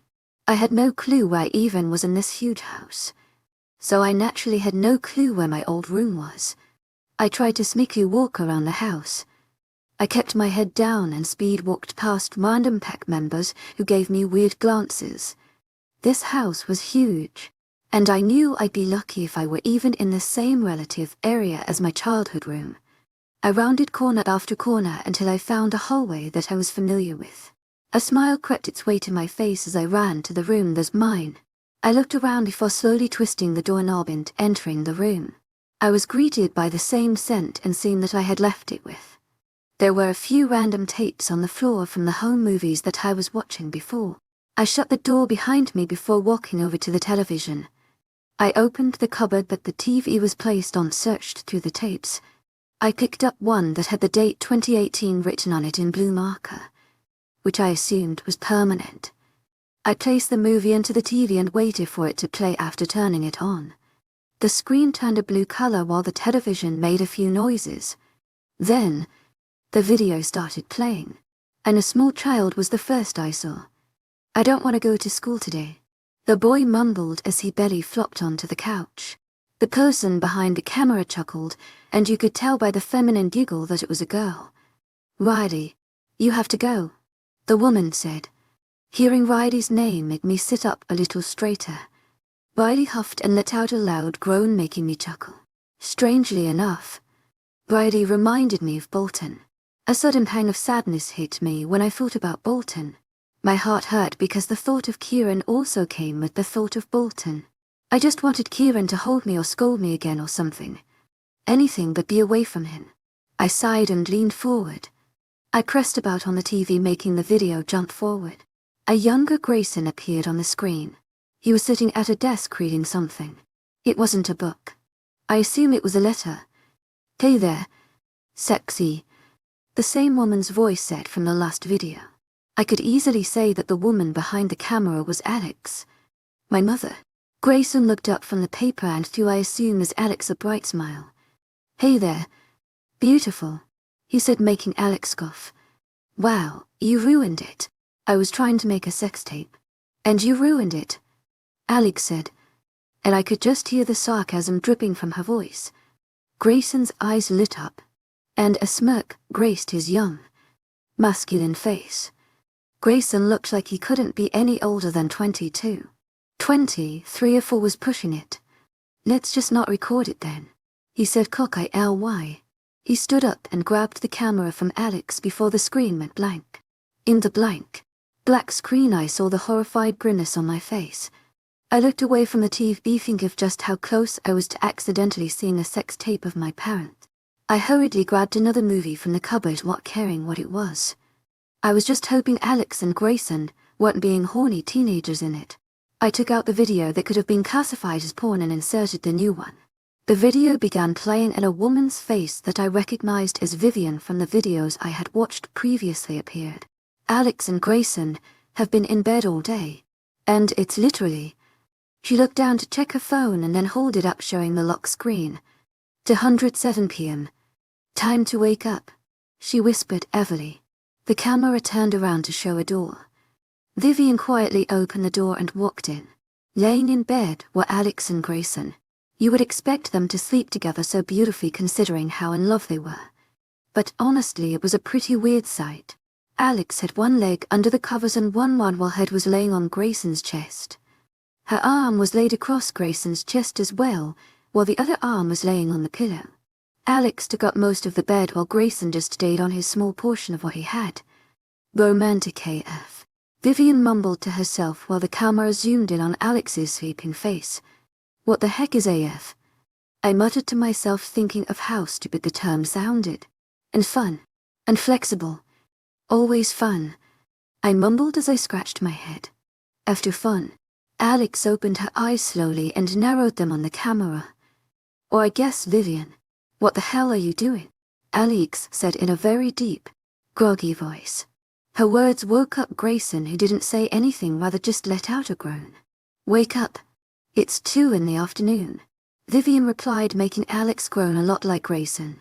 "Well, you wouldn't want to wake up if you were up till 4 in the morning either," Alex mumbled, turned to Grayson and snuggling her face in the crook of his neck. "Doing what?" Vivian questioned. Alex sharply turned her face to Vivian with a smirk. "You know what?" she said before turning back to Grayson. "I didn't want to witness any more of what my parents were like when they were younger at that moment." I leaned forward and just flat out shut the TV off, hoping to clear my mind of everything I had just watched. I rubbed my eyes, feeling more tired than I had been earlier. I leaned back and laid on the floor, staring at the ceiling. It was white with some random pattern painted into it. I started dozing off as I stared at the ceiling until I hear something. Or, should I say, someone. "I have to go. Let me go." I sat up and could hear my hearing go from 0 to 100 real fast. That voice sounded exactly like Marilyn. I stood up and walked carefully out of the room, making sure to shut the door. I followed Marilyn's voice that I only heard to other times when she said stop it, and I know. I walked down a set of stairs and came to a hallway that split off at the end, allowing you to make a left or a right. "Marilyn," I whisper shouted, knowing that her voice was coming from this floor. "Marilyn." I continued saying her name as I got to the end of the hallway. I looked left and said her name again before turning right. As soon as I did that, I collided with something. Well, someone. I stumbled backward as my heartbeat raced. I looked up, seeing a tall, built, blonde-haired man staring down at me. His arms were crossed and he didn't look happy in the slightest. But, my wolf said, assuring me of something I was hoping wouldn't happen. I remembered from what Kieran had told me that the beta was basically just a second alpha, only he couldn't dominate the alpha himself. "What are you doing out here?" he questioned with stoic features much like Kieran's and what I could remember of yours from our brief encounter. I just was, don't know. I stuttered out, not sure of what to say. How was I supposed to say, "Oh yeah, thought I heard my friend talking who is supposed to be locked in a cellar right now"? Obviously. Because it sounds like you think your sick friend is going to be out here roaming the halls, he said, staring down at me with pity. I felt anger bubble inside of me the way he called her sick. She's not sick. Trust me. I know sick. Get back to your room. I have orders from your brother to make sure you stay there. Which one? I questioned, feeling my anger come off in waves. He obviously didn't like how I was standing up to him. His eyes flashed to a much darker shade of green than they originally were, making me shrink back into my small little self. Both of them, he growled out, giving me a shove, intending me to start walking back to my room. "Joke's on you, buddy. I don't know where my room is. Goddamn psycho," I heard him mutter, making anger resurface. Usually a comment like that wouldn't affect me. I've dealt with it for years. But I could have swore I heard her. I was not crazy. A low growl erupted from my lips as I could feel my wolf overpower my human side. I didn't even fight it. I let her do it. I turned to him with a clenched jaws, my canines extended. My vision narrowed in on him. My wolf chuckled darkly as we watched the beta's face go from stoic to fearful in seconds. "I'll show you, psycho," my wolf said with a smile. We took a step forward towards him. But before we could reach him, a loud crack signaled throughout the hall as my head snapped to the side. I didn't have any time to react before it was lights out for me. Chapter 17, Best Mom Ever. I woke up with the worst pain in my neck. I slowly opened my eyes, expecting to see daylight, but instead it was actually pretty dark. "Sleep well," a feminine voice spoke up, making me jump. I quickly turned my head to the left of me where the voice came from, which I instantly regretted. My neck tensed up, making pain surge through my body. "Oh my God, I didn't mean to scare you," she said, jumping up and coming close to my side to make sure I was okay. Her worried face was framed by long, dark brown hair that looked basically black. She had dark, chocolate brown eyes to match. Her brows were furrowed together as she asked me questions that I wasn't really bothering to listen to. I was just focused on her face and my neck pain. "I'm okay," I said as she helped me sit up. I wasn't really okay. "To my authentic 𝐶𝐿𝐬 𝐊𝐢𝐬 heartfelt thanks for your unfailing patience, enthusiasm." It felt like someone just broke my neck. "Oh, thank God." She sighed and then flashed me a gorgeous smile. "I'm Reagan, the 𝐊𝐢𝐬𝐩 mate. Eli, I mean y'all, sent me up here to make sure you didn't wake up alone." She rambled quickly, leading me to believe she was either nervous or excited.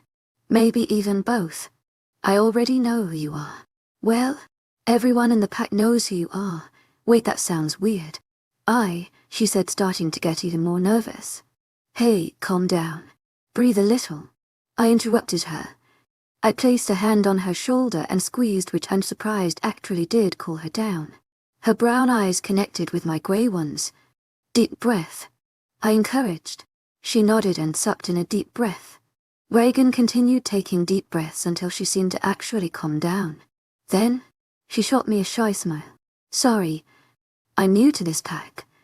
I haven't made many new friends since Maverick doesn't really let me leave his side." She chuckled nervously. I could only assume Maverick was her mate. It's better than not being able to see him at all. I mumbled to myself, but she ended up hearing me. "Yeah, that would suck. I don't know what I'd do if I couldn't see him," she said with a light giggle. My heart ached at her oblivious comment. She obviously had no clue that I was in that very position as we speak. I frowned and looked down at my hands in my lap. Everything okay? I looked up at her as she looked at me with worried eyes once again. I nodded, but everything inside of me wanted to scream that I wasn't, and the love of my life was being abused by my own family. And my only friends are locked in cellars. 𝐊𝐢𝐳𝐸𝐾𝐜 Heartfelt thanks for your unfailing 𝐊𝐢𝐳𝐷.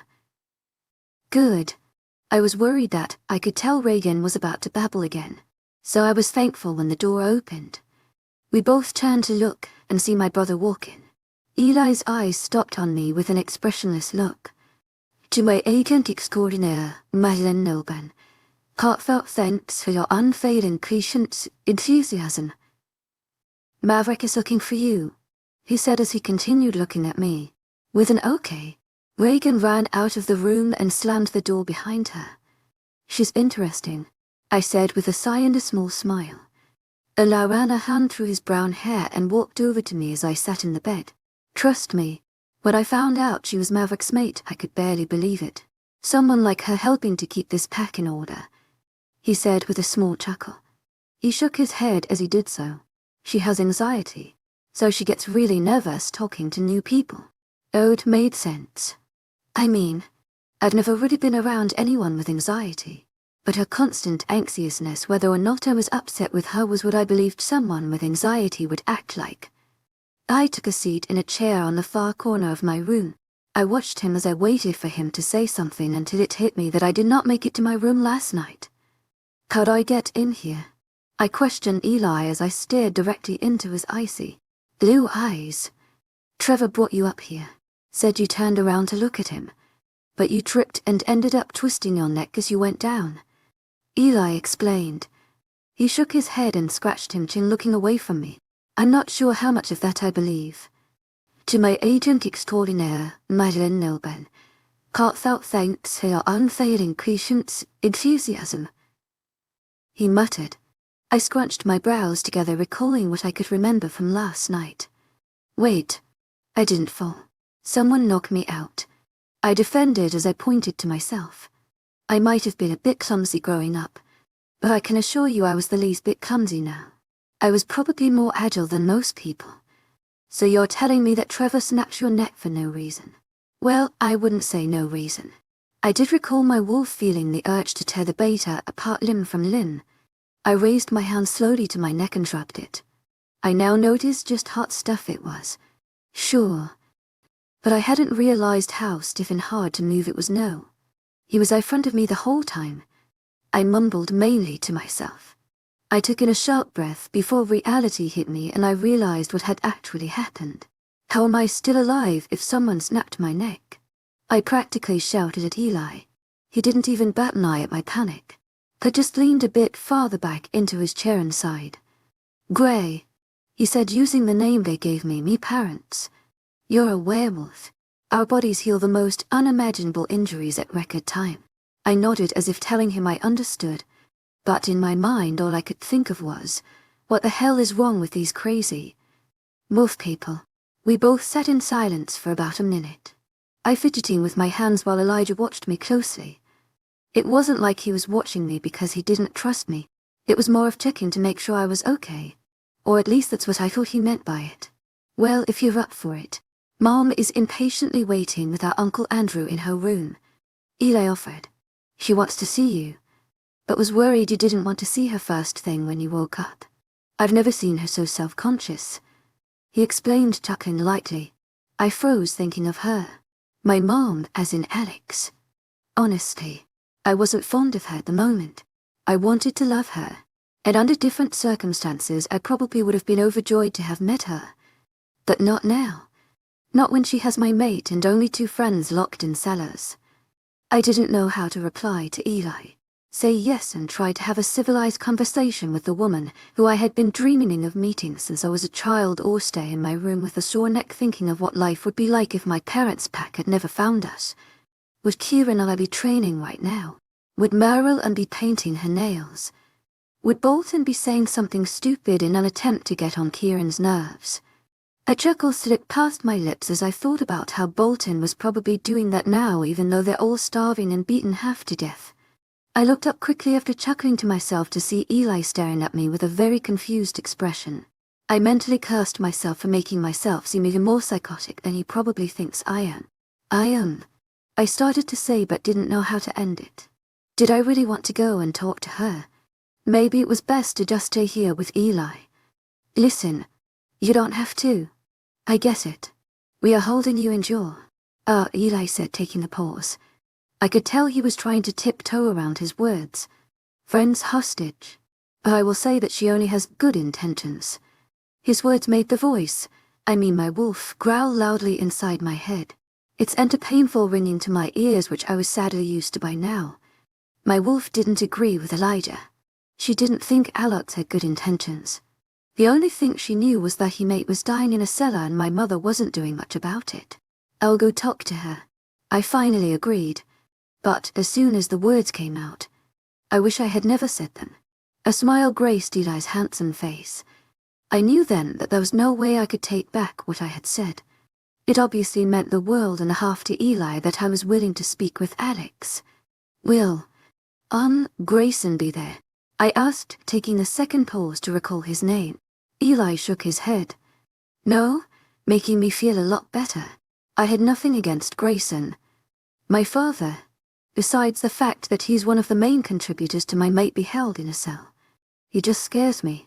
I always imagine my father being so doddish.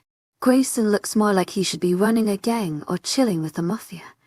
To be short, Grayson did not seem approachable or friendly. Whatsoever. Jail must have spent a lot of time with him growing up like father. Like son. Eli helped me out of bed into where Alex was with our uncle. I had never heard of Andrew before. I honestly thought Eli was talking about Riley at first until I remembered that literally no one knows where the mysterious Riley. I like to steal my brother's baby for fun, and in revenge or whatever Hayes has gone. Thinking of Riley sent to shiver down my spine, and thinking of his last name gave me another. That was my last name. No, I'm Auden Aldridge, not Gray Hayes. Gray Hayes left 17 years ago. I shook the thoughts away as Eli knocked on a large wooden door. Before he even had time to take his hand away from the door, it flung open to expose Alex and a man behind her who I guessed was Andrew. Andrew had light green eyes and light chestnut brown hair. A pair of glasses sat on his nose which intrigued me. If werewolves see all of these unimaginable things, then why can't it make Andrew see better? My thoughts were cut short when Alex began talking. Thankfully, it was to Eli and not me. I don't think I was mentally prepared to talk to her again just yet. Dad wants you. He and Jill are waiting for you in the office. Alex said seriously, not looking at me once for. Eli questioned. You know, Alex stated, not breaking eye contact. I looked at Eli and watched as his eyes worriedly flickered down to me for a split second before returning to his mother. He nodded and turned around but stopped. He then turned back to me and got close to my ear, whispering to me in extremely hushed tone that Alex would not be able to hear as she walked away from Eli and I over to Andrew. When you decide to leave, go back to your room. Don't look for me. And do not go down to those cellars without me. 𝐊𝐴𝐺𝐻𝐸 𝐷𝐿𝐻𝐸 Heartfelt thanks for your unfailing patience, enthusiasm. I was used to people giving me orders all my life, but something about the way he did it ticked my wolf off. I wasn't sure if it was because she knew as well as I did that they were probably going to go down there just to beat up our mate and friends some more, or just the fact that he told us not to try and see our mate. As my wolf growled viciously in my head, I nodded. Eli took that as his cue to leave, and I took that as my cue to run away from Alex like a bat elk. Not really. I wanted to, but I actually was scared that she'd end up ripping the hair out of my head when she caught me. I didn't bother thinking about if because I know she would have caught me. I didn't doubt that I got my temper from Alex. I scratched my head thinking about the poor girl from the mall who I practically scalped. I walked into the room where Alex watched me closely and Andrew watched me wide-eyed. They were both sitting on a large bed which I assumed by the overpowering scent of the room was Alex and Grayson's. I stood in front of them not really knowing what to do. Eli said you wanted to talk to me, I said, looking down at the floor. My heart was beating out of my chest and I couldn't figure out so much. I had just spoken to her not long ago. Well, we didn't really talk much, more like argued. I'm gonna go, Andrew said, still staring at me. I didn't have to look at him to know he was. I could feel his heavy stare on me. I raised my head up and watched as he left the room. When I turned back to look at Alex, she was already looking at me. She patted the bed beside her where Andrew had been sitting. I gulped, knowing she wanted me to sit there. I slowly made my way over and sat down. I always hoped you would look like me, Alex said as she reached out to tuck a strand of hair behind my ear. I didn't flinch. I did the complete opposite. I literally just froze in place as I watched and listened to her. I always hoped you would have my light blue eyes and light brown hair. I can see that didn't happen, she joked with a slight chuckle. I laughed nervously, not knowing what to say to her. Thankfully, she continued talking. I talked to your father about them. I could feel her hatred come off in waves at the way she said them, as if she wanted to call them something else. If it were up to me, I would let you see them one last time. Sadly, that's not the case, she said, making my heart stop. Alex was supposed to help me see them. She made the deal with me, saying she would talk Grayson into letting me see them if I made friends. Which I did. I now know Eli and Reagan. I could possibly even include Trevor, but I doubt he likes me enough to even call me an acquaintance. I turned my head away from her, squeezing my eyes shut as I felt my wolf come forward. She wanted control and she wanted to make Alex pay. Kill her. My wolf's words burned into my brain. The words were filled with so much hatred, and I knew that if she had her way, Alex would be dead in seconds. Well, that would be the best case in area. Worst case would be that I was dead in seconds. Either way, someone is dead, so it was best that I just push her back. After a moment of me fighting her for control, I stood up off of the bed and looked at Alex. Why won't you just let me see them? I won't hug him. I won't touch him. I won't even talk to him. He's my mate. I need him. I shouted at her, feeling anger bubble within me. Alex stood up off of the bed. Even thought she was a good 3 or 4 inches shorter than me. She was still terrifying. She glared at me as if I was the one who just told her she was never going to see her mate again. We are doing this because we want to protect you. Shredders took you away from us. Gray, you're my daughter. You were supposed to be here with us, she shouted back angrily. I clenched my teeth together, trying extremely hard not to let my emotions get the best of me. I knew the moment I did that I would have to deal with my wolf coming out again. It's a real shame then that now pack wolves, my own family, are taking me away from the one person who I'm truly supposed to be with. I said as calmly as possible, knowing that my shouting was just making Alex shout, which in turn made my wolf feel the need to rise once again. Too bad you're too close-minded to realize how much that shredder means to me. I turned on my heel to begin walking back to my room when Alex stopped me. Do you even know what a shredder is, Gray? Do you know what they do? She shouted at me. I clenched my jaw and hands into fists as I stared angrily at the door. I didn't want to turn around and face my mother. They kill people. They took you from me. Kieran didn't. I snapped at her, feeling the need to defend him immediately. I didn't want to believe what she was telling me. Kieran doesn't just kill people for no reason. He's so much better than that. Marilyn. Maybe. Not Kieran. Maybe not from me. But how did you end up with him?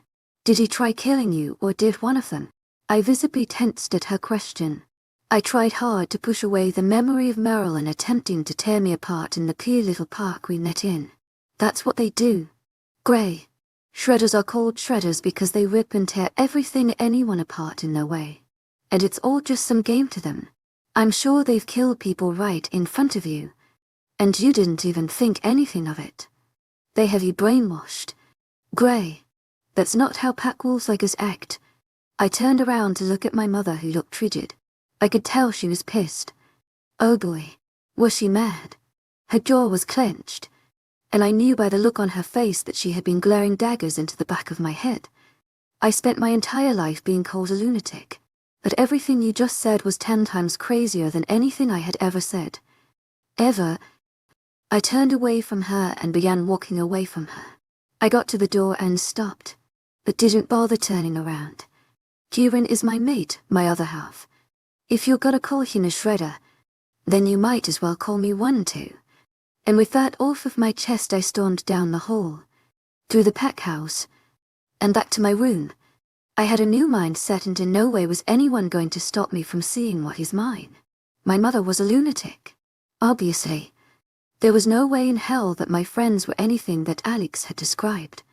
Well, I intended to keep on telling myself that, hoping that maybe I would end up believing it. My Kieran isn't a killer. Chapter 18, I'm not mad. Just loud. The next few days were anything but exciting. Out of the 5 days that had passed since the incident with Alex, 𝐊𝐢 had helped me see Kieran twice. Both times that I went down to see him. Both Bolton and Kieran were there, but not Marilyn. Apparently, she was being questioned quite frequently after she admitted to attempting to murder me. 𝐿𝐲 talked our father and brother into letting him stand guard of the cellars a few days of the week. To my agent extraordinaire, Madeline Nilben, heartfelt thanks for your unfailing patience, enthusiasm. Grayson and y'all shooed away 𝐿𝐲 and his stupid idea. They already had various large groups of men ready for the job. 𝐿𝐲 would be much more useful doing things like patrolling the new territory they had just expanded to, or help assist training some of the younger warriors. Eventually, they gave 𝐿𝐲 the permission to help guard the cellars after he said, and I quote, "I will do whatever is necessary to protect this pack and my sister. I will be making sure she stays the hell away from them. And you won't tell me otherwise." To my agent extraordinaire, Madeline Nilben, heartfelt thanks for your unfailing patience, enthusiasm. That wasn't the real reason. The real reason was that he was trusted to stand guard during dinners, so that gave me much more time to see Kieran. I was definitely happier than before now was getting to see Kieran, but Alex's words from our argument were still bothering me. "I'm sure they've killed people right in front of you, and you didn't even think anything of it. They have you brainwashed. Gray, that's not how pack wolves like us act." I couldn't push away the memory of Kieran shooting the redhead who tried killing me. He did it with so little to no remorse.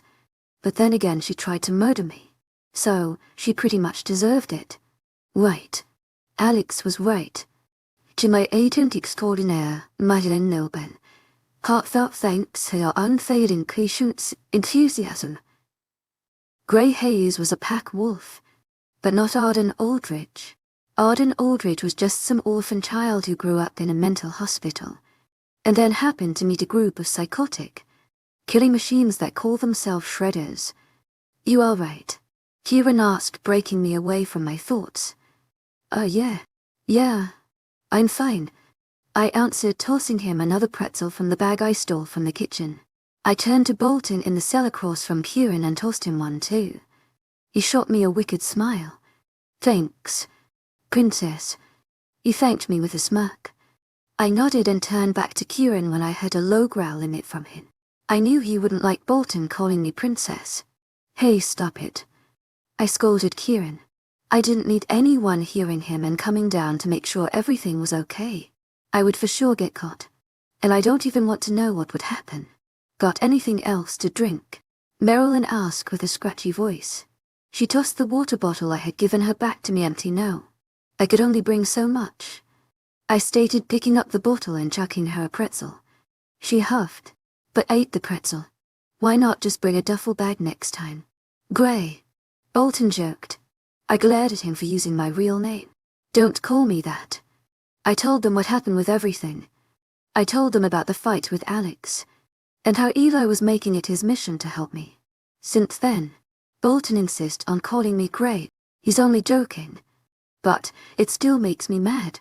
With them, I'm Arden. I'm not Gray. "Gray, you gotta go," 𝐿𝐲 shouted from down the hall of the cellars, causing me to jump. I didn't answer him. I just stood up and looked back at Kieran. "I'll be back, I swear," I assured, reaching into the pretzel bag and throwing a handful of pretzels into each of their cells. "Arden, don't fight with your family," Kieran said as I was turning to walk out of the cellar. I stopped and faced him. What? I questioned. His dark green eyes narrowed on me in a demanding way. Be good to them. Try to get along with them, he said, taking me by shock. I furrowed my brows and took a step towards him. Why? Because in 30 years. I don't want you to look back on this and wish you would have taken the time to get to know them. We won't be coming back once we're gone. I felt my heart rate skip about 7 beats. He was being so serious about this. And it scared me a bit. He was right. 𝐊𝐢𝐳𝐳 𝐬𝐻𝐼𝐬 heartfelt thanks for your unfailing patience, enthusiasm. I should be using this time to get to know them. Kieran was sure he was going to get all of us out of here, and I knew we wouldn't be coming back. There was no way we could. Don't argue with him on this. Just go, Marilyn said seriously. I was taken back by her sudden outburst. She never usually acts like that. She's usually the one to continue egging on Kieran, not agree with his demands. Fine, I mumbled, turning away from them and walking out of the cellars. Eli held the door open for me and shut it as I walked out. Got everything? He questioned. I nodded, showing him the 3 empty water bottles and the half-eaten bag of pretzels.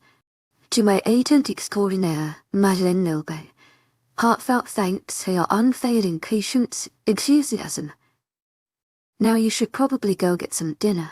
I'm sure there's still some left over. I gave him a small smile and another nod. Thanks, Eli. You don't know how much I appreciate all of this. I thanked him. A part of me wanted to hug him, but I decided against it. I knew Eli was doing this for the safety of his pack and not for me.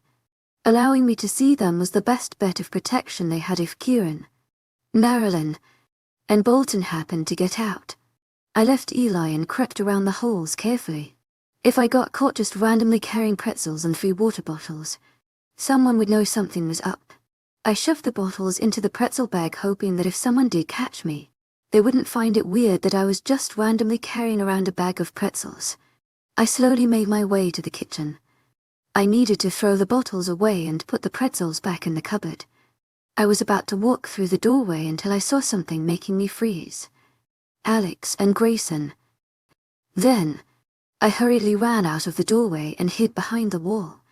My heart was beating out of my chest, but all that I could hope for was that Alex or Grayson didn't hear it. I don't know what else to do. You try talking to her. I don't see much of an effort from you, Alex shouted. I wanted to peek around the corner so badly, but I was too terrified of getting caught. What do you want me to do? I'm trying to help you with those shredders down in the damn cells.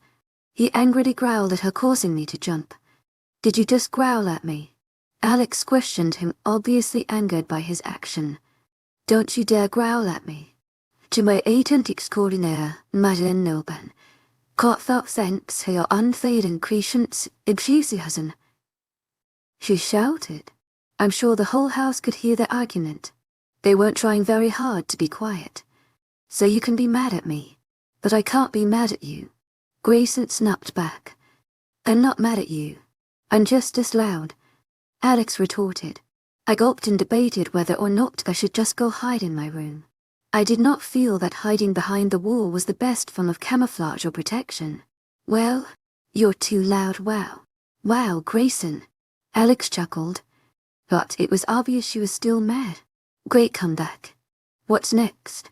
You're just gonna say you hate me. 𝐊𝐢𝐳𝐳 heartfelt thanks for your unfailing patience, enthusiasm. You can't be serious. You're being so dramatic right now, Grayson stated. His words were followed by a scoff, which I assumed was from Alex. Their bickering made me genuinely curious as to if they were even true mates me.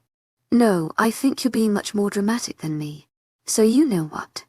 I'm leaving, she stated as I heard footsteps walking away.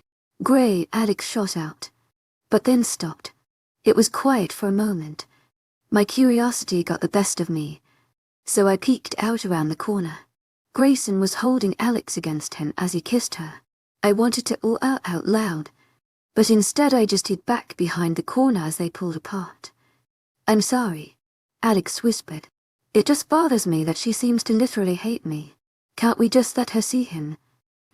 No, I will not be giving him the satisfaction of seeing her. He's a cocky asshole, Grayson muttered angrily. I frowned knowing they were talking about Kieran and I. Alex was trying to help. Gray is your daughter. She deserves to at least see her mate one more time. She tried to reason. 𝐿𝐤𝐬𝐩𝐿𝐬 Heartfelt thanks for your unfailing 𝐊𝐢𝐧𝐰. She doesn't even know how to protect herself if something were to happen. How do you know that he's not just tricking her? They may not even be mates. Kieran wouldn't do that. I knew for a fact that he was my mate.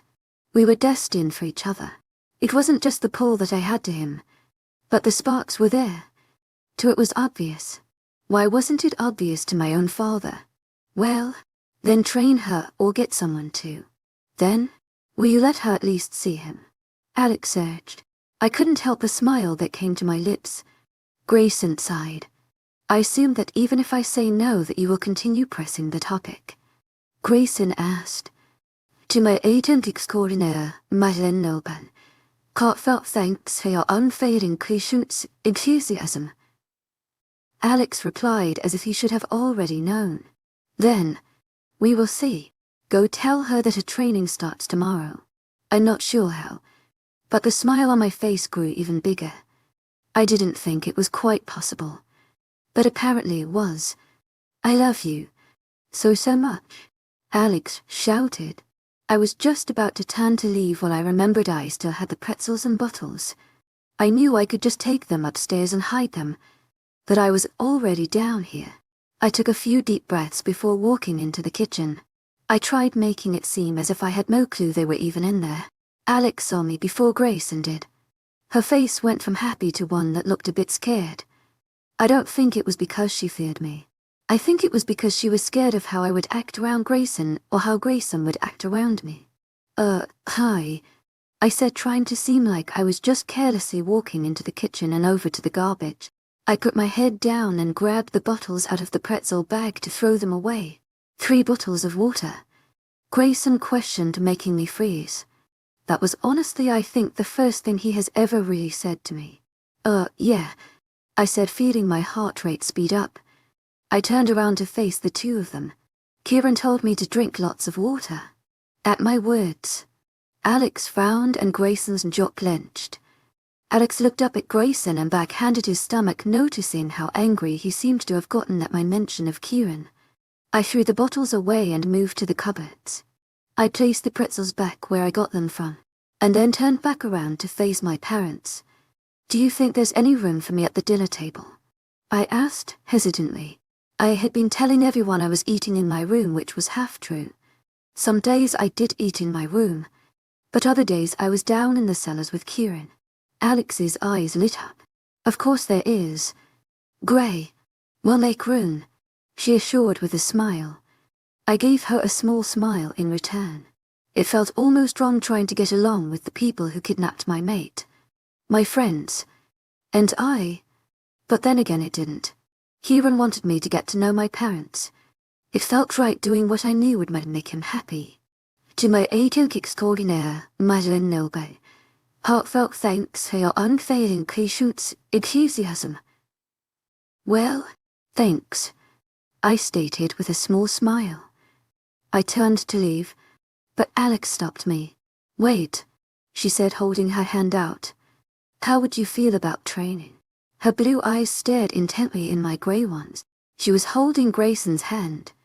Or I suppose he was holding hers. He grabbed her hand in an attempt to calm nerves. I'm guessing. What about training? I questioned, trying to act dumb. I looked between her and Grayson. I could help but stare at my father's eyes. They were so similar to mine. I now understood why so many people were so intrigued by mine growing up. You start tomorrow. You need to learn to defend yourself, Alex said, making me feel one step closer to being able to see Kieran without having to sneak around. But then it hit me. I don't think that's a good idea. I spoke in a bit of panic. I could feel the color drain from my face. I don't have very much control over my wolf. I've only ever really trained with Kieran, and that was just a little bit. He's the only one who really knows how to control her. I admit that I was a bit panicked. 𝐿𝐻 already hated everyone here. If she got mad enough, she would probably try to murder everyone. She hasn't tried very hard to push past me lately, but I don't doubt that she will. Grayson let out a low growl at the mention of Kieran.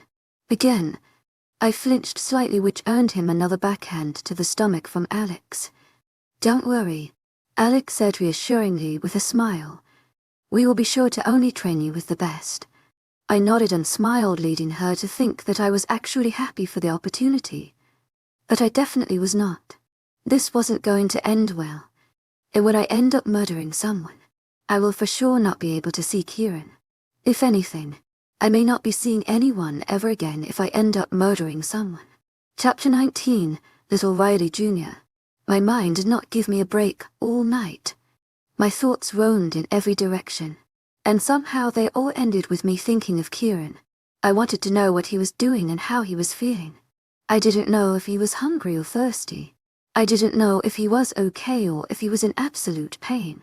I didn't know, and it was driving me insane. My thoughts made sleep impossible. I tossed and turned and occasionally just stared at the white ceiling above me. By the time morning came, I was a bit of an emotional mess. I'd already cried twice through the night thinking about what could happen if I couldn't control my wolf during training. I didn't want to think about it, but it was inevitable. I was terrified. I tended to overthink about things that I was scared of. By the time it was 5 a.m, I couldn't stand laying in my bed much longer. I pushed myself out of it and wandered into my bathroom to get ready for the day. I enjoyed having a bathroom in my room at first because that meant I didn't have to leave my room very much. I could just stay put where no one would bother me until it was time to see Kieran. Now it just annoys me that almost everything I need to live is all in my little room. It honestly made me mad that I didn't really have a reason to leave other than food and water. I didn't want to go meet new people, but at the same time I did. In my own little mind, it made sense for me to just sit in my room and felt like a 5-year-old. If I couldn't see Kieran, then no one was going to make me leave. But then again, I wanted a reason to get out. I hated it in here now. I hated the wall color, the windowsills, the doors, the flooring. I just hated all of it. I decided to just hop into the shower. It didn't make much sense because I had gotten one before I went to bed, but I was hoping the hot water would wash away all of my problems. It didn't. It was a decent distraction, but as soon as I stepped out to put on some clothes on, Kieran flooded my thoughts again. With a tired frown, I just threw on some blue underwear that were nothing like the ones Meriden bought me, a grey sports bra, some black Nike running shorts and a purple t-shirt. I didn't bother with socks. I always hated socks growing up. I didn't like the way they felt on my feet. I exited my room after finishing whatever else I needed to do, not expecting to see as many people as I had. There weren't a lot of people out, but it was more than I thought there would be. I noticed in the time that I was here that most of the people living in the pack house were teens or young adults. I assumed it was this way due to mated couples wanted to get their own houses to raise their own families. I made my way all the way to the kitchen without making direct eye contact with anyone. I didn't have to look at them to know that they were all looking at me. I would too if my Alpha's kidnapped daughter returned after 17 years with a group of shredders who like kidding for sport well. That's what Alex is. I went to the kitchen hoping to grab a bowl of cereal or even a banana, but instead found something else. I found her blue eyes before they had the opportunity to find mine. She was placed in a box on the kitchen table that seemed a bit heavy. She shot me a gorgeous smile. And again, I was questioning how I turned out looking this way with a mother like her. Everyone around me seemed so gorgeous. And then here I am. "Do you need help?" I asked hesitantly. She dropped the box with a bang. "Honestly, yes, but I'm fine," Alex said, shooing me away. I was about to turn around and leave when I remembered what Kieran had said before. I mean, the least that I could do for him was try to get along with him. It was obvious that he must have had issues with his parents growing up. He knew how much I wanted to meet them, and he didn't want this whole issue messing up my dreams of getting to know my parents. "It's no problem," I said, shaking my head. "I want to spend some time with you. I sort of forced myself to say. I wanted to spend time with Kieran, Marilyn, and Bolton, but at the same time I knew a part of me wanted nothing more than to spend time with Alex. She shot me another gorgeous smile. Her eyes held some sort of excitement or happiness. I understood Grayson fell so in love with her. Not only was she beautiful, but it was obvious that she was definitely an interesting character. Sure, she was usually terrifying like the rest of my family, but at times like this she seemed so young and genuinely beautiful. Well, I'm moving some stuff from our house over here since I don't see us going back anytime soon, she said, running her hands through her light brown hair. I gave her a confused look. Our house? Wasn't this our house? When your dad and I had y'all, we bought ourselves our own house. We lived there until you were born, she said as the smile on her face slowly faded into a frown. We decided to move back into the pack house due to a rogue attack on a neighboring pack. Grayson was worried that we wouldn't be safe away from the pack house. And with you being so small, we didn't want to take any chances. Oh, I said, not knowing what else to say. Alex sighed after a moment of thinking and then shot me another smile. Well, I suppose we should go over and get the last few boxes. The ride there was quiet. We just sat in silence. But it was a comfortable silence. It wasn't even 8 yet, so the morning air was a bit chilly. It was coming to the end of August. I couldn't wait for fall. It was always my favorite season. We arrived at the house, and to be completely honest, I was expecting something much bigger. The house seemed to be only 2 floors. It looked like an average house. The exterior was dark grey and white with some stone detailing. It had a fairly sized yard, and from what I could tell was an in-ground pool. Alex took me inside and showed me around the house. It was exactly what I expected from her. The inside of the house followed the same concept as the exterior, except the inside was painted a brown instead of grey. It was a breathtaking house, and I could tell just by the inside of the house that my parents were loaded. My room was probably what surprised me the most. It was pretty similar to my room at the pack house. The one thing that really stuck out about it, to my agent extraordinaire, Madeleine Nobel, heartfelt thanks for your unfailing patience, enthusiasm, was my name on the wall. In large, grey letters, my name was plastered against a white wall just above a crib. Grey Riley Hayes. My eyes softened as I stared at the name on the wall. That was it. That was all of it. It was a beautiful name, but for some reason it made me sick. Not just because I never grew up the way Grey would have grown up, but because my middle name happened to be the same name of the man that caused all of this. You named me after Grayson and his brother, I asked, turning to face my mother. She was biting her lip. Her eyes were glassy, and I could tell that she was trying hard not to cry. She put her head down and started shaking it back and forth. I named you after the Riley Hayes that I grew up knowing. The little boy who loved Legos and hated the Tooth Fairy, she said, looking back up at me. A tear rolled down her cheek, which she did not bother to acknowledge. That's who I named you after, not the monster that they turned him into. I could tell just how much Riley meant to her. It was obvious that Riley must have been a big part of her life. How, I don't know, but I couldn't help but feel bad. She was my mother, and no matter how much I wanted to blame her, my dad, and y'all for what was happening, I knew it was really all Riley's fault. I knew that if Riley hadn't done what he had, then we wouldn't be in this situation. And Alex knew that too. Upset. Go to her. I was surprised by my wolf's words. I wasn't even sure if she was being truthful or not. I just stood there like an idiot, feeling guilty for making Alex feel upset. I felt guilty knowing that my existence was what was causing all of this. Be happy. Go to Mom. It suddenly made sense. My wolf probably could care less that my mom was upset. She just knew that I was upset that my mom was upset. My wolf was never like this usually. I slowly made my way over to my mother. The feeling was extremely foreign as I wrapped my arms around her. She hugged me back and buried her face in my shoulder. It was a bit awkward considering I was taller than her, but I didn't mind it, to be honest. I'd been craving a moment like this from the time I was a child. I knew I should have named you after Ashton. We left the house pretty directly after that. We went to her room to grab about 5 more boxes which I assumed were full of clothes. As we were about to leave, I pointed out a broken lamp in the corner of her room which she easily brushed off, saying that she had gotten frustrated earlier that morning. I didn't ask anything else about it after that. The drive home was nice. Alex asked a little bit about my time in the orphanage, which I'd answered honestly.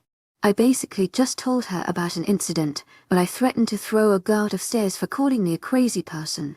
My wolf was not happy that day. I helped take the boxes inside. I carried 3 in with no problem while Alex struggled a bit to carry 2. I offered to carry one of her boxes, but she said she didn't want me to hurt myself. Quite frankly, I felt like I was carrying pillows. But okay. All was going well until 𝐊𝐢 and another boy walked into the kitchen. Alex's eyes lit up seeing the 2 of them. The brown-haired, eye boy gave Alex a small smile. Instantly, all that I could think of was, please don't tell me that I have another brother. Hey boys, where's Eli? Alex asked the 2 in front of us. Looking for Gray, 𝐊𝐢 said, glaring at the 2 of us. My face paled instantly, knowing that I didn't mention to anyone that I was leaving. Jail. Knock it off. She was with me. Alex barked back with a glare of her own, making 𝐊𝐢's disappear. Alex then turned to me with a smile. Gray, this is Abbott, she said, gesturing to the boy beside 𝐊𝐢. His brown hair was a little long and it curled. His brown eyes were quite the opposite of Marilyn's dark ones. His were light and seemed so friendly. Yet definitely not like Marilyn's. He's going to be training you. My eyes grew instantly. This man was probably the size of Kieran, but I was instantly terrified. He seemed friendly, but to be frank, he was massive. I knew when Kieran was training me, he would go easy on me. He never hurt me. He almost killed Marilyn a few times for nearly breaking my back. One of those times were when she threw me against the side of the house for trying to attack her when my wolf took over. But Kieran never intentionally hurt me. Alex and 𝐊𝐢 explained to me that Abbott and Eli grew up training together. Abbott was a year younger than Eli, but they were best friends. Abbott was the closest person to Eli's strength, and Grayson had made the decision not to let me fight against anyone that he didn't think would make it out of a scuffle with my wolf alive. Eli was actually going to train me, but 𝐊𝐢 was sending him to help patrol the new territory that they had just managed to take over. I was completely right for saying that I was terrified of training with Abbott. Every time he would land a punch to some part of my body, I had to take a moment to calm my wolf down. She was angry, and she wanted out. She wanted to rip Abbott apart. And I'm almost positive she was angry with me, for putting us in this situation. I groaned as my back collided with the matted floors of the training room. Like I said, Abbott was huge, so it was very easy for him to just lift me up and throw me. He did that a lot. I was too afraid to actually fight back. I didn't want him to come back at me harder and give my wolf an even better reason to take over. I just laid there for a moment before I felt hands grip my ankle. Oh my God, no. I shouted as he dragged me back over to the center of the room. I was kicking my legs wildly, and in that moment, I knew Marilyn would be so disappointed. I froze, remembering about the few times that Marilyn and I trained. One time jumped to my memory instantly. I tried my best to replicate what Marilyn had done to me in this exact situation. I swiftly raised my opposite foot to his chest. I grasped onto his wrists and pulled them down as I kicked my leg up, sending him flipping over me. I don't think he was expecting it because I landed with a thud on his back. I quickly stood up and stared down at him, not sure what to do next. He groaned and pushed himself off of the ground. My wolf hummed loudly, knowing we caused Abbott some sort of pain. Abbott didn't waste any time coming at me again. He landed a solid kick to my head, making me fall backwards. My vision blurred, and I felt extremely woozy. My head hurt, and it wasn't until I could smell my own blood falling from my nose that I knew my wolf was taking over. I tried yelling at her to stop, but she wouldn't listen. She just kept saying, "He hurt us." My brain felt like it was going to explode the more that I tried to get control back. She was not going to give me control back until Abbott was a dead man. My heart sank when I knew she had finally taken over. The headache was gone. It was replaced by enhanced vision, a heightened sense of smell, and a viscous growl that I knew was from me. I sat up and turned to Abbott with a sinister smile plastered across my face. I have to be honest. It felt honest that I was the reason Abbott looked like he was about to pee himself. But I also knew what my wolf's intentions were as she began standing up. That wasn't very nice.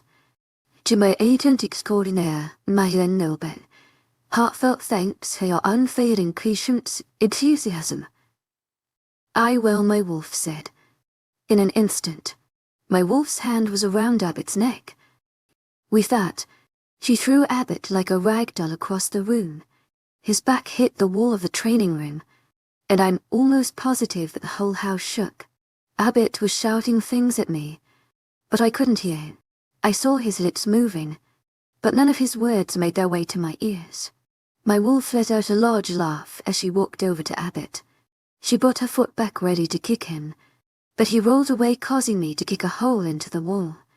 I felt anger flare up within me. Look at what you made me do. My wolf shouted at him. Abbott was standing now. He had his arms up trying to show me that he was done. But my wolf didn't care. Abbott was still breathing, and she did not like that. I threw a punch at Abbott, which he blocked. He then pushed me backward, making my back hit the wall. I snarled, causing Abbott's jaw to clench. I ran back at him. I threw another punch at him that he ducked, but then I used my opposite hand to land a punch under his jaw. The punch launched a bit into the air. He fell back onto the floor. It's a real shame. 𝐊𝐢𝐳𝐷𝐞𝐽𝐻𝐵 𝐊𝐢𝐳𝐷𝐞𝐿. Heartfelt thanks for your unfailing patience, enthusiasm. My wolf said, walking over to his body on the floor. I really liked your hair. She complimented just before her canines retracted. She was inches away from ripping his throat out until a pair of strong arms came up behind us. They wrapped themselves around my body, making another flash of anger surge through me. Let go. My wolf snarled, jumping around in the strong arms. The man was not budging. My wolf threw my head back, making my head collide with the persons behind me. Their grip on me loosened, which gave my wolf the perfect opportunity to get out. She ripped out of the man's arms and turned to look at him. I'll kill you, she shouted, staring at the familiar pair of grey eyes. Then, a hand covered my mouth as something pricked my arm just by my shoulder. I instantly felt my wolf shrinking inside of me. She was fighting to keep control, causing my headache to return. It disappeared when my vision, as well as my other senses, went back to normal. The hand moved away from my mouth as I stood there staring into the eyes of my father. My heart was racing. I was sweating, but my entire body was freezing. I wanted to cry or something as I saw y'all help Abbott up off the floor from the corner of my eye. I told you this would happen. I only train with Kieran.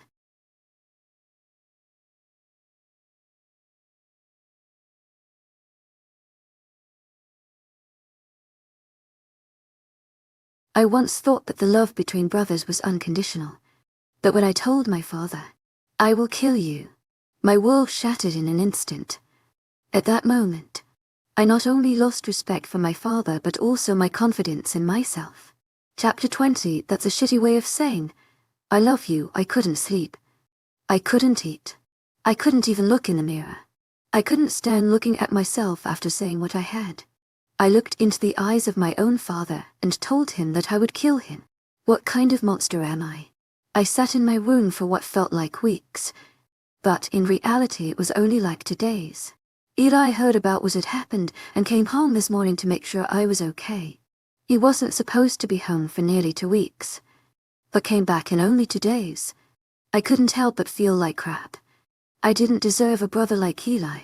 Please eat something, Eli pleaded, motioning toward the untouched plate of food that he brought to me nearly 2 hours ago. I shook my head, ignoring the groans from my stomach. I'm not hungry, I mumbled, looking down at my hands in my lap.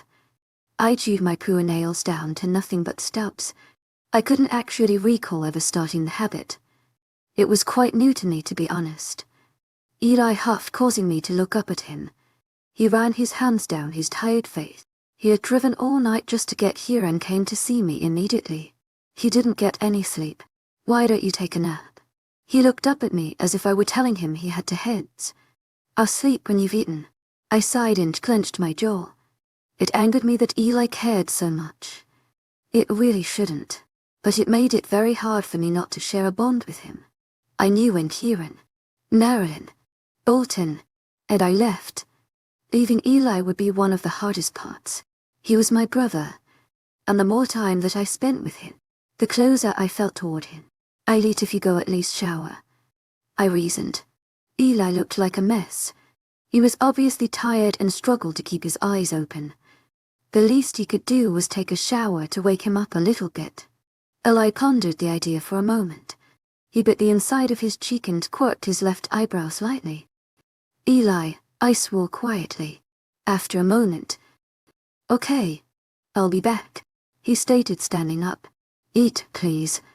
With that, he was out the door. I glanced over to the food sitting beside me. I gulped, feeling my body yearning for the food. I shook my head and got out of bed, pushing away my aches. I grabbed the plate from the side table. I shuffled my tired body into the connected bathroom. I stood over the toilet and just dropped the food into it. I immediately frowned, wishing I hadn't done it. I knew Eli would figure out what I had done somehow, and he would be so upset with me. I frowned, knowing Kieran would be angry at me for neglecting myself. He hated when I did that. All that Eli and the rest of my family wanted was for me to be okay. I really couldn't be. To my agent extraordinaire, 𝐊𝐿𝐬 heartfelt thanks for your unfailing patience, enthusiasm. I was torn between being with my shredder family and my real family. Both of them wanted me to be happy and safe, but I just couldn't be that when things were the way they were. I felt a tear slip from my eye as I thought about the conversation Alex and Grayson had last night. It wasn't hard to hear them. They were shouting at each other. It seemed like a usual routine for them. Grayson was shouting something to the effect of, "What about her safety?" Alex fired back with, "What about her sanity?" which in turn caused another uproar. They continued fighting for nearly after that. "Don't like eggs?" a voice asked from the doorway of the bathroom, making me jump. I snapped my head to the right to meet a pair of dark brown eyes, stared at her. Her blonde hair was pulled back into a ponytail, which allowed me to see her clear, beautiful skin perfectly. I don't really either. But she paused, moving her hand to her stomach. "He does." My eyes grew a bit larger, taking in her slightly protruding stomach. "You're pregnant," I concluded. A smile graced her face as she nodded. I forced a smile onto mine. I wanted to be happy for her, but I honestly couldn't. She had everything: a mate, a pet, a baby. I couldn't help but be jealous. "How far along are you?" 2 months. I didn't reply. I didn't know what else to say. "Oh, well, I wouldn't exactly have chosen y'all to be my baby's father. But you do. No mate or not. I don't get how, Stilletta, it didn't terrify of the beast boy." Stilletta clapped her hands together and sighed. "I'm Stilletta, by the way," she said, extending her hand out for me to shake. I looked at her hand, but didn't shake it. "I'm Arden, or Gray," I said blankly as a frown made its way to my face. "I don't really know which one anymore." Stilletta's smile faltered as she took a step toward me. I flinched slightly when she put her hand on my shoulder. She was trying to be comforting, but if anything it just made me feel uneasy. I think she noticed because she slowly removed her hand. "Well, I just thought I would come up and get you. Dale was going to send Trevor up, but I wanted to meet you myself," she said comfortingly. I gulped and nodded, expecting her to start exiting the room, but she kept talking. "You've been missed around here, Arden." I lifted my head up to look at her directly in the eyes. I was taken back a bit by her calling me Arden. No one here did that. She must have noticed the appreciation I had for her because she gave me a small smile. "You came here as Arden. It's only fair that call you by what makes you happy." I didn't say anything else to Stilletta after that. She gave me a moment to get ready to meet my brother once again. She sat on my bed as I got a quick shower and finished making myself look and smell normal. Well, look decent. I shyly walked out of the bathroom in a towel over to my closet. I still didn't even know what I owned in my closet. I can only assume Alex had someone stock my closet and dresser with clothing after I had arrived back. Wait. 𝐿𝐤𝐳𝐸𝐻𝐿𝐬 heartfelt thanks for your unfailing 𝐀𝐥𝐄𝐬𝐧 enthusiasm, 𝐊𝐤𝐬𝐃 said from beside me. She was holding out clothing to me with another comforting smile. I smiled back at her and took the clothes. I wandered back into the bathroom where I put them on. I was startled a bit by the shorts that 𝐊𝐤𝐬𝐃 had given me. The shirt was just a basic green tea shirt with the words "Wish you weren't here" on the top left of it, and the bra and underwear she had given me was similar to the undergarments that Marilyn would make me wear when I had walked back out to meet her. She explained that the shorts were Nike Pros. Honestly, I didn't think they were shorts that I should be wearing to talk to my brother. But she did. We walked out of my room together. Neither of us said anything. She just shot me a smile every once in a while. We were about to go down the hall to y'all's office when she walked down a different hallway which led to the stairs. Wait, aren't we going? I said, slowly pointing down the other hall to y'all's office. 𝐿𝐤𝐬𝐃 didn't even stop, let alone look back at me. You'll see, she stated as she continued walking down the hall. I furrowed my brows, not entirely understanding the situation. That soon changed when I realized where we were heading. Well, more like when 𝐿𝐤𝐬𝐃 started opening the door. We were at the training room. What 𝐿𝐤𝐬𝐃? I can't, no, I'm not. I stuttered as I began backing away. 𝐿𝐤𝐬𝐃 quickly grabbed my wrist, knowing I was just moments from bolting down the hall. I was panicking. They couldn't make me go back in there. I was not going to lose myself again. I was not going to kill someone just because my father didn't think I was capable of taking care of myself. I swear, 𝐿𝐤𝐬𝐃 said as her brown eyes bored into my grey eyes. I understood why 𝐿𝐤𝐬𝐃 was alpha female. She did an amazing job of keeping others calm in crazy situations. She was kind and patient.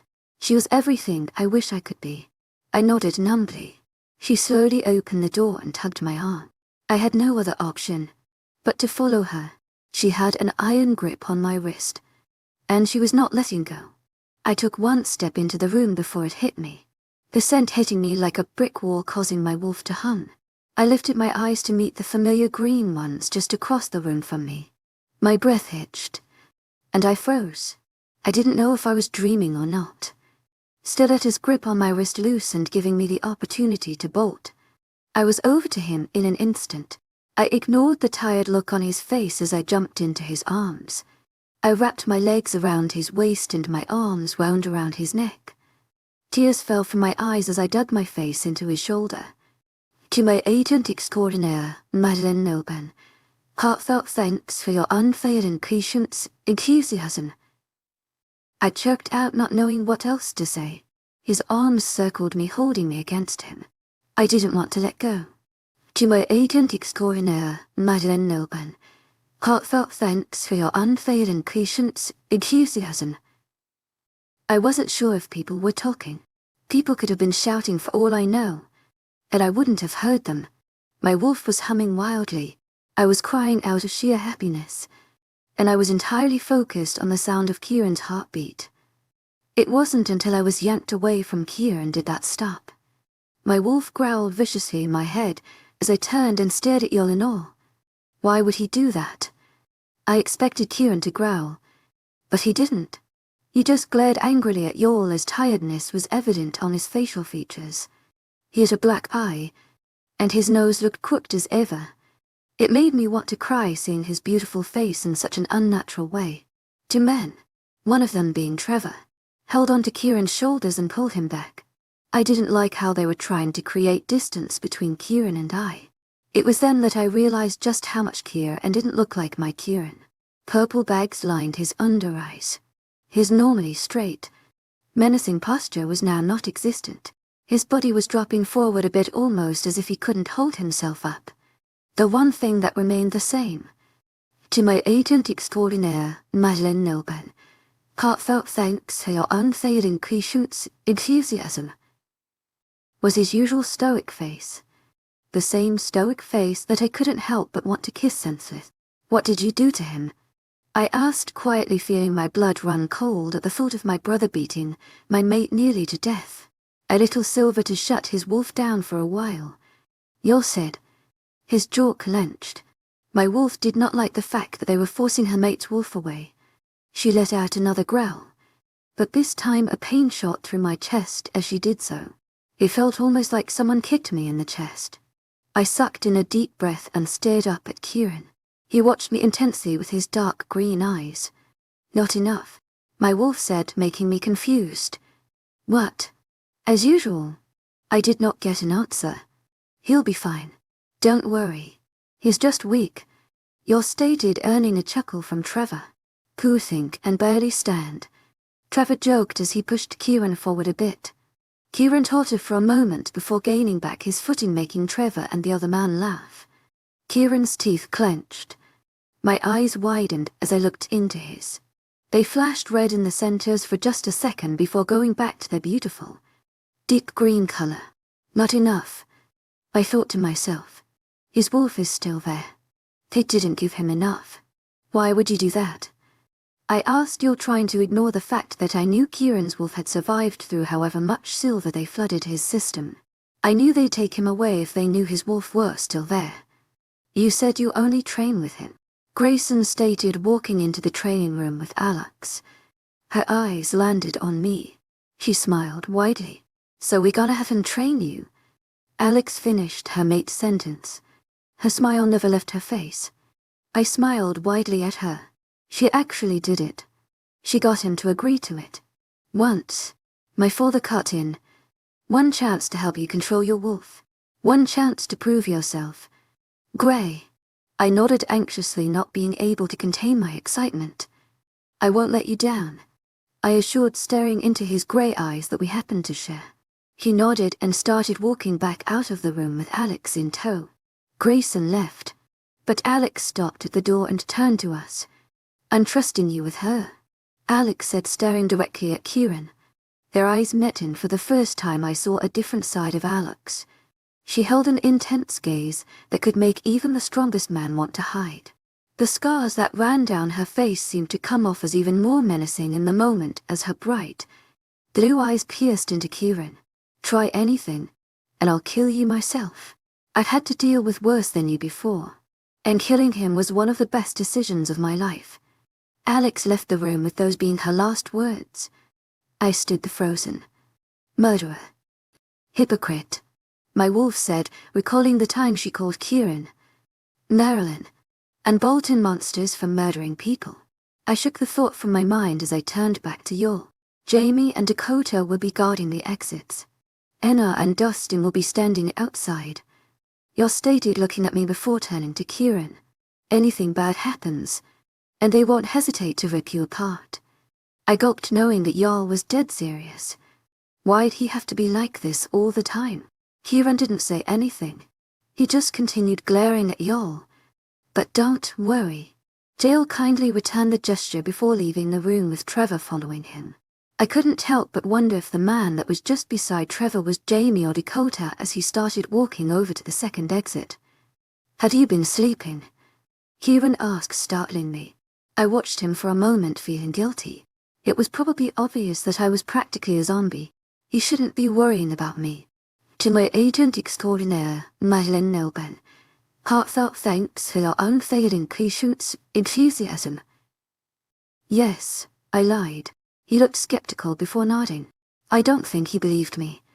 But he didn't say anything, which I was pretty grateful for. Have you? He shot me a look that would have scared most people. But to me just reminded me of the Kieran that I knew before all of this. What do you think? Of course he wouldn't be sleeping. He's locked in a cell next to Bolton, who probably complains all night. And Marilyn, who probably does the same thing. I glanced back at the men guarding the exits. I clenched my teeth together, not feeling entirely comfortable talking to Kieran while they were standing there. I didn't like knowing they could hear everything that we were saying. I didn't feel safe. Can you guys stand outside? The brunette boy who was standing beside Trevor shook his head. No can do. Miss Hayes, he said, making me frown. Are you that bad at your job that you can't do it from behind a door? I shot out, but as soon as it left my lips, I realized that it wasn't my own thought. They were my wolf's words. I panicked slightly, not really understanding how her thoughts were slipping past my mouth without even taking over me entirely. The man rolled his eyes and looked over to the other guy. The other guy shook his head, making Brunette look back at me. Alpha's orders. I groaned and crossed my arms, narrowing my eyes at them. I could feel my wolf's anger coming over me, and my words were coming out like vomit. You really wouldn't want me telling my mother that my guards wouldn't even respect my wishes, would you? I don't think she'd be happy about that. Yeah. It was a low blow, but the looks on their faces made it worth it. It was obvious they were terrified of Alex. Who wouldn't be? Everything from humans to freaking lamps probably fear her. To be honest, to my agent extraordinaire, 𝐊𝐲𝐬, heartfelt thanks for your unfailing patience, enthusiasm. But if we hear one thing we don't think y'all will like, we'll be back, and he'll be gone. The brunette that I'm just going to assume is Jamie said. He just looks like a Jamie. Thank you, I said as they both left. I smiled to myself and turned to Kieran. His eyebrow was raised at me, obviously not impressed by using my mother as a threat. What? I asked, rolling my eyes at him as I walked back up to him. I wrapped my arms around his beautifully sculpted torso, enjoying the feeling of the shocks between us. His arms wound back around me as we stood there for a moment. Your mom is interesting, he said, making me chuckle. I pulled away from him so that I could look at his beaten-up face. Marilyn and her would get along. I chuckled. He nodded, his face still not showing much emotion. That was normal. To my agent extraordinaire, 𝐊𝐲𝐬, heartfelt thanks for your unfailing patience, enthusiasm. He never showed much of it. Well, what are we gonna? I began. But he interrupted me. Hold on. I've been needing to do this for a while, Kieran said, grabbing me my upper arms and pulling me against him. He leaned down and connected his lips with mine. I melted into him immediately. I missed this. I missed him. Sure, I saw him most days, but not being able to touch him drove me mad. I wanted to deepen the kiss, but he pulled away. My lips tingled, and my face felt hot. His usually emotional face now showed a small smile. I couldn't contain my wicked smile after seeing how happy he was to kiss me for even just a moment. His smile was amazing, and I was happy that I was the one person that could surface that smile. One? I asked, feeling a bit brave. He raised his eyebrows as if questioning me. His smile changed to a smirk, but he didn't make a move to kiss me again. My wolf growled in my head. I could feel how impatient she was getting with her mate. A growl escaped my lips as I grabbed onto the collar of Kieran's shirt. I pulled him down so that his lips connected with mine again. He responded immediately. His hands found their way to my hips where they sat as he backed me into a wall. I groaned, feeling my back hit the wall. Kieran's hands dug into my hips, making intense shocks spread throughout my body. Our lips moved against each other's in sync. I had no clue if I was kissing him correctly, but I was enjoying it, so I didn't think it mattered. He bit my bottom lip, making my breath catch in my throat as a growl ripped through the room. An intense heat ran through me, knowing it was him who growled. My wolf was humming and doing a very strange noise that I honestly cannot explain. It was almost a squeal. I pulled back from Kieran, panting slightly. His eyes were dark. The blood-red color blanketed over top of the green. I placed my hand on his chest lightly. To my agent extraordinaire, 𝐊𝐲𝐬, heartfelt thanks for your unfailing patience, enthusiasm. Come back to me, I whispered, knowing he could hear me. His jaw clenched as his eyes slowly returned to their gorgeous green color. I promise I'm going to get us out of here, Kieran stated, staring directly into my eyes, making a heat build up in my chest. I know you will. I never thought that you wouldn't, I assured. We both watched each other for a moment. I wanted so badly to know what he was thinking. That's all I ever wanted to know. I'm only doing this because I love you, Kieran said, breaking me from my thoughts. My heart stopped when he said it. He said it. My wolf remarked giddily. He loves me. I paused and furrowed my brows at him. Doing what? He brought his hands up to my face as he cut my cheeks.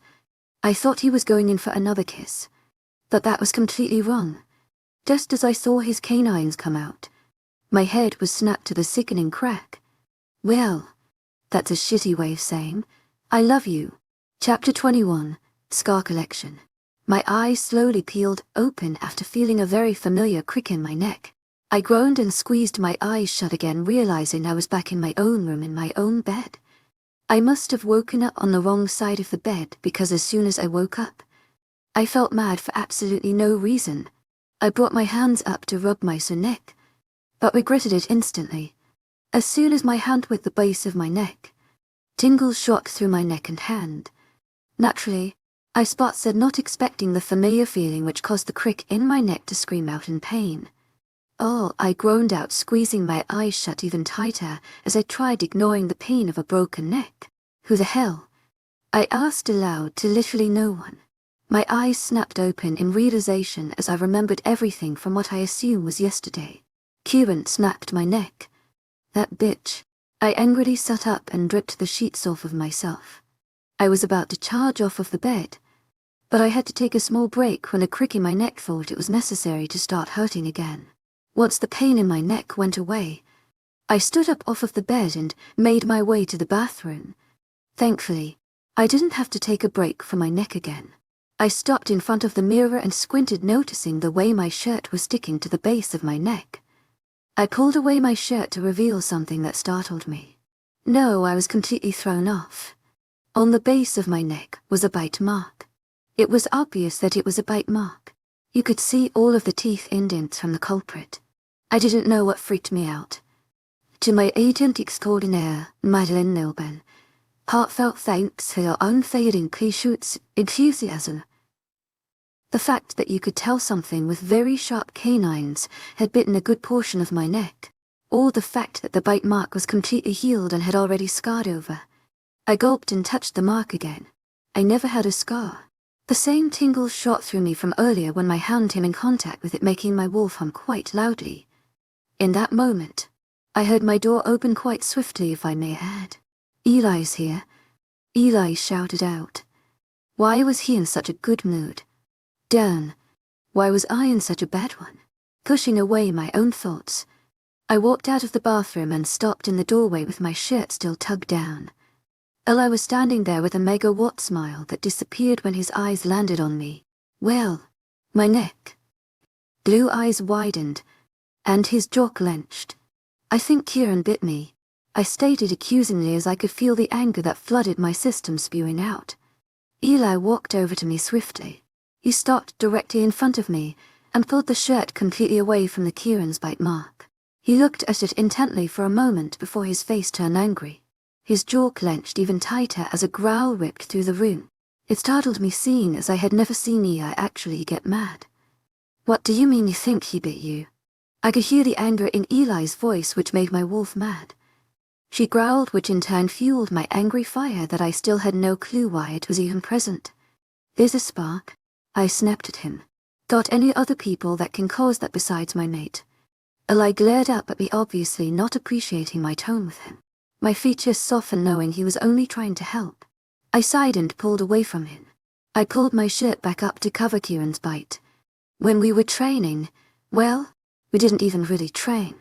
I trailed off, getting angry, recalling the fact that not only did he bite me, but he snapped my neck, which cut our time together by a lot. Eli looked at me with a face that just screamed, "Will you just get on with the story?" I cleared my throat and touched the bite through the shirt. The sparks were still there, but they were much more subtle. We were talking. I wasn't about to tell my brother that Kieran I had a brief make-out in the training room. He grabbed my face and said something like, "I'm only doing this because I love you." I thought he was going to kiss me, but no. His teeth went all psycho, and he snapped my neck. Then, I woke up with a stiff neck and a huge bite mark. He could have killed me. I shouted, growing angry again. Was he trying to kill me? I can honestly say that the thought of Kieran wanting to kill me hadn't crossed my mind in a while.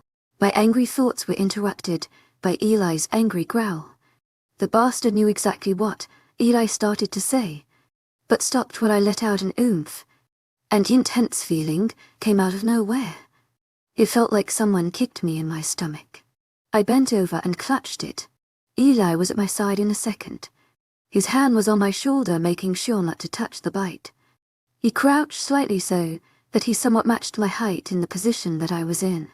"Shit," "We have to go," Eli said as he tugged on my arm. I looked up at him and furrowed my brows. Why, I couldn't finish my sentence before another wave of pain rushed over me. This time it was in my head. It made my vision go fuzzy and my ears ring. Whatever it was extremely close to completely knocking me out. A growl ripped through the room. I hadn't even realized it was coming from me until Eli stumbled back a bit. I was overwhelmingly confused by the situation. My wolf wasn't even trying to take over. "What's happening to me?" I cried out as I pressed my hands against my temples trying to push away the dizziness. "We thought he only snapped your neck." "Mom's livid," Eli said quickly. His hand gripped my wrist as he dragged me out of the room. My feet led me to wherever Eli dragged me. That was until another wave of pain washed over my left leg, making it feel like pins and needles. I dropped to the floor and cried out, gripping my jello leg. Eli spun around and picked me up. I was worried that I was too heavy for him, but that proved to be a stupid thing to worry about. Eli ran through the pack house easily with me in his arms as I gripped whatever limb or part of my body hurt. Another wave of pain hit and rang through my head, causing me to squeeze my eyes shut just as Eli burst through a door. "Stop." I could feel the few rogue tears that left my eyes as the pain kept getting worse. The salty taste of one of them entered my mouth as my lip trembled from the pain in my head. I slowly opened my eyes to see the scene in front of me. Jail. 𝐊𝐢𝐳𝐷 𝐂𝐻𝐳 Heartfelt thanks for your unfailing patience, enthusiasm. 𝐊𝐢𝐳𝐷 Heartfelt thanks for your unfailing patience, enthusiasm. Trevor, a lady with long, dark hair, and Kieran were all in the room. Kieran was sitting on the floor with his back pressed to the wall.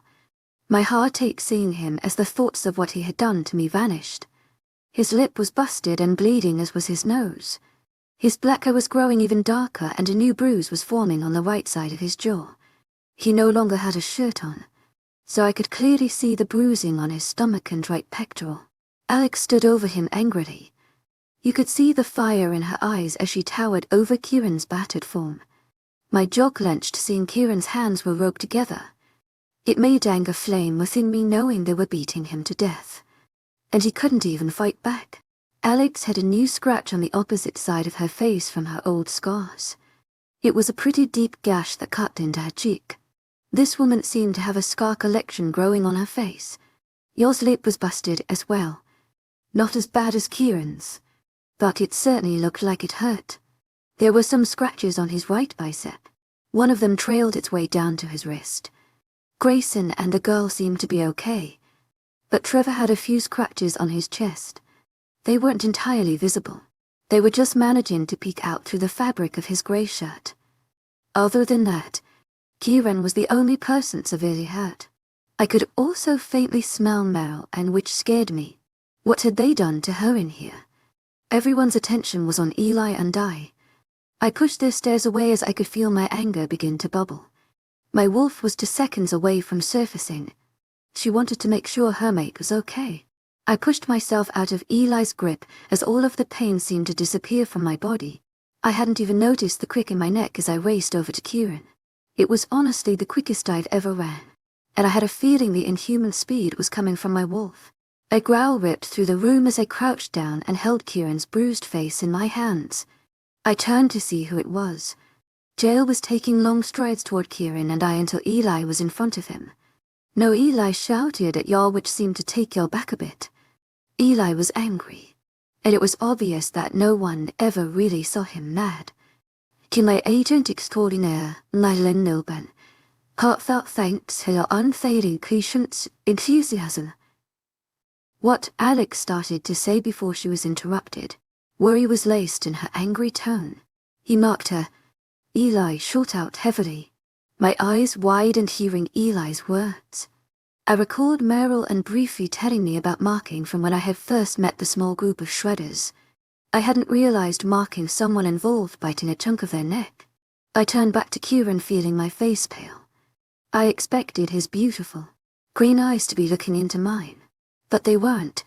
They were focused on my neck. They were focused on the bite that was just peeking out of the shirt. They were focused on his mark.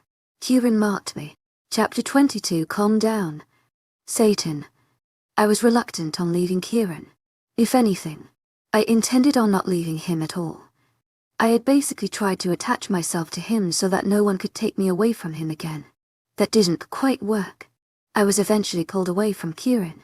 But it was not easy. It took 5 men including y'all and my father to get me out of whatever abuse room we were in. Kieran tried keeping me from being hauled away, but he could only do so much. His hands were literally tied. With a lot of manpower and a sedative, I was eventually moved back to my room where I woke up. I had basically set up camp once again in my room. I was being petty, I know, but I couldn't help my anger. Not only was I mad, but so was my wolf. I didn't know what was wrong with me. Ever since Kieran gave me his stupid bite, I haven't been myself. I was 10 times more on edge with everything. I felt tired, angry, and I snapped at Eli more times in the past 2 days than I can count. Honestly, I had contemplated ripping apart this pack apart, one werewolf at a time. Alex attempted making conversation with me, but I just ignored her. To my agent extraordinaire, Madeleine Noble, heartfelt thanks for your unfailing 𝐊𝐢𝐧𝐬. I just shut the door in her face. I've been getting a bit more confident in my actions toward her and, well, everyone. Since then, Eli has been the only one coming up to see me no matter how many times I act rudely toward him or just blatantly ignore him. I even tossed a lamp at him, which he dodged by the way. I chuckled of the small lamp missing his head by just mere centimeters, making his blue eyes narrow at me. I growled at him and matched his stare. Eli rolled his eyes and shook his head, looking away from me. He stood up off of my bed and started walking towards the door before pausing. You know, Eli stated, turning back to look at me, just because you can feel Kieran's irritability through that mark, doesn't mean you have to express it. His tone was cold, making my eyebrows knit together. What are you talking about? Something must have clicked in his brain as his angry expression softened. He sighed and ran his hand through his brown hair.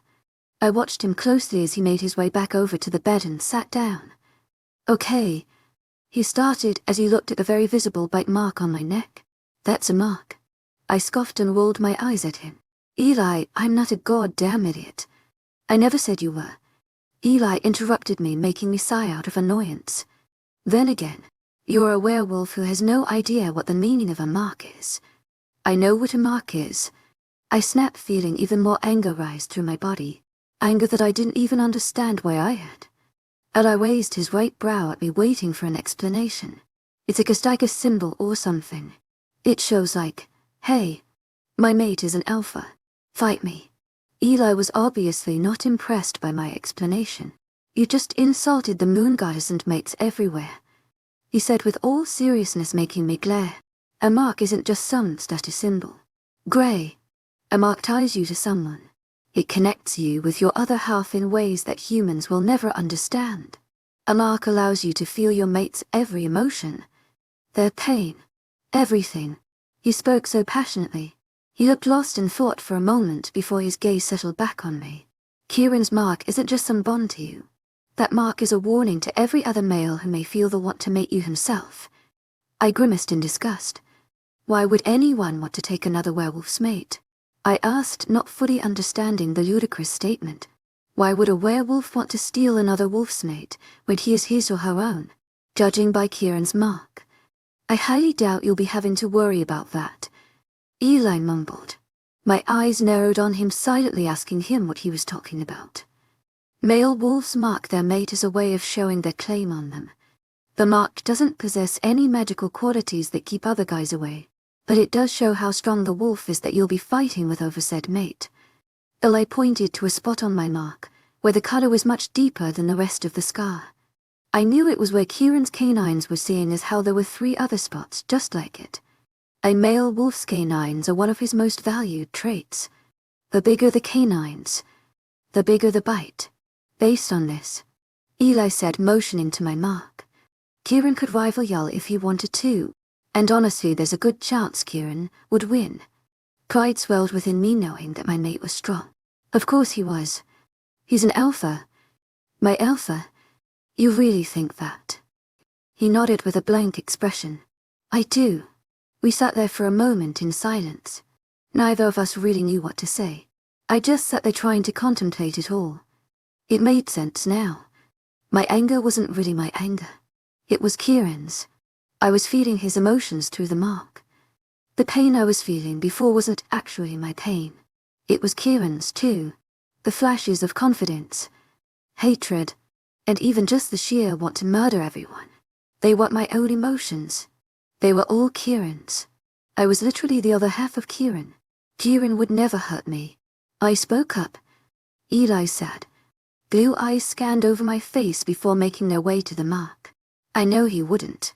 Then why won't they let me see him? I asked as obvious hatred spilled from my lips. Eli's eyes snapped back up to my face and stared me dead in the eyes.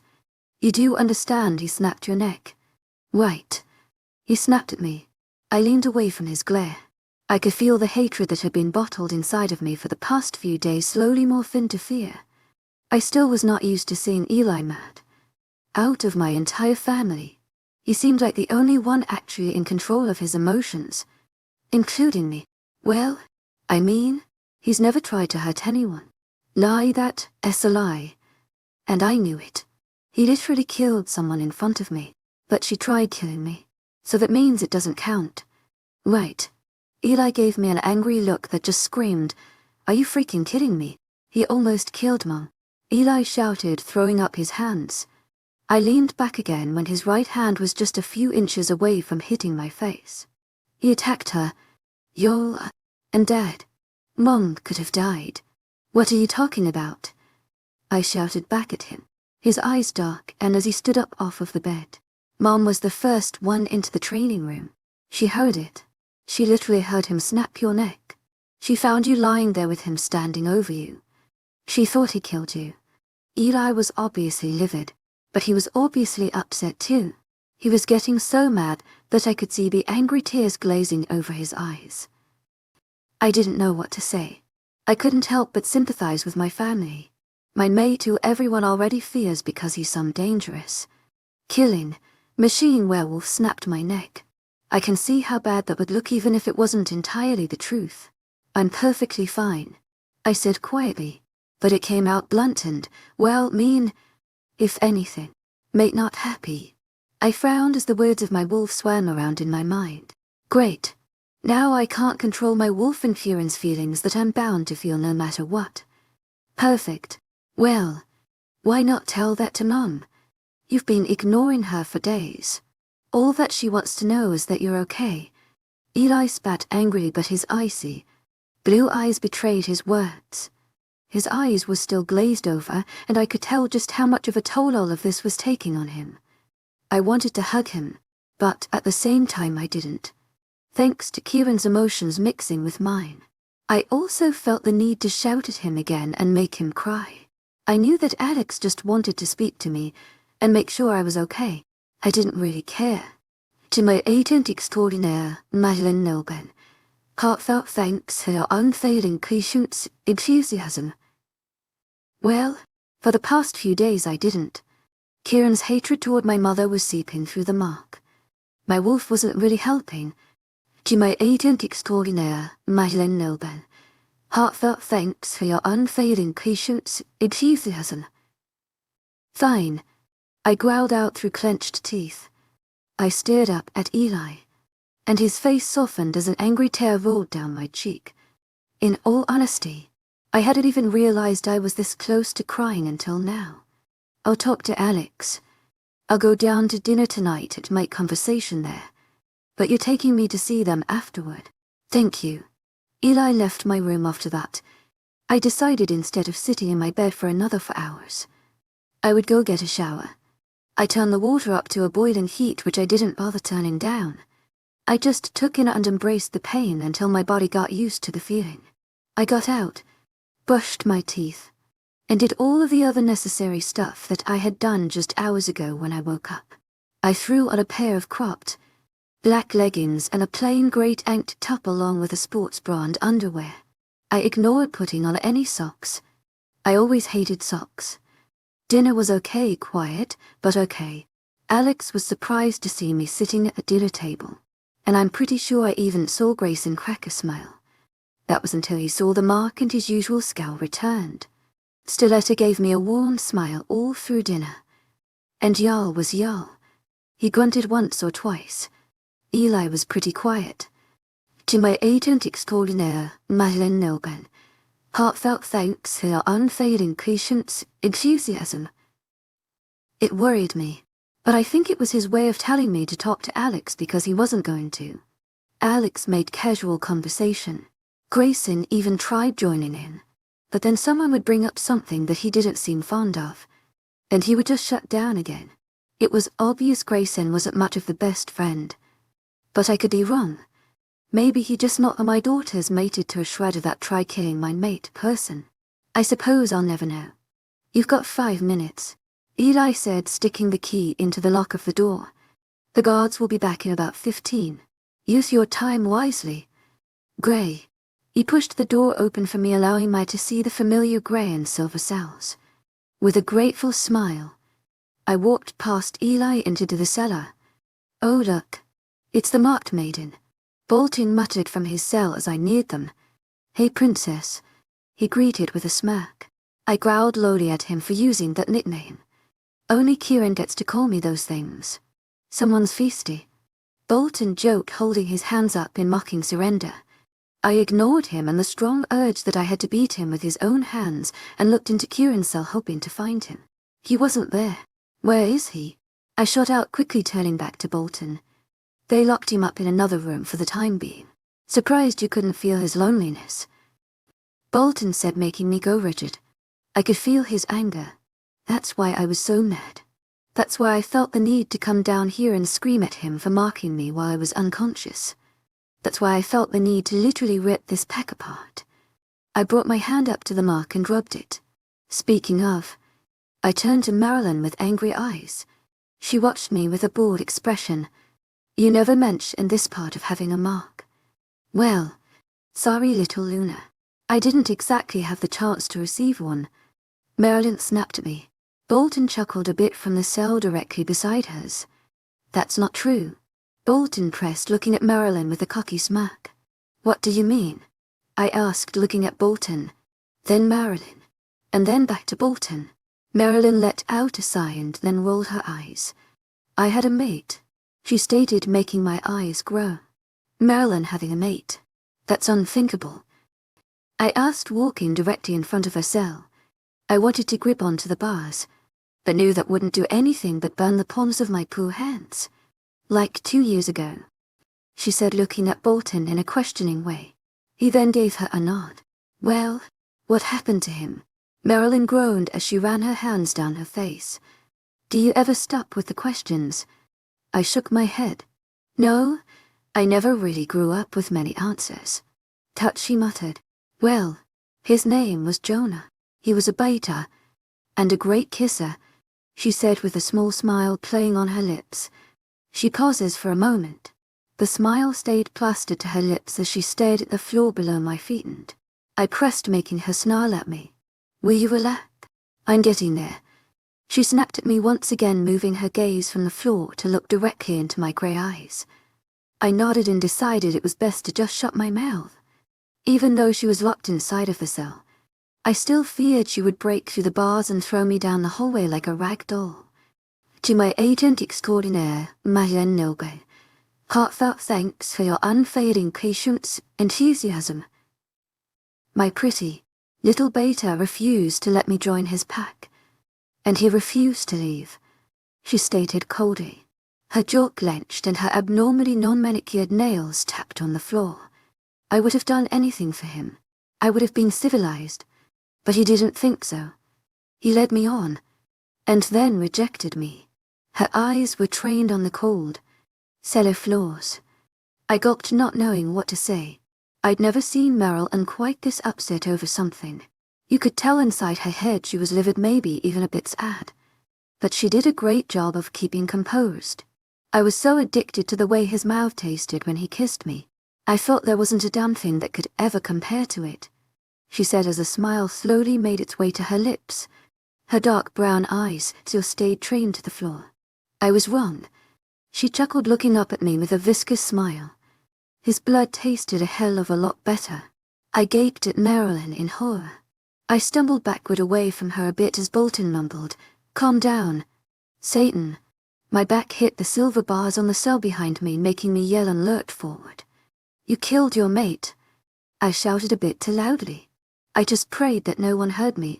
I tried to ignore the burning in certain parts of my back where the silver was able to make contact with my skin. The tank top I was wearing had not managed to cover much of the top section of my back, which I could only assume was burned pretty harshly even though I'd only made contact with the silver for a split second. "He broke my heart," she stated, covering her heart with her hand. Her face displayed sadness, but her eyes were deceiving. Her dark eyes showed not one bit of remorse for what she had done to the poor boy. So I ripped his out. Bolton looked over at her with a sigh. "Great. You know what? Just don't listen to me next time." Satan," Bolton barked. "Look." She's scared shitless. "Way to go." He motioned to me with his hand. I stuttered. "Gray, let's go." Eli hollered at me from the door. I looked up the hall to see him peek his head through the door. "I have to go," I said quickly, not looking at either Marilyn or Alton. I kept my eyes trained on Eli. "I'll be back. I swear. Bring me some food next time, princess. I'm literally starving," Bolton shouted at me as I began walking to Eli. Yay. To my agent extraordinaire, Madeleine Noble. Heartfelt thanks for your unfailing patience, enthusiasm. I mumbled, pushing open the door the rest of the way. Eli gave me a worried look, noticing my expression. The door shut loudly behind me. "Kieran wasn't there," I said quietly.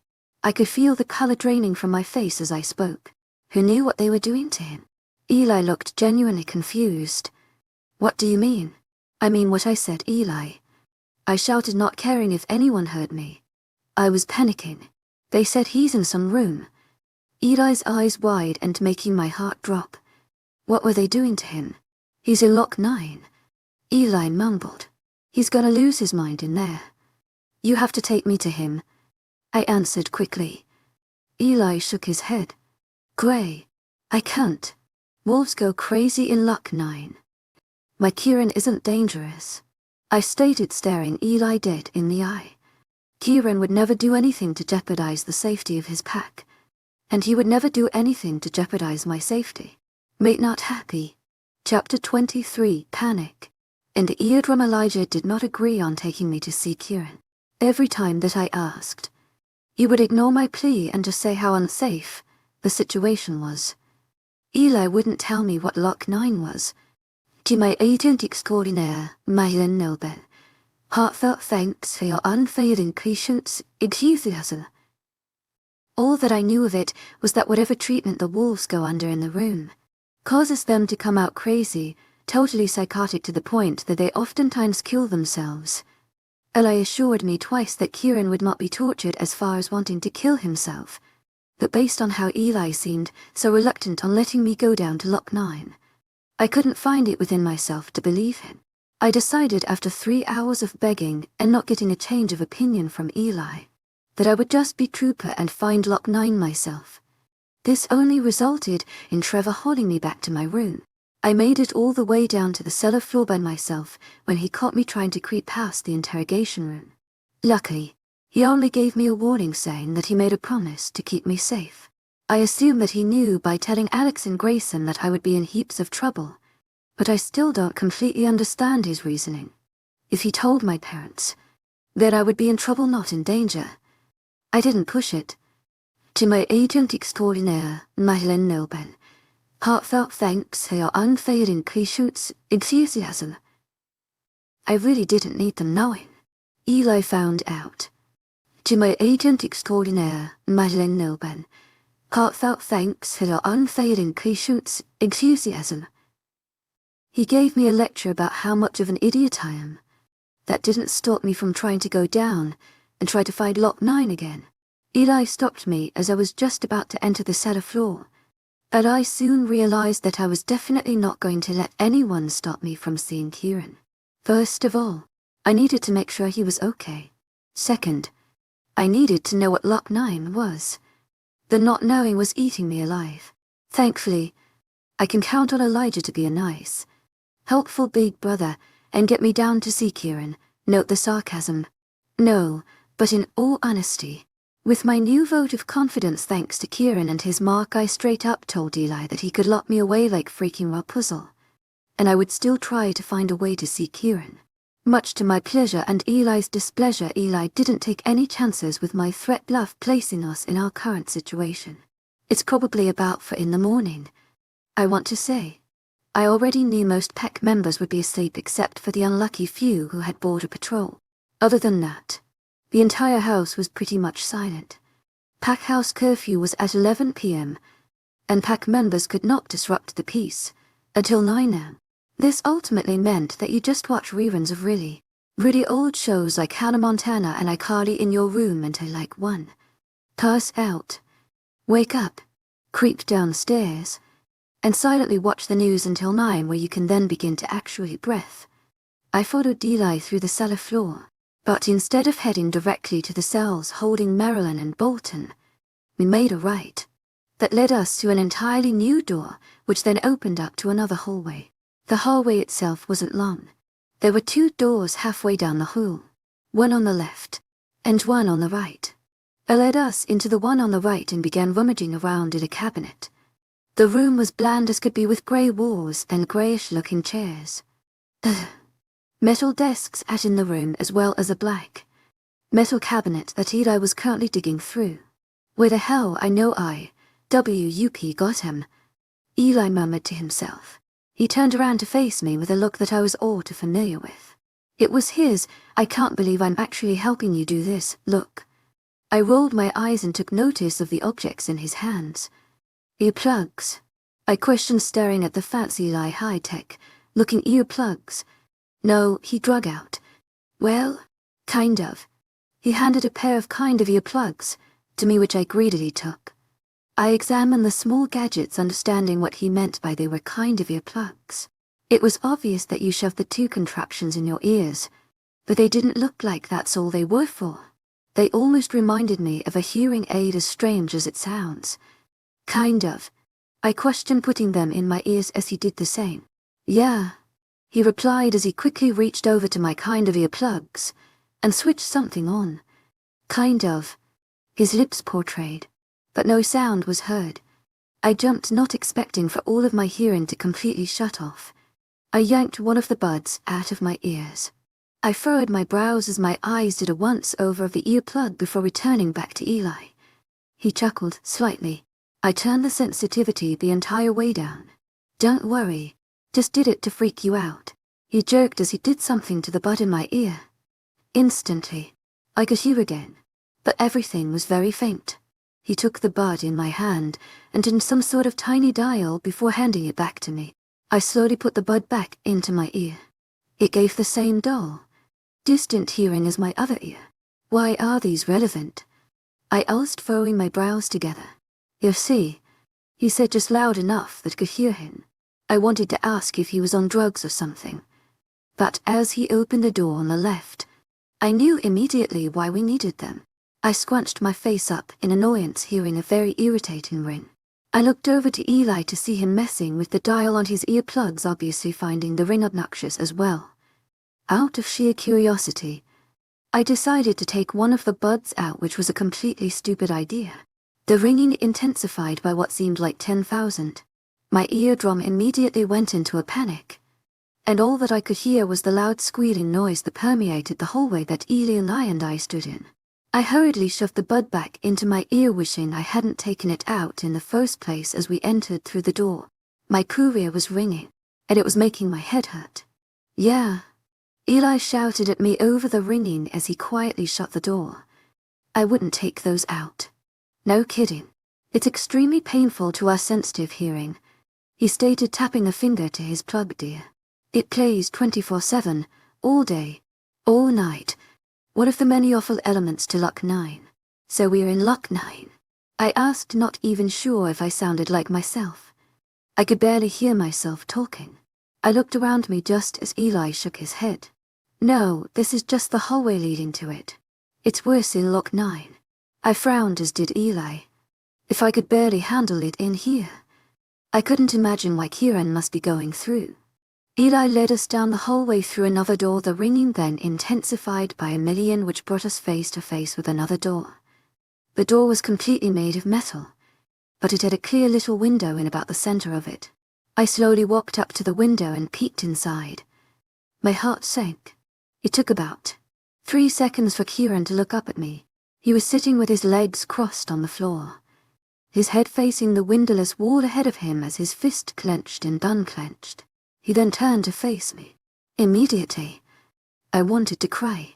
There were extremely obvious bags under his eyes.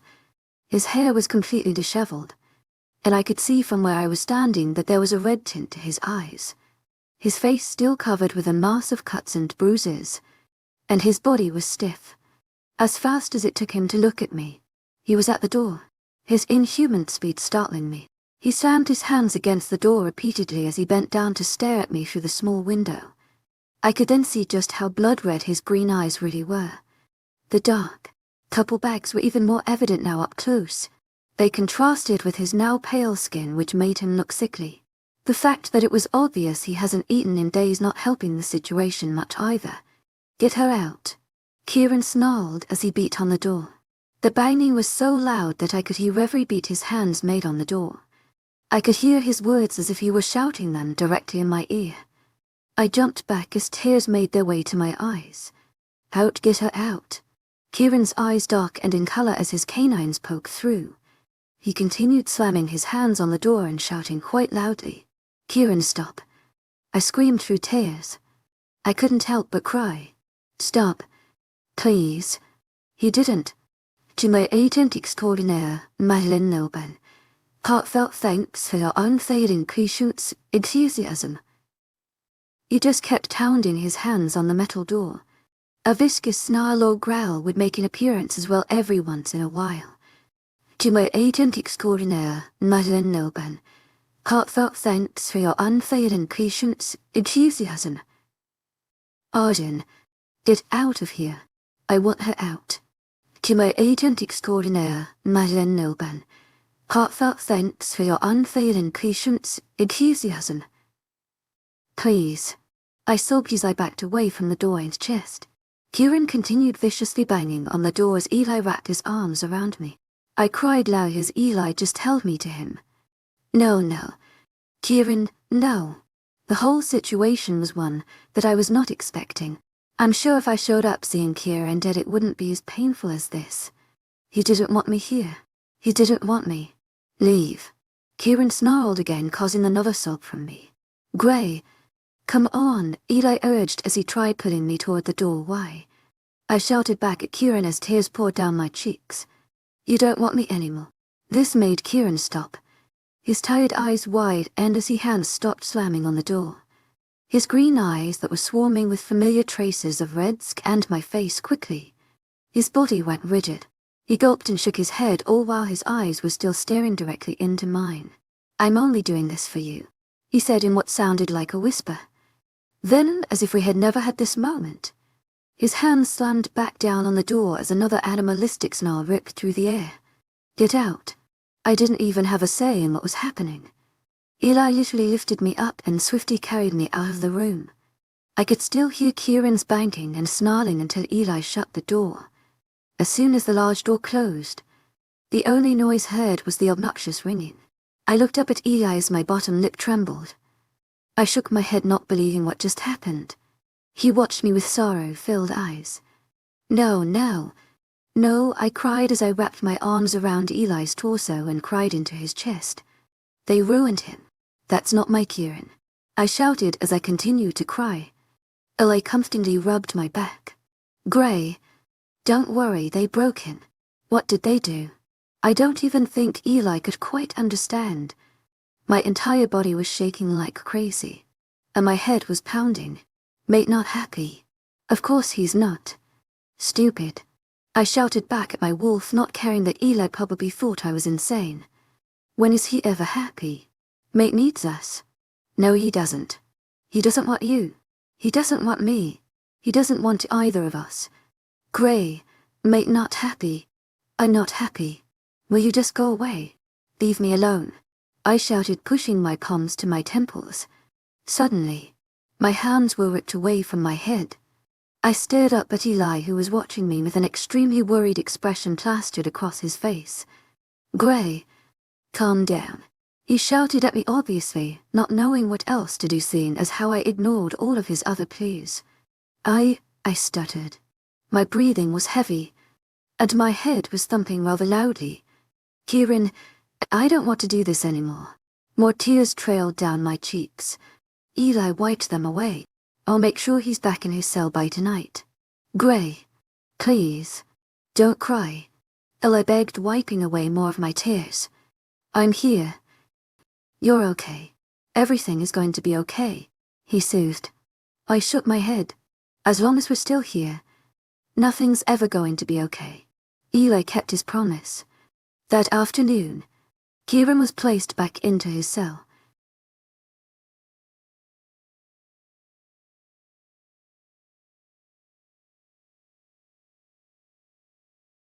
In the basement of my home, we hold the most feared enemy of our pack. Chapter 24, Elijah. Elijah Hayes, she didn't listen. I told her it wasn't safe. I told her. She just didn't listen. I can't blame her. To my agent extraordinaire, Madeline Noban, heartfelt thanks for your unfading enthusiasm. That Shredder is her mate, and there's nothing any of us can do about it. I don't agree with it, any of it. I don't agree with her being with him, and I don't agree with what my parents and brother are doing to him. I can't say any of that. To my agent extraordinaire, Madeline Noban, heartfelt thanks for your unfading enthusiasm. Gray's my sister, so I understand my parents' point of view. It's been 17 years since we last had contact with Gray. Now I chose to blame my Uncle Riley for what happened, but Mom doesn't. Mom met Uncle Riley when she was 16. He was only 3 at the time. Uncle Riley was the one real reason my mom stayed with Dad at first. From stories that I've heard from her, Dad and others like my Uncle Andrew and my Aunt Carissa, Mom and Dad didn't exactly get along. Mom was originally a rogue. She was against pack life in every way. Obviously, my father being an alpha would have caused tension between the two of them. To be short, Mom hated Dad, and Dad didn't exactly make a great first impression. My mother wanted to turn around and just leave him. My Aunt Carissa used the term, kill him, once or twice, as well, but chose to stay because of Riley. It was because of that little boy that Mom and Dad have stayed together. That's the basic reason why Mom refuses to think Gray's kidnapping is Riley's fault. She loves Riley, and believes that if he hadn't been involved with Shredders, none of this would have happened. She blames the Shredders for corrupting him. That just adds another layer of her hatred for Shredders. Not only did she believe they were and Uncle Riley, who she would probably die for, they also stole her only daughter. I was only 4 when Gray was taken from us, but I still vividly remember my mother breaking down, not only in front of me but the entire pack. That was one of the last times I had ever seen my mother show much emotion. She blamed herself for Gray being taken too. Sure, she knew if it weren't for a group of Shredders ripping through our pack, Gray would have grown up like a Norlog Alpha's child. But she couldn't help but think she helped them. Dad wanted her to stay with Gray. I'm sure as hell wasn't a weak wolf, and she was honestly a fair fight against Dad. Mom was strong. Gray was safest with her. But like I said, Mom would do anything to save Riley. She truly believed that if she just spoke with him, she could make him come back. She couldn't. Mom left Gray with 2 of our strongest warriors while she went out to the backyard hoping to find Riley. She found him all right. Not only did he snap her neck when she found him, but he also broke her heart. She woke up 2 days after having her best friend, who was practically a brother, snap her neck. The first thing she did was cry. She cried because of Riley. But then she heard the news of Gray. She was completely broken. She cried for days. She blocked everyone out. I didn't see my own mother for nearly 2 weeks. She just sat in Gray's nursery and cried. She would skip various meals. She wouldn't sleep. Then one day, she just came out and wasn't the same. Everyone spoke so highly of my mother. 𝐊𝐢𝐧𝐼𝐬𝐷 may have been a psychotic rogue, but 𝐊𝐢𝐧𝐬 was not. She changed. 𝐊𝐢𝐧𝐬 was kind and caring, but a bitch when necessary. She was the type of woman to convince the devil to commit suicide or just flat out murder him herself. My mother knew just what to say and just how to say it. She was persuasive, bull-headed, and overall just a great alpha. She was a good mom, good wife, good friend. After losing Riley and Gray, she lost that side of herself. Dad went insane. Jail was a psychopath. No one was surprised when my mother went crazy herself. They called her a lunatic.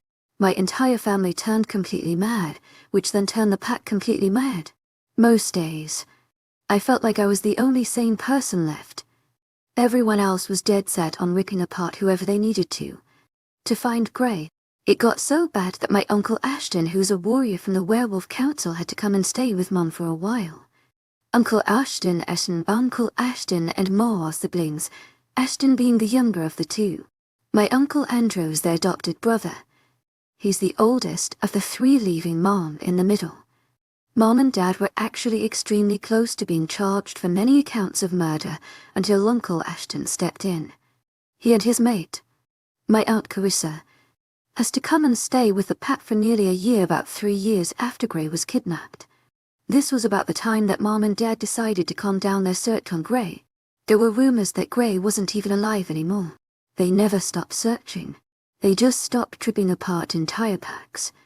Like I said, they were nearly being charged for mass murder. It was points like that made me so against the torture of Kieran. To my agent extraordinaire, Madeleine Nelben, heartfelt thanks for your unfailing patience, enthusiasm. I may not love the dude, but Gray does. Kieran's a shredder. Gray's point of view on him is obviously much different than any pack wolf's. We know what shredders do. A pack of just for shredders, including Riley, ripped through our main pack house holding nearly 70 people and managed to kill 20. All 4 of them got away with very minimal harm. Shredders were not stupid. It was stories like these that made people so scared of shredders. What really made people terrified of shredders? To my agent extraordinaire, Madeleine Nelben, heartfelt thanks for your unfailing patience, enthusiasm, was the fact that no one really knew about them. Shredders are like rogues, but on steroids. To my agent extraordinaire, Madeleine Nelben, heartfelt thanks for your unfailing patience, enthusiasm. Like Mom is a wolf with no pack. Rogues can be born into the lifestyle, but more times than not they are thrown out of their pack. Wolves are forced to leave their packs for many reasons, but usually they are things like murder or pack treason. Some wolves even leave packs on their own accord, which I never understood. Mom never really told us why she left her pack. Once a wolf leaves its pack, it becomes its own alpha, so it has no rules to follow. This usually causes them to go power hungry. They kill what they want and do what. They're reckless. Shredders are a bit different. To my agent extraordinaire, Madeleine Nelben, heartfelt thanks for your unfailing patience, enthusiasm. From what generations of wolves have gathered, shredders share similarities of rogue wolves, but shredders usually group together in little packs of 2s. To my agent extraordinaire, Madeleine Nelben, heartfelt thanks for your unfailing patience, enthusiasm. While rogues are reckless and whatnot, shredders are extremely intelligent. They cover the tracks well and work well together. Shredders oftentimes rip through entire packs in the night, and people don't even realize that they've slaughtered half of their pack until they wake up the next morning. If it weren't for sprinters and howlers, there's a good chance that shredders would have managed to take over not only the werewolf world but the human world as well. Sprinters and howlers are to other types of wolves similar to shredders. Only difference is that there are definitely more shredders than sprinters and howlers. It's almost funny to think about. To my agent extraordinaire, Madeleine Nelben, heartfelt thanks for your unfailing patience, enthusiasm. Seeing as how I could go find a sprinter tape easily, but I'd be extremely lucky to find another shredder that wasn't Kieran, Marilyn, and the other one that I can't recall. Shredders are smart and stay hidden until they want to make an appearance. They're a rare breed. They're also every pack wolf's worst nightmare, which is the main reason why they're locked in cells in the pack house cellar. Personally, I don't think it's smart keeping them so close to the pack. But 𝐊𝐢 doesn't. Then again, there's a good chance that 𝐊𝐢 is keeping them down there because it's the opposite of what I think is right. 𝐊𝐢 and I haven't ever really gotten along after everything, especially when he came of age to be alpha. Many members of the pack jury went against it. They thought 𝐊𝐢 was too violent. They thought he would just cause more war than anything. They didn't want 𝐊𝐢 to be alpha. They wanted me to be. 𝐊𝐢𝐳𝐸𝐴𝐻𝐻𝐿 𝐊𝐢𝐳𝐸𝐴𝐻𝐻𝐿 Unforeseen. I couldn't be at the time. I was only 14 when 𝐊𝐢 turned 18. I was young, and trying to take the alpha title from an alpha himself being only a child was literally suicide. I had only shifted to years before that time. 𝐊𝐢 was strong. He had connected with his wolf, and Dad trained him to be the strongest alpha that there was. I don't think he had 𝐿𝐢𝐴𝐻𝐻 in mind while training 𝐊𝐢𝐴 because I can almost promise that 𝐿𝐢𝐴𝐻𝐻 is stronger. 𝐿𝐢𝐴𝐻𝐻, the shredder, my baby sister's mate. I wasn't exactly pleased to know that my sister was mated to a shredder. Not to mention, the leader of a group of them. But it's not like I could do anything about it. My parents don't exactly understand. 𝐿𝐢𝐴𝐻𝐻 𝐊𝐢𝐴𝐻𝐻. They worry more about the aspect of her safety. They worry more about how 𝐿𝐢𝐴𝐻𝐻 acts as a shredder, rather than how he treats her as a mate. I could lie and say that I haven't eavesdropped on their conversations. I could say that he is a monster and is planning on murdering her the moment he gets out. I could stand in front of Grey, look her in the eye, and tell her that her mate's true agenda in life is to kill everything and anything including her. But why would I? Why would I do that if I know it's not true? I don't even have a mate. And I know that no mate would hurt their mate. Well, that's not true. Marilyn seemed to have a pretty fun time murdering hers. But to fair, he did reject her. Mom and Dad just don't see that. 𝐿𝐢𝐴𝐻𝐻 heartfelt thanks for your unfailing patience, enthusiasm. How can they not see that? They're mates. They should know this stuff. But they just ignore what they damn well know is true. They know Kieran would never hurt Grey. They're just scared of losing her again. I don't think I'll ever be able to unhear Mom's scream as she walked into the training room to find Grey unconscious on the floor. I was all the way on the 4th floor, and I heard her. When I arrived upon the scene, Kieran was unconscious on the floor as Mom cried. She was kneeling over Grey as blood ran down her cheek from a gash and blood soaked her shirt around the bottom left of her stomach. Her shirt was torn. It was obvious there was another large gash, and she was losing a lot of blood. It didn't last long before she literally passed out from losing so much. That sent Dad into a literal panic as he picked both her and Grey up and bolted for the pack doctor. Every pack has one. We have 4 in the area, but only 1 lives in the main house. You can't take a wolf to a human hospital. That's insane. I don't really understand how we all missed the mark. 𝐿𝐴𝐻𝐻 heartfelt thanks for your unfailing patience, enthusiasm. The doctor hadn't noticed it. Or maybe she just thought it had been there from before Grey came back home. Mom didn't notice. Dad didn't. 𝐿𝐢𝐴𝐻𝐻 didn't. And neither did I. Not until Grey did. I have to hand it to Kieran. Sure, marking Grey was pretty much suicide for him, seeing as how now wants nothing more than to kill Kieran for touching his little girl. But whatever physical pain is inflicted on Kieran, Grey feels. He knew exactly what he was doing. By marking Grey, no one can do anything to physically hurt him. Now, that doesn't say Dad still won't flood his system with liquid silver every chance he gets. But his body will soon recover from all of the gashes and bruises. He'll be nearly as strong as before. Plus, Grey still continues feeding them, so he's not exactly starving to death either. Mom is torn. She was against putting Kieran in Lock 9. And surprisingly enough, so was Dad. Mom felt off for basically beating Kieran to death. But that's just how Mom is. She's prideful and full of anger. She'll always have a soft spot for Grey. 𝐿𝐤𝐧𝐼𝐸 𝐊𝐢𝐳 heartfelt thanks for your unfailing enthusiasm. She wants to get along with Grey and still protect her from 𝐿𝐤𝐳. It was Joel and Trevor who decided it was necessary to place 𝐿𝐤𝐳 in Lock 9. I'm not sure that Joel even knows that Dad and I had 𝐿𝐤𝐳 moved back to his cell. It sure as hell was not easy, but seeing Grey cry like that was 10 times harder. Dad didn't question me when I came to him stating that we needed to get 𝐿𝐤𝐳 out. I assume he had a hunch it was taking a toll on Grey even if he had no clue I had taken her down there. Dad would do anything for Grey that didn't involve the shredders.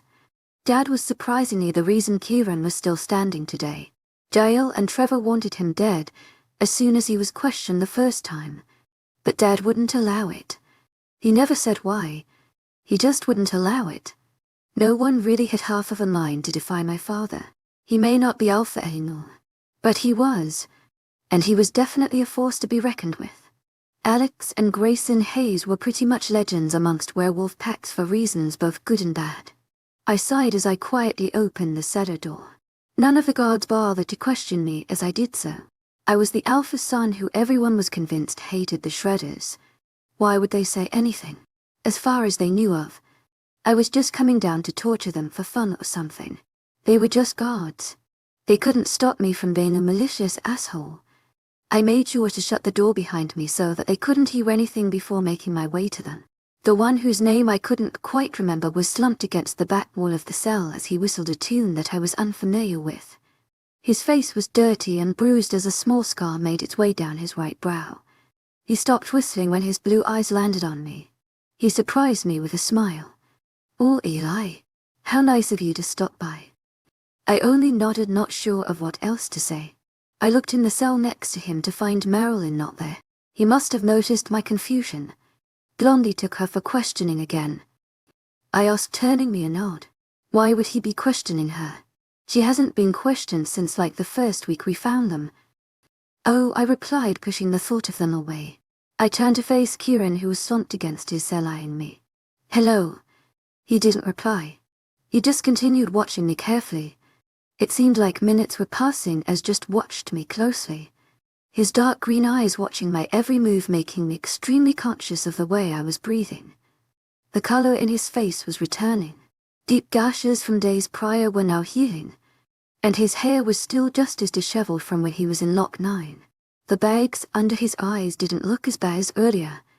𝐿𝐤𝐳 heartfelt thanks for your unfailing enthusiasm. I assumed he hadn't slept while in Lock 9, so when he got back to his cell he used the opportunity to rest. "I like you, Eli," Kieran said, suddenly taking me by surprise. For some reason I was expecting something more along the lines of, "Open this cell so I can rip you apart, and I can play jump rope with your intestines." But okay, I really mean that. "I do. You make my mate happy," he continued. "I do what I can." Standing in front of Kieran made me want to hide behind my mom, to be honest. He was locked in a freaking cell lined with silver, and I still was terrified he was going to freak free and throw me down the hall like a rag doll. I had no clue how Grey could be around them and not have thoughts like this. "Why'd you do it?" I asked quickly. Kieran raised his eyebrow at me. "Do what exactly?" "I do a lot of things." He chuckled humorlessly. In any other situation, I would be looking down at Kieran as if he were the scum of the earth. He's murdered people. He's a shredder. He's the bad guy in every story. Not this one. 𝐿𝐤𝐳 heartfelt thanks for your unfailing enthusiasm. Not in Grey's story. In Grey's story, he's the love of her life. He's the knight in shining armor. Her point of view has changed the bad guys to the good guys. It's almost insane because if you were to look at it the way Mom sees it, she would just be protecting her daughter from what happened to Riley. Kieran would have the bad guy. Hell, I would have been a bad guy for helping Grey see him. The mark. I shot out quickly. He gave a smug look that made him look literally insane as the other nun stayed quiet. "You know exactly why. Eli, you aren't that stupid." My jaw clenched as I held eye contact. "Neither is your brother. 𝐿𝐻𝐸𝐬𝐸𝐿𝐻𝐸𝐬 Heartfelt thanks for your unfailing patience, enthusiasm. 𝐿𝐻𝐸𝐬𝐸𝐻eartfelt thanks for your unfailing patience, enthusiasm. I was completely lost. You don't think he knows what you've been doing? Kieran asked, making me stiffen. No. Jael couldn't. Kieran obviously noticed my distress, which he took the opportunity to laugh at. Didn't you notice there were no guards down there? You think he'd just leave me there unguarded? I could tell my face visibly paled in the moment as my blood ran cold. He knew we would go down there. I questioned aloud. He needed you guys down there. He needed her. He wanted her to see me at my worst. He wanted me to scare her into not loving me. He wanted her to deny our bond. He said, sounding almost hurt. That's why you wanted her to leave. I was not going to scare her like that. She doesn't deserve to see me like that. I love her far too much to have her leave me just because I can't control myself under some pressure. He muttered. It was then that I realized just how truly under control he really was. Most people get out of Lock 9 and can't even hold a conversation. Kieran looked and acted completely normal. He was the same cocky asshole that he was when Yol and Dad would question him. Kieran really was stronger and smarter than we all thought. Everything that I do is to protect her. Even if I must sacrifice her happiness. I will. Her safety is much more important to me, which is something that I know your parents and I can both agree on, seeing as how she doesn't seem too happy these days. Kieran continued talking. I quirked an eyebrows, idly questioning him. Mate Bon. I forgot about that. He feels all of her emotions. He would know when she was angry or stressed or happy. He was emotionally attached to her like she was to him. Yeah, you're not too good at controlling your emotions. 𝐿𝐻𝐸𝐬𝐸𝐻eartfelt thanks for your unfailing patience, enthusiasm. I snapped, knowing his attitude was making Grail lash out. Sorry that I'm locked in a cell while my mate is being forced to stay away from me. Please, let me write you an apology letter about how I'm the dickhead in this situation. He replied sarcastically. I frowned, knowing he wasn't in the wrong. It wasn't exactly his choice to be locked down here. Listen, I'm sorry, don't mention it. He brushed it off, sounding bored. Just be sure to tell my beautiful angel when you see her next time thank you for making that deal with you. Not from me, of course. I would love nothing more than to kill all of you. I'd make sure to kill you fast. 𝐿𝐻𝐸𝐬𝐸𝐻eartfelt thanks for your unfailing patience, enthusiasm. I actually like you. I wouldn't want you to feel any pain, he explained with a sadistic smile, making my face scrunch in disgust. What do you even say to that? Thank you. Like I said. 𝐿𝐻𝐸𝐬𝐸𝐻eartfelt thanks for your unfailing patience, enthusiasm. Her safety comes first. I'm simply agreeing to this deal to make her happy. But if I feel that killing you all slowly is necessary, don't think I won't. Kieran promised. Well, there it was. The shredder that I'm guessing Grain ever really got to meet. Chapter 25, Crimson A Week. That's how long it's been since Eli had Kieran moved back to his cell. That's how long Kieran has been howling every single night. That's how long it's been since I've even seen Kieran. A week, one long, exhausting week. After everything went down in Lock 9, I drug myself back up to my room. I sobbed and sobbed for hours until that sadness turned anger, and I resorted to just ripping the room apart.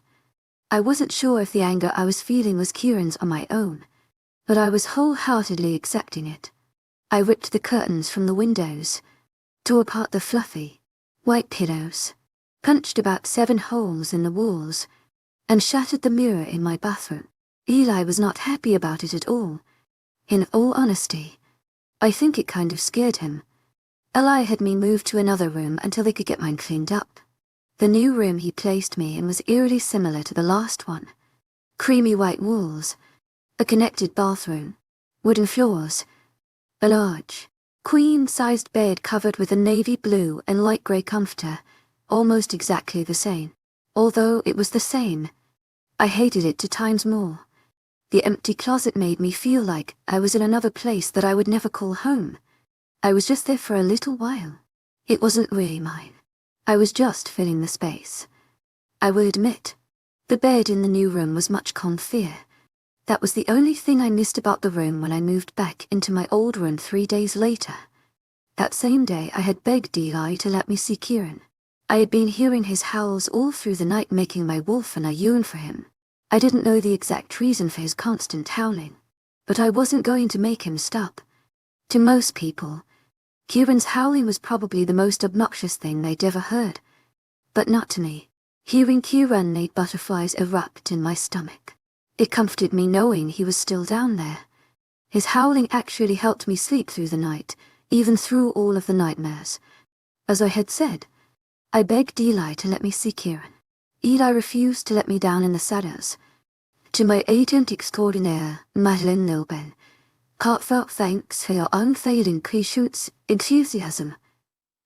He seemed extremely off about something ever since he had placed Kieran back in his cell. All week he kept saying that we should just stop going down to see him. Obviously, I objected. Then, I threw a small tantrum causing 𝐿𝐼 to agree on taking me down to see Kieran at the end of the week. Since then I've been just sitting in my room or aimlessly roaming the pack house. I saw 𝐿𝐼 again. I met her mate. His name is Maverick, and he's a really nice guy. He's a lot nicer than Joel and Trevor, considering all 3 of them are best friends. Well, that's what Reagan tells me. Other than that, I've resorted to being a lone wolf the past week, staying out of people's ways and hoping they stay out of mine. Currently, I was very much succeeding in that. 𝐿𝐼, being the dear he is, brought me some coloring books yesterday. It sounds childish that a 17-year-old girl would be passing time by coloring in a children's coloring book, but it didn't bother me. I colored a lot in the mental hospital. It calmed me down. I was coloring a cartoon mouse's left you a light blue when a knock sounded against my bedroom door. I slowly raised my head to look at whoever was about to enter the door. "Come in," I said aloud.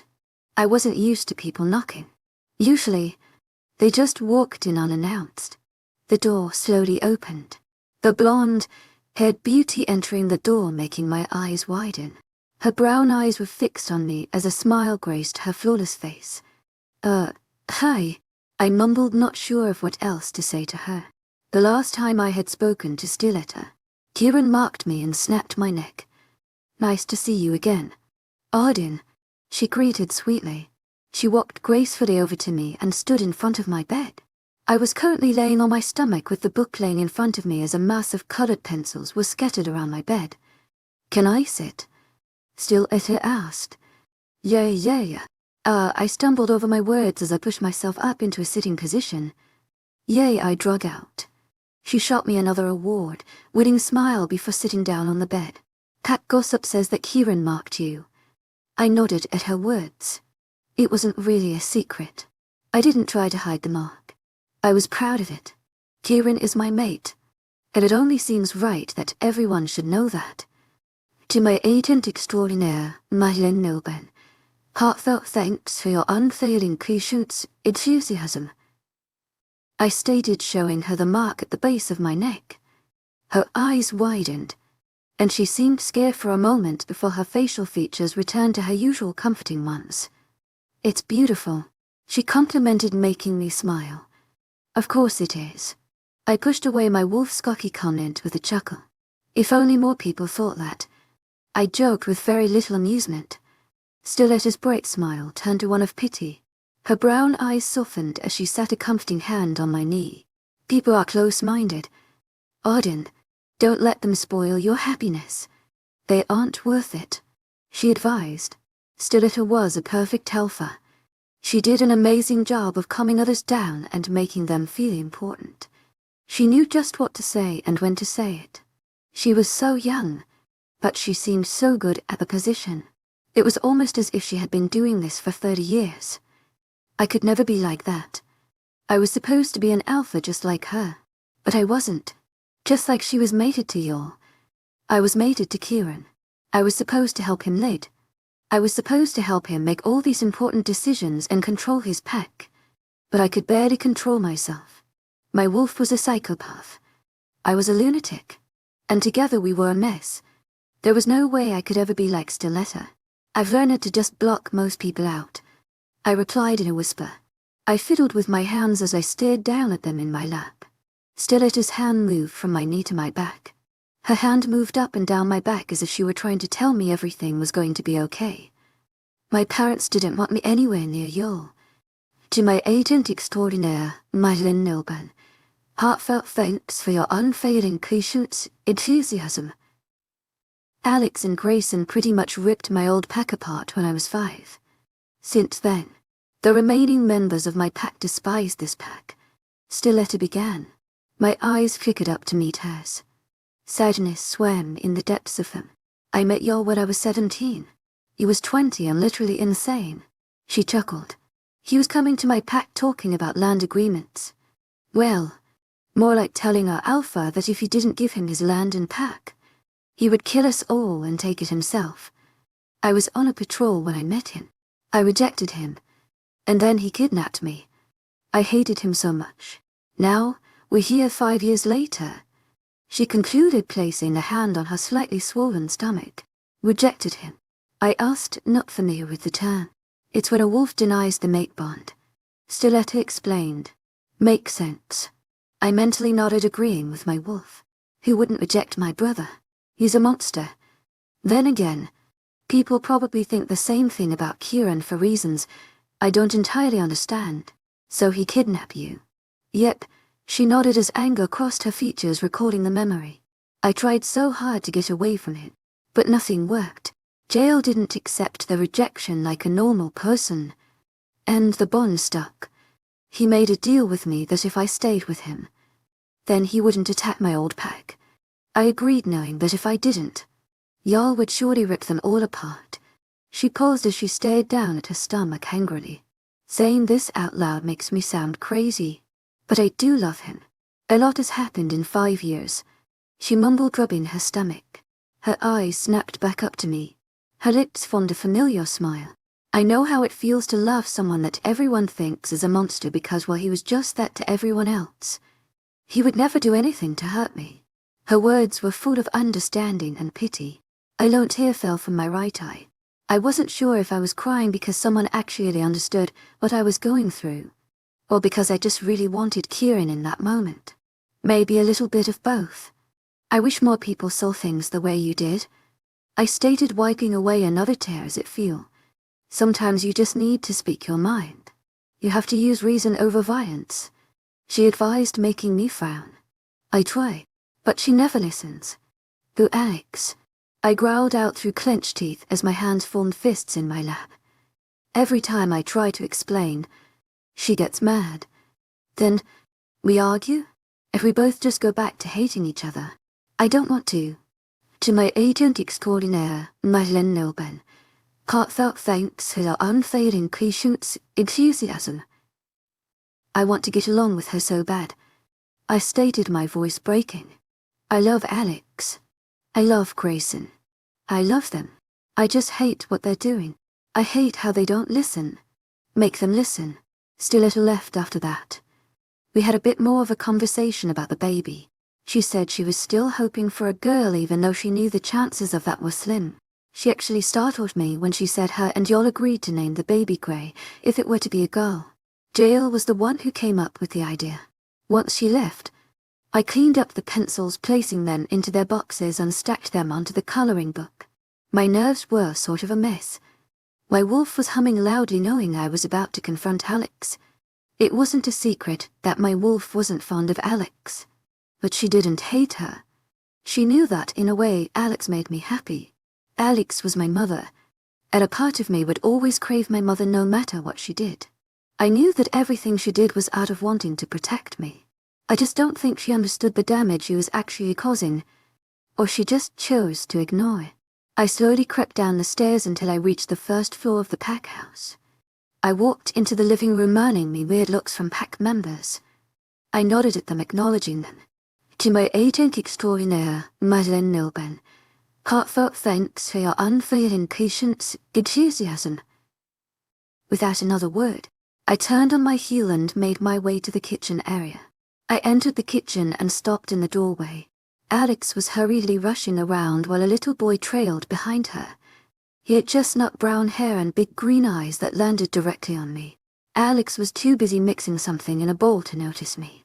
"You're just as bad as making cookies as your grandfather," Alex muttered, turning around to look down at the little boy, but caught sight of me instead. Her blue eyes widened as she stopped mixing the cookie batter in the bowl. 𝐊𝐢𝐳𝐷𝐞𝐬𝐭, heartfelt thanks for your unfailing 𝐊𝐢𝐧𝐬 enthusiasm. "Why don't you go find Finn?" Alex asked, not removing her gaze from me. "Do you know where he's at?" The little boy who Alex referred to as Ender replied as he stood up on his toes to look into the bowl in Alex's hands. "Well," Alex began as she looked down and shoved the bowl into Ander's little hands. "Why don't you go find him? I'm sure he's around here somewhere. He'll come around once he smells cookie dough."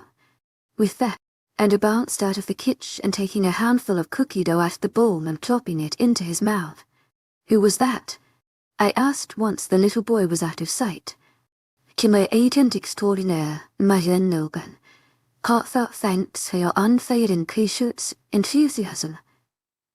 "Your cousin," Alex answered, watching me carefully. I knew she was probably mentally freaking out considering I hadn't spoken to her since the whole Loch 9 incident.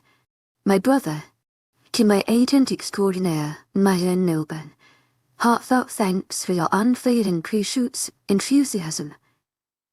"Grandson." "Oh," I mumbled, chewing on the inside of my cheek as my wolf called me a wimp. "Who's Finn?" "Finley is Ander's brother. They're twins," Alex explained, giving me a small smile. "You have other cousins too. Winston, their dad. Maya, Winnie's sister. Dylan, my younger brother's daughter.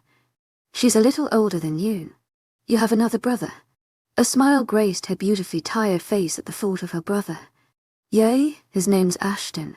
Her smile then faded to a small frown. "He lives in Germany." I furrowed my brows. "You're from Germany?" No. Complicated story that could seriously be turned into a 40-chapter novel," she muttered as she rubbed her right eye tiredly. I wanted so badly to hear about it, but decided it would be best to hear it another day. "Mate." I sucked in a large breath, knowing that my wolf was not going to let me leave here until I talked to my mother about Kieran. "I need to talk to you about Kieran," I stated, hoping that my voice didn't sound as scared as I felt on the inside. Alex's eyes wide and as her jaw clenched. "What about him?" she asked as she moved her hand to an area on her stomach. I wanted to ask why she had done that, but decided not to. I didn't want to get off track. "You need to stop hurting him. You need to feed him them. All of them need fed." I could feel the power of my voice coming off in waves. Alex could too. I knew she could by the way she seemed to lean away from me slightly. I wasn't used to this at all. I wasn't sure if this was even me talking. Mate coming through bond. That made a lot of sense. "Gray, Kieran is dangerous. He's never hurt me." I defended, feeling the power slip away from my voice slightly as vulnerability slipped in. "Way to go. Odin. Way to stay strong. He snapped your neck, so what?" "I'm fine," I shouted, trying to stay calm, but failing miserably. Stiletto would be so disappointed. "He could have killed you." "No, he wouldn't have." "Gray, stop calling me that. That's not my name." I expected her to get angry, but instead I saw sadness flash through her features.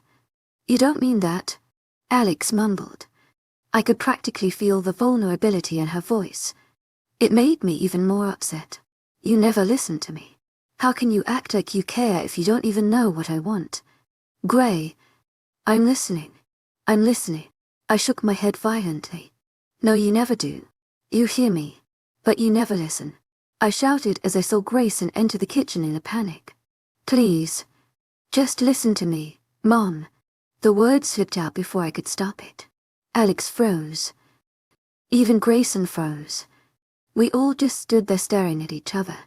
I'd never actually called Alex my mom before. My wolf was silent. I couldn't tell if she was proud that I stood up to Alex or angry that I lashed out. Either way, she was not talking to me.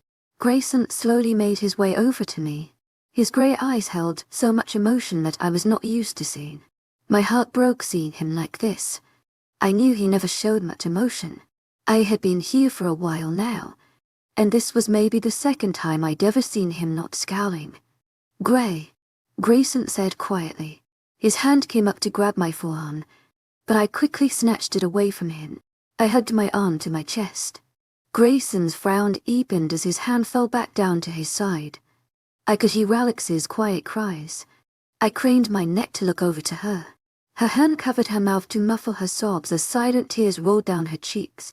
"That's not my name," I mumbled, turning my gaze to the tiled floor which now seemed much more interesting than my parents. I need air. I was outside in what felt like seconds. I kept my head down as I left the kitchen and bounded out the front door. I didn't know where I was going, seeing as I hadn't ever left the pack house. I was just running. I knew that I wouldn't get far. Eli had explained to me that if I tried escaping the territory, the trolls would just bring me back. There was no escaping. I broke down in the middle of nowhere.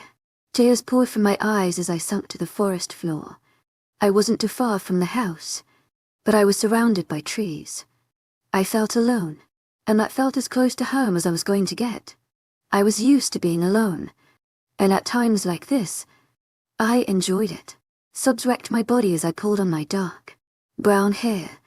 I rocked my body back and forth, ignoring the feeling of sticks and rocks poking at my bottom and legs. I felt like an idiot. I felt weak. I was never going to be able to get Kieran, Marilyn, and Bolton out. I was useless. "I'm so sorry." I cried to literally no one. "I'm sorry I couldn't save you. I'm sorry I don't know what to do anymore. If I could take your place, I would, but I can't. And I'm sorry." I sobbed, wrapping my arms around my knees and burying my head in them. I cried for Kieran. I cried from him being locked in that cell. I cried for him being starved. I cried for him being put in lock 9. I cried because I knew he wasn't getting out. I couldn't get him out. I cried for Marilyn. I cried for her losing her mate. I cried for her being abused by my family. I cried for her unmanicured nails, which probably bothered the hell out of her. I cried because I knew she was never going to find love again. She was never getting out. I cried for Bolton. I cried for Eli. I cried for my mom and dad.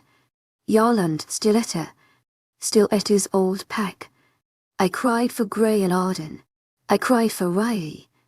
I just cried. I just couldn't hold it together anymore. Not happy. I shook my head. "No, I'm not happy. Mate's safe. Can we please not do this today? I can't keep thinking he's safe when he's not." I whispered, shaking my head as the tears stopped. "Mate's safe. Please. Stop."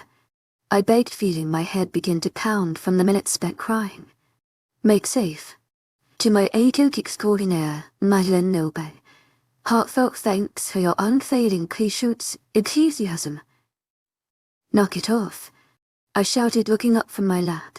I didn't expect to make eye contact with anyone, but I did, standing just feet in front of me. My eyes connected with a pair of crimson red ones.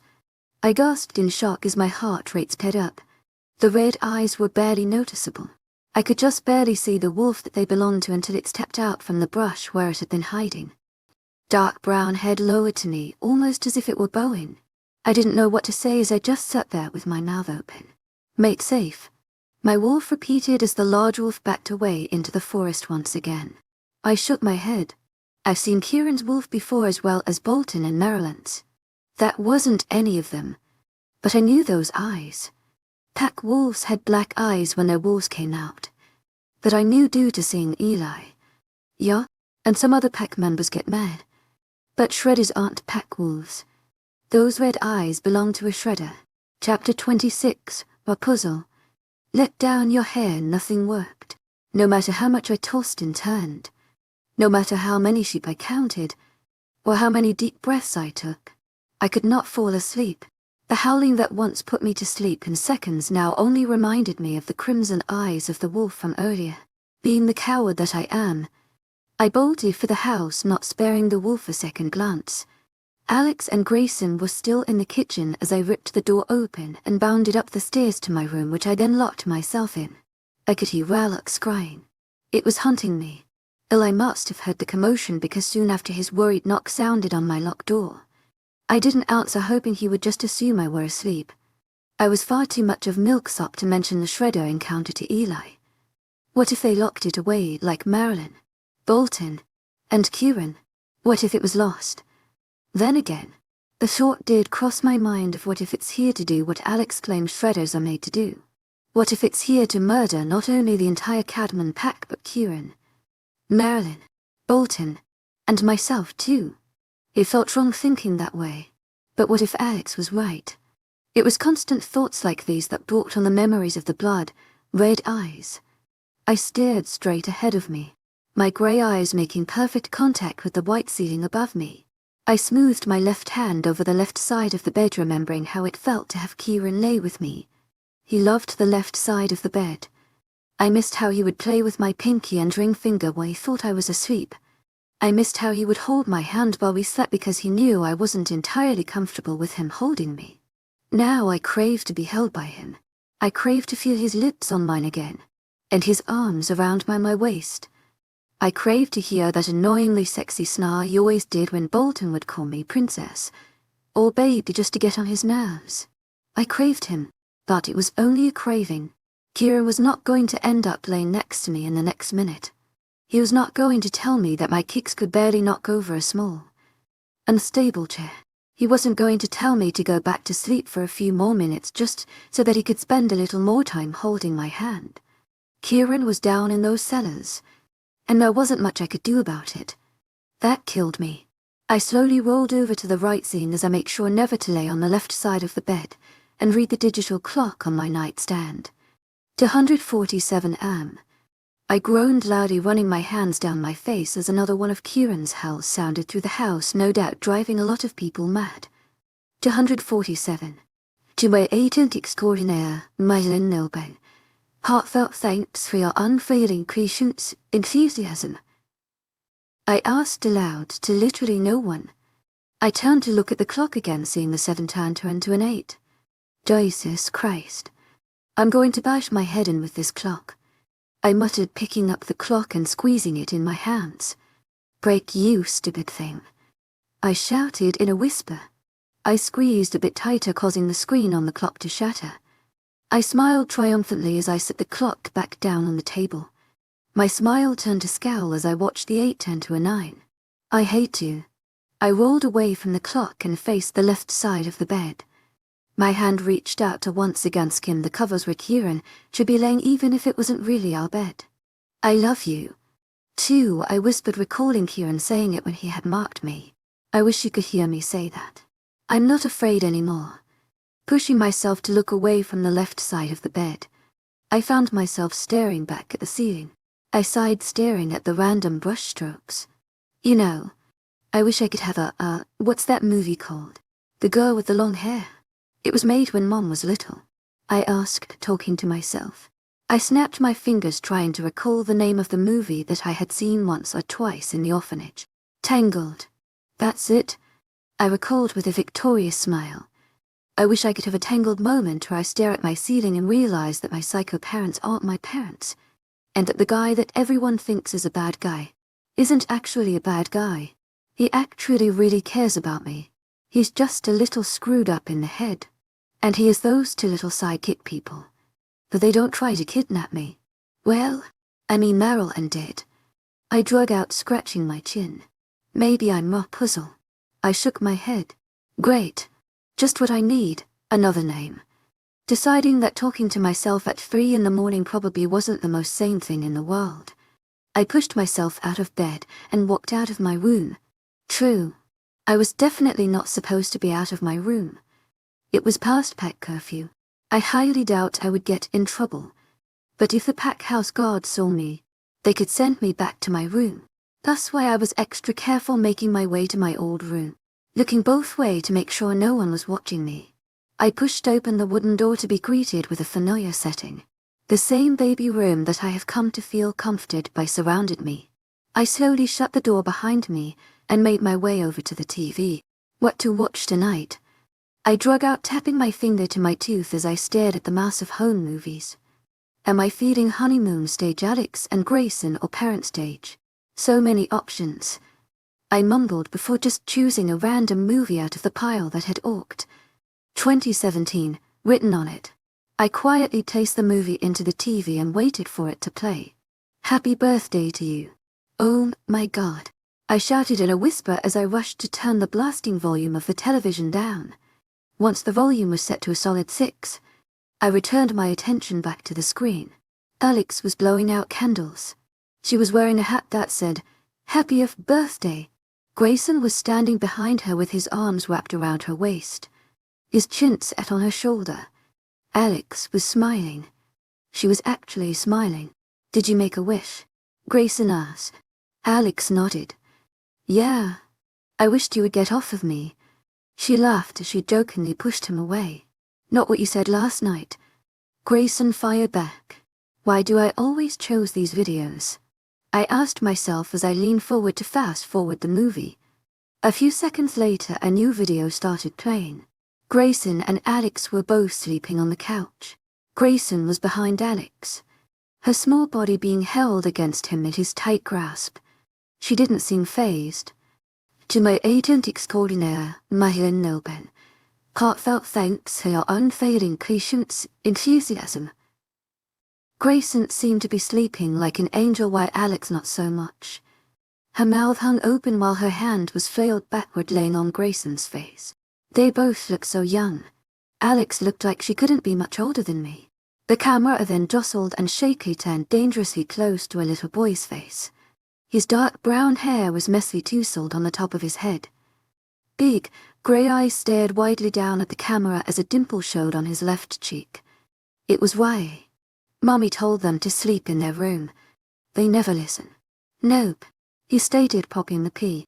"Bubba's always sleeping." Riley continued rambling about how Bubba doesn't play with him anymore, and how Alex promised to take him for ice cream every Monday because Mondays suck ass. I laid back on the floor and stared back up at the ceiling. When do I get my happily ever after?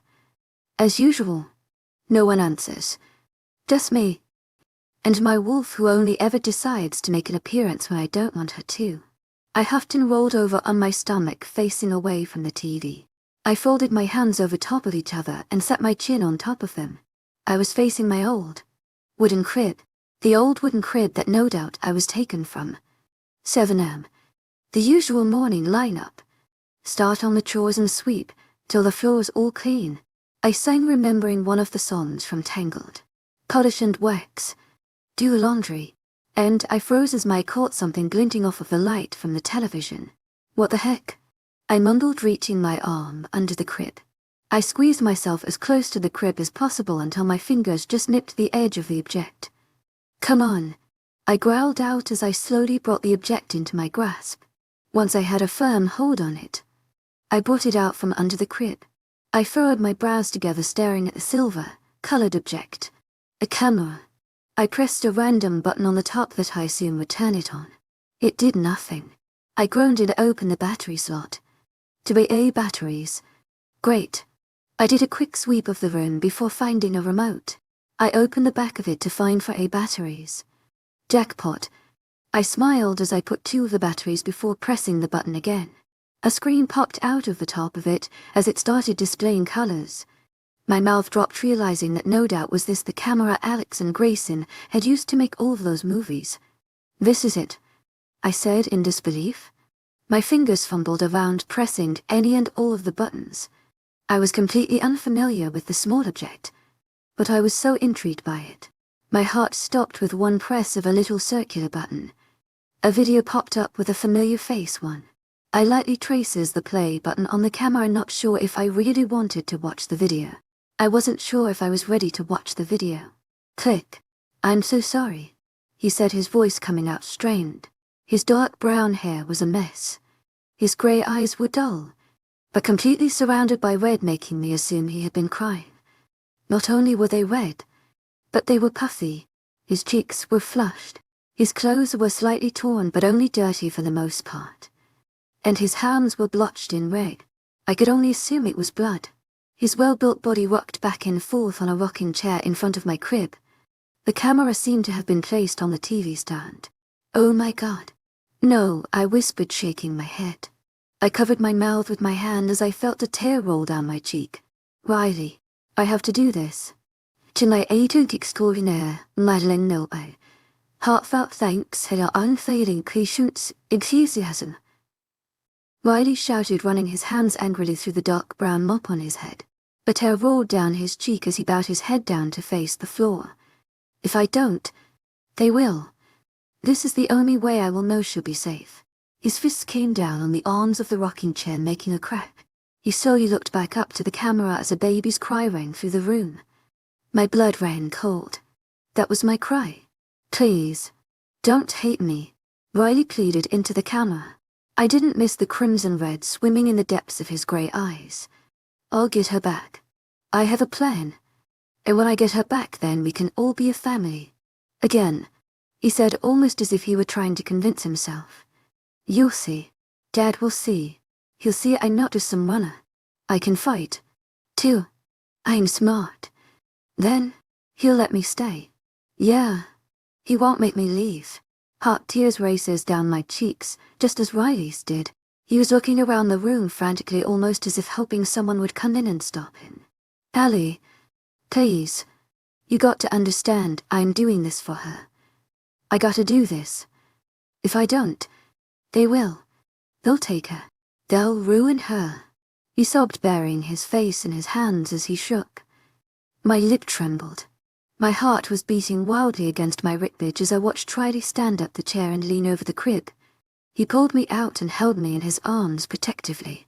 Gray, I won't let them hurt you, he promised as I cried wickedly in his shaky arms. He then turned to face the camera. Allie, 𝐶𝐚 𝐷𝐐𝐿𝐬. Heartfelt thanks for your unfailing patience, enthusiasm. Y'all, Eli, Riley, let's go. A female voice interrupted with a sharp knock on the door, making Riley's face freeze. His face visibly paled as his attention went from the camera. To the door. Back to me. To the door. And then the camera. I'm sorry, Riley said hurriedly before running away from the camera's sight with me in his arms. Seconds later, a woman appeared. She looked around the room quickly as if looking for something. Her blue eyes landed on the camera. Instantly, they softened as a frown formed on her face. Oh, Riley, she whispered, walking over to the camera and taking it into her hands. They're never going to forgive you, she stated sadly. She then tossed the camera under the crib. From there, I watched as she walked out of my room in black combat boots. I lifted my head up to look at the television screen, pressing the power button on the camera. Grayson was currently eating a grape while Alex was doing her best to carve a pumpkin. She said something about thinking of the pumpkin being Liam's head, which I did not quite understand. I moved my gaze back down to the camera before rolling it back under the crib. Riley, I forgive you. Chapter 27, Alpha Wannabe. How do you sleep after watching your own abduction? I'll tell you. You don't. Kieran's howling continued on through the night until about 4 in the morning. Not hearing him put my wolf and I on edge. What was I going to do? 𝐶𝐚 𝐷𝐐𝐿𝐬. Heartfelt thanks for your unfailing patience, enthusiasm. It's not like I could make Eli take me down to the cellars at 4 in the morning to tell Kieran to keep howling because it's the only thing keeping me sane. No, that would be weird. I resorted to just going down to the main floor and laying on the couch in the living room. I didn't bother turning on the television. I just sat there on the couch staring out the window, hoping to maybe see those blood-red eyes again. I never did. It was around 5:30 when people started to actually wake up in the house. Some people from outside came in from doing the perimeter runs. I would hate to do night shift. I'd be scared out of my mind. Other people came and went. Most people in the pack house were teens and young adults, so a majority of people left for work, seeing as the local schools don't start for like another 2 weeks. I think people chose to ignore me. I purposely moved to the rocking chair in the center of the room, just so someone would make eye contact with me. But no one ever did. I actually want to be friendly, and this is how it goes. I gave up about an hour and a half later. The kitchen smelled much nicer than the living room anyway. After relaxing in the kitchen just watching people do whatever they needed to for probably a good hour, I went back to my room. I walked in immediately becoming confused. "Hello." I greeted Eli, who was sat on the edge of my bed. He furrowed his eyebrows looking at me before looking at the bathroom door and back at me. "I thought you were in the bathroom," he mumbled. "Why do you close your bathroom door?" I don't know," I replied slowly, still not understanding why he was just sitting in my bed. "Did you need something?" "No," he shook his head. "Just came to check on you. Dad was worried that Kieran was going crazy last night because you weren't okay." That made sense. The last time Kieran went crazy was because he thought y'all was beating the life out of me to get answers that I didn't know. "I'm fine. I just couldn't sleep hearing him and all," I mumbled, walking over to Eli and sitting beside him. He gave me a small smile. "Yeah, I understand." "You do?" I asked, making him nod. I couldn't sleep very well. 𝐊𝐢𝐳𝐷𝐞𝐝𝐬 heartfelt thanks for your unfailing 𝐊𝐢𝐳𝐧. I don't know. Hearing him howling like that is sort of scary. It's almost haunting, he explained. He really didn't understand. Eli couldn't fall asleep because he was afraid of Kieran, and his constant howling reinforced that fear. I, on the other hand, could not sleep because the feelings I had toward him weren't fear but longing. I missed him, and thinking about him caused a hurricane to stir up in my stomach. "That's not what scares me," I spoke up, looking away from him and staring at the closed bathroom doors. "What scares me is the fact that we haven't even been here very long, 2 months or something, and I can't stand to think about being without him for another week, let alone another 10 years. I'm trying to hold it together, Eli. I'm trying to be a good daughter, good sister, but I gotta be a good mate too." Eli placed a large hand comfortingly onto my thigh, causing my eyes to find his again. Blue eyes looked torn. It was almost as if he knew what I was going through. Almost like he knew how torn I was between picking my family or my mate. I knew both of them for only short periods of time, but they both wanted what was best for me. I felt awful because I knew that I would have to pick one in the end. Eli looked as if he wanted to say something. It was almost like there was almost a secret on the tip of his tongue that wanted to spill out. His eyes searched my face. I furrowed my brows as I watched his expression go from one of sadness to a stoic expression much like yours as he looked away from me. We each sat there in silence. His hand crept away from my thigh and met its twin in Eli's lap. I bit my lips, staring at the door in front of me. I felt guilty. Do I tell Eli about the shredder? Do I tell my own brother about the wolf that so many pack wolves fear of, or just keep it a secret? Could I live with myself knowing that I was the reason another person was locked in a cell? Could I live with myself knowing I was the reason half of a pack was slaughtered like Alex said shredders do? One wolf wasn't capable of that, was it? No, I couldn't tell Eli. I refused to believe shredders were what Alex had tried so hard to tell me. I refused to believe that Marilyn, Bolton, and Kieran were killers even though the evidence was already in front of me. I pushed away the thought of Kieran killing the red-headed girl or of Marilyn trying to murder me in the park. There was no way a person could do that. The wolf that I saw yesterday wasn't a killer. He was just lost. Yeah, lost. That's all. The shredder with the deep, crimson eyes was just lost. Eli, I said, interrupting the silence amongst us. His eyes snapped to mine. His baby blues were glazed over, with tears causing a pang in my heart. This whole situation was tearing him apart. "Can you tell me about Alphys?" I asked, which seemed to startle him.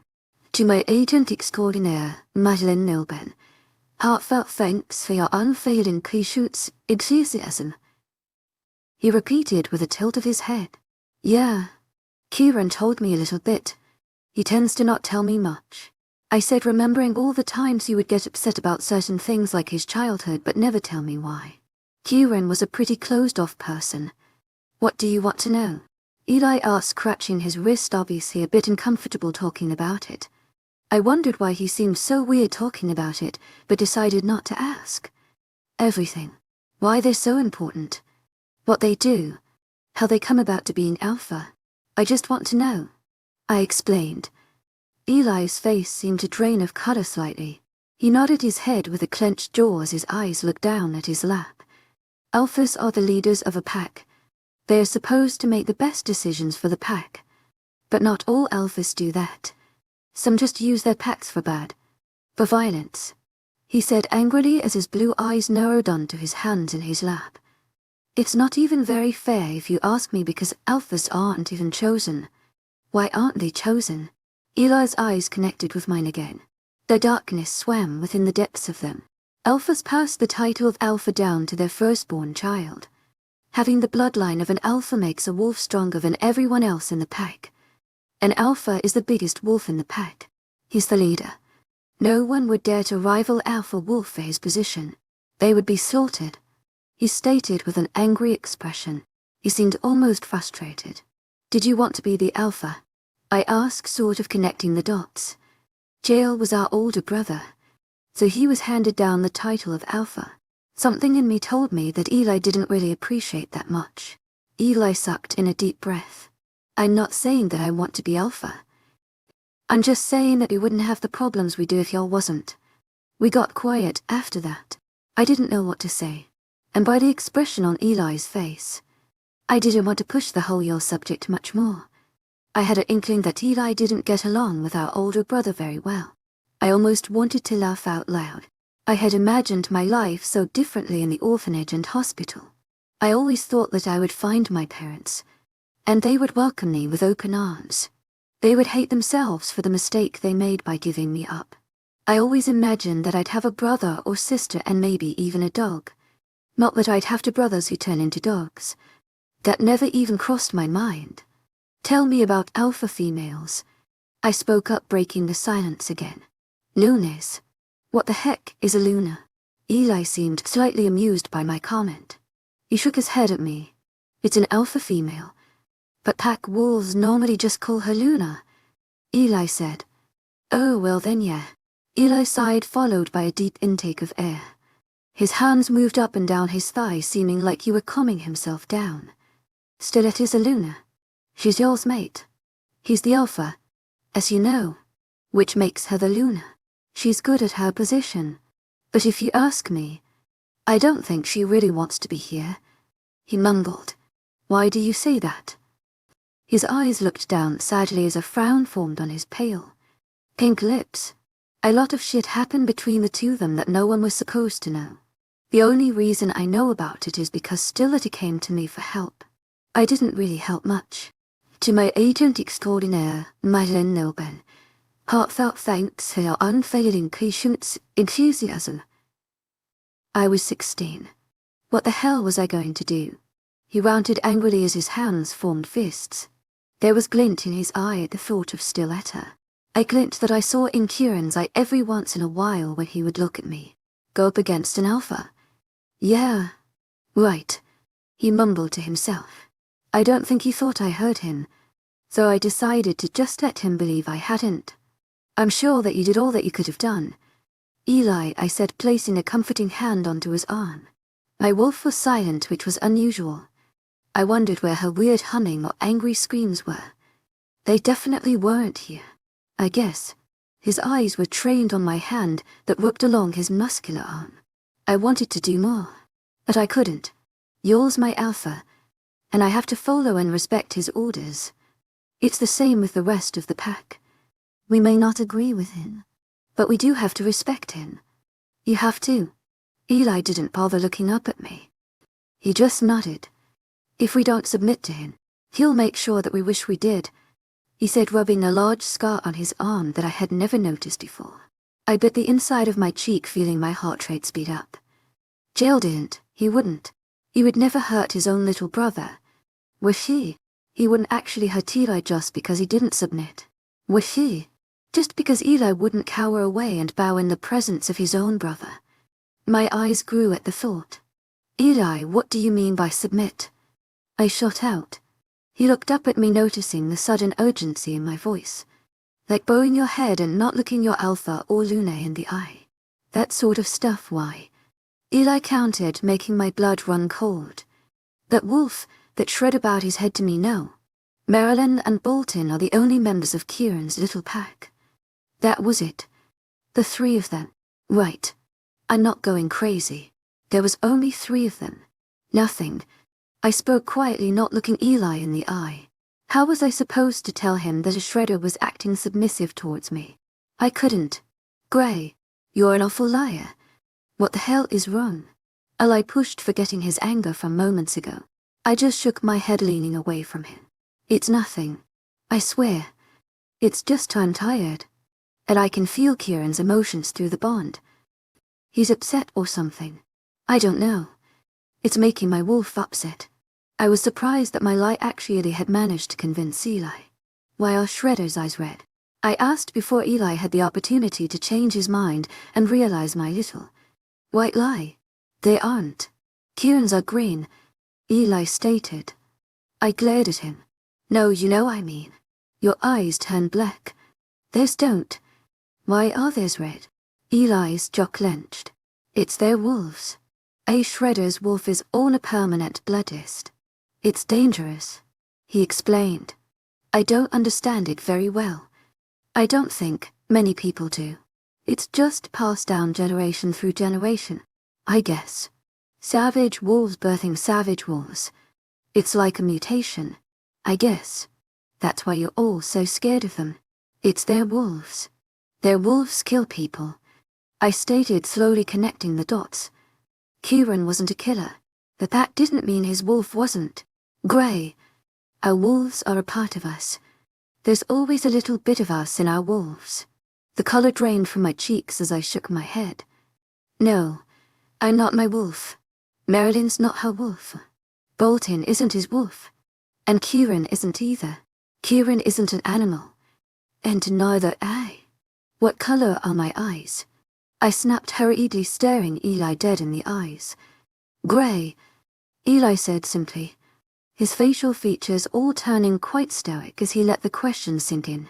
Eli, that's not what I meant. What are they? I repeated.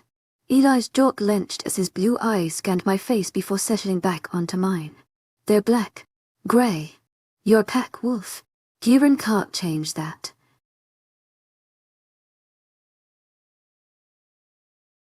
I'm on the brink of madness.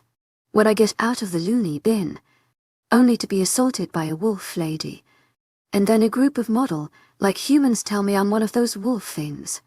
Chapter 28, Inner Serial Killer. On a scale of 1 to 10, I'd say I was definitely an 11 on my scale of emotions. Life was just not in my favor these days. First of all, I get out of the loony bin just to be assaulted by a wolf lady. Then, a group of crazy, model-like human beings tell me that I am one of those wolf things, and that I am eternally bounded to one of them, not that I'm complaining. I literally just start to get settled into the new lifestyle when my freaking parents kidnap us and hold us hostage. I finally get to see and be in contact with my mate again, but he has to be annoying and snap my neck while marking me, so now we can't see each other anymore. Now Yor is apparently talking about shipping my mate and his small pack over to the council's custody all the way in freaking Germany. Germany. The thought of it literally had me hyperventilating. It made me want to vomit. I could quite actually imagine myself laying on the floor screaming, crying, murdering anyone around me, and just basically throwing a fit. Now, of course, this was only a rumor, something that I've been hearing murmurs about around the pack the past 4 days. I never actually heard anything about it from y'all. Eli Alex. 𝐊𝐤𝐧𝐼 𝐷𝐿𝐿𝐿. Heartfelt thanks for your unfailing patience, enthusiasm. But something tells me that they wouldn't tell me anyway. The only reason that I've been told for the custody switch being that the 3 of them, mainly Kieran, isn't exactly held in captivity very well. In the past week, Marilyn twisted a guard's neck. Bolton dislocated a guard's arm who was trying to give him some food, and broke another guard's rib for reasons that I'm not sure of. And when there's Kieran, oh my beautiful Kieran. 7. That's how many guards were hurt in some way by him. The one almost quite literally died. I don't even know how Kieran managed to do it, but he literally ruptured the poor man's spleen. How does someone do that? Elle explained it to me that Kieran was feeling my strength through the bond. It's like how I feel his emotions, but he was feeling my wolf. Apparently, he was using my wolf's power to give him more strength. That explained why he was able to continue howling all night with silver pumping through his system. In honesty, I don't think silver bothers Kieran much. I don't think Eli does. 𝐊𝐢𝐳𝐷𝐞𝐫𝐬, heartfelt thanks for your unfailing patience, enthusiasm. 𝐊𝐢𝐳𝐷𝐞𝐫𝐬, heartfelt thanks for your unfailing patience, enthusiasm. Bolton and Maryland's psychotic behavior in the past few days has caused a major increase of guards on the cellar, which led to a decrease of guards watching the border. Eli tried to tell y'all how dangerous it was, but he wouldn't listen. I could see just how much it upset and angered Eli. It angered me too. The build-up on guards in the cellar meant that I was unable to see Kieran. There was no way I could get down there without being caught. I've also come to the conclusion that my wolf just hates everyone. She sees Mom. She growls. She hears y'all. She growls. She smells Eli. She growls. I literally told my dad bless you the other day, and she screamed at me. The volume of the shout radiating through my mind caused me fall to the floor. My vision blurred while my legs completely gave out. Everyone in the house went into a panic thinking I was going to shift and kill everyone. I hated to say it, but in a way I wish I did. I wished that I could shift into one of those big wolves that every other werewolf can. I wanted to feel normal, but I wasn't. I was not a normal human, and I was not a normal werewolf. I wasn't normal. I was a lunatic, and that was the end of it. I couldn't shift. If I could, then I wouldn't waste time trying to break Kieran, Marilyn, and Bolton out. But I just couldn't. I was defective. Anger controlled my actions for the past 3 or 4 days. Furious energy was building up within me for this exact moment. I didn't even see it coming when I ripped open the door to y'all's office. Muscular body was seated at his large desk. A pen moved swiftly in his hand across a piece of paper. He didn't even look up at me as he continued writing on whatever was in front of him. "Well, come in," y'all said loudly with a bit of anger underlining his tone. My lip curled up in a snarl. The feral noise that emitted from me sparked his attention. His eyes flitted up to meet mine in anger. "You want to do that again?" He threatened lowly, making the human side of me mentally flinch away. "Kill him. I wish." Jael hadn't made a move to get up. I had a feeling that he wouldn't hesitate to if he needed to. 𝐊𝐢𝐳𝐷𝐞𝐫𝐬, heartfelt thanks for your unfailing patience, enthusiasm. I was in front of y'all's desk in record timing. My wolf was wanting to push through so badly, but I held her down. There was no way she would be able to make it out of a fight with y'all alive. My hands slammed down on the desk. Jael didn't move a muscle by the action. It was almost like he completely expected it. "What the F is happening with my mate?" I seethed, matching y'all's glare. I refused to look away from him. We were having a staring contest, and I did not plan on losing. Jael did not like that very much. "Submit," he growled out, so me being the 𝐊𝐢𝐳𝐷𝐞𝐝 decided to growl back even louder. "F you. What the hell is going on?" At this, y'all's chair slid back as his large body was towering over me. Grey eyes darkening to a terrifying color. "I'd suggest you look away, pup." My human side betrayed me again and flinched. This time it wasn't mentally. 𝐊𝐢𝐳𝐷𝐞𝐝, heartfelt thanks for your unfailing patience, enthusiasm. Y'all's harsh tone literally sent a pain through my mind, but had me cowering away. My eyes connected with the floor for a split second before they were staring back into my brother's. "I'd suggest you not challenge someone who doesn't have many limits." I fired back, feeling my voice come out as more of a growl. My wolf wanted through, and the fact that I wouldn't let her was making her even angrier. Jael growled before his hand shot out to grab my arm.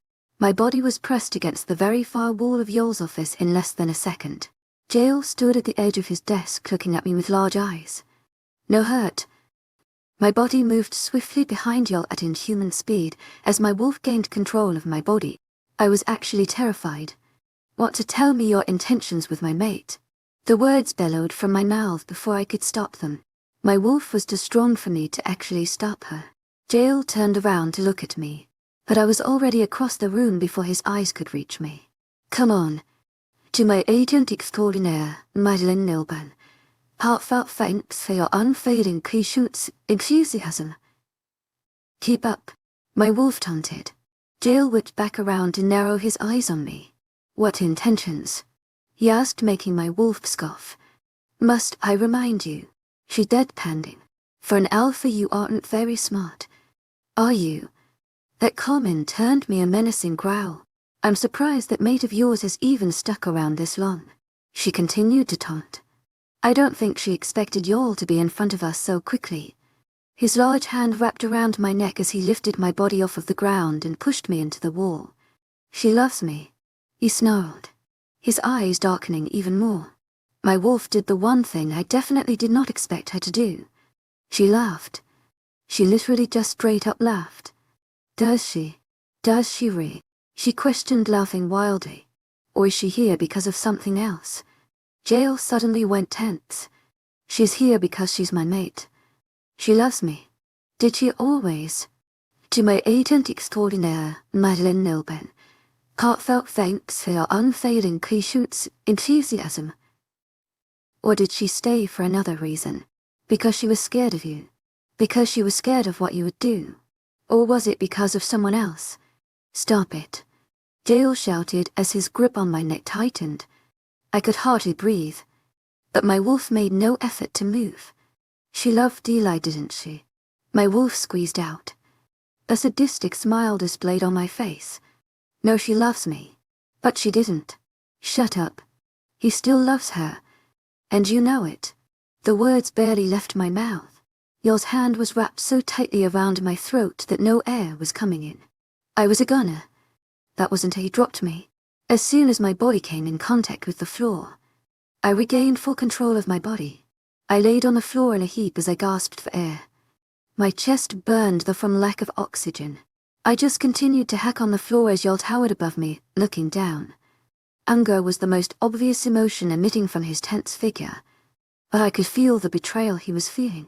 It all made sense. I was just surprised that my wolf caught on before I could.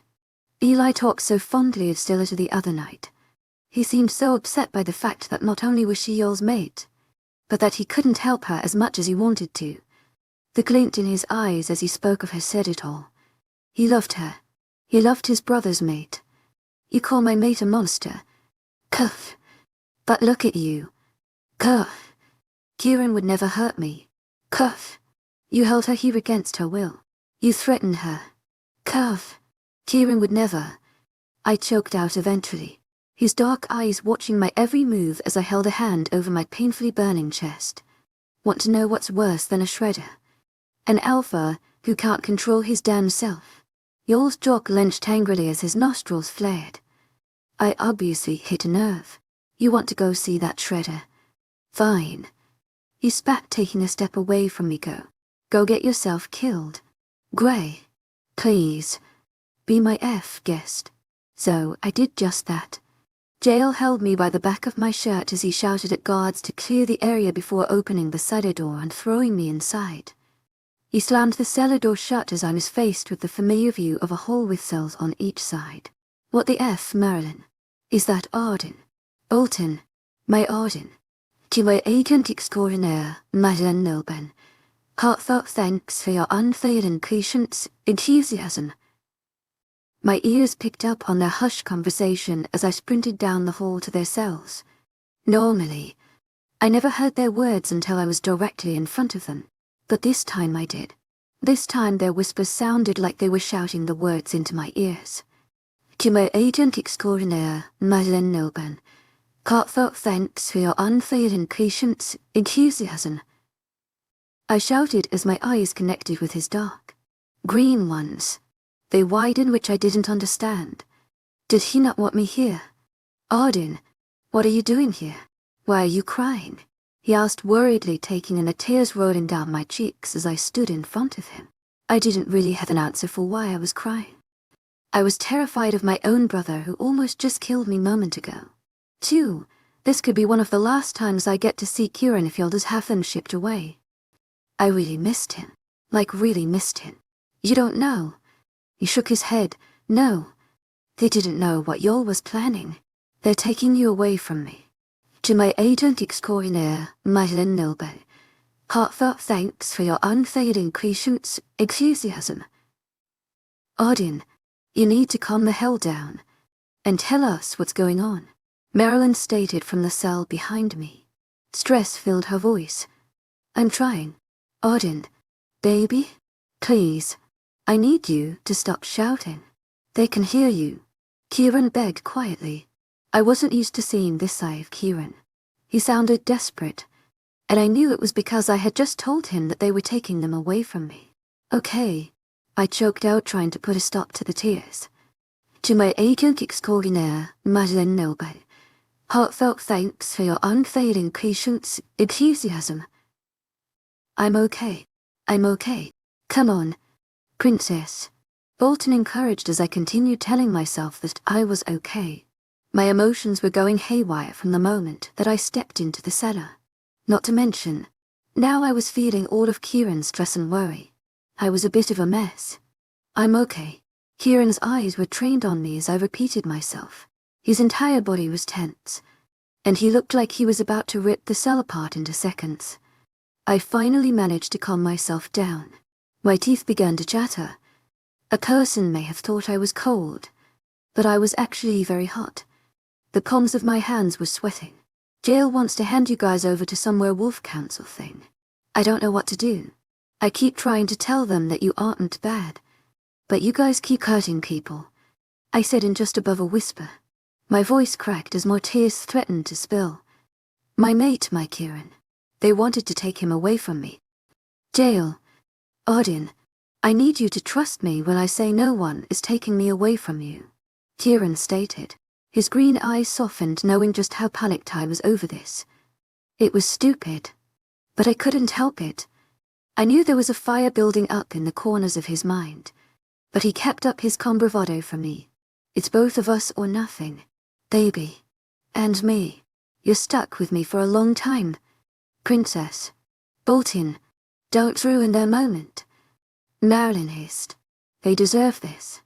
The least you could do is shut the hell up. What do? I asked as my voice continued to crack. Tell me what to do, and I'll do it. Kieran shook his head. Audien. Kieran. I'm trying. I am. It's just, I don't know. I don't know what to do.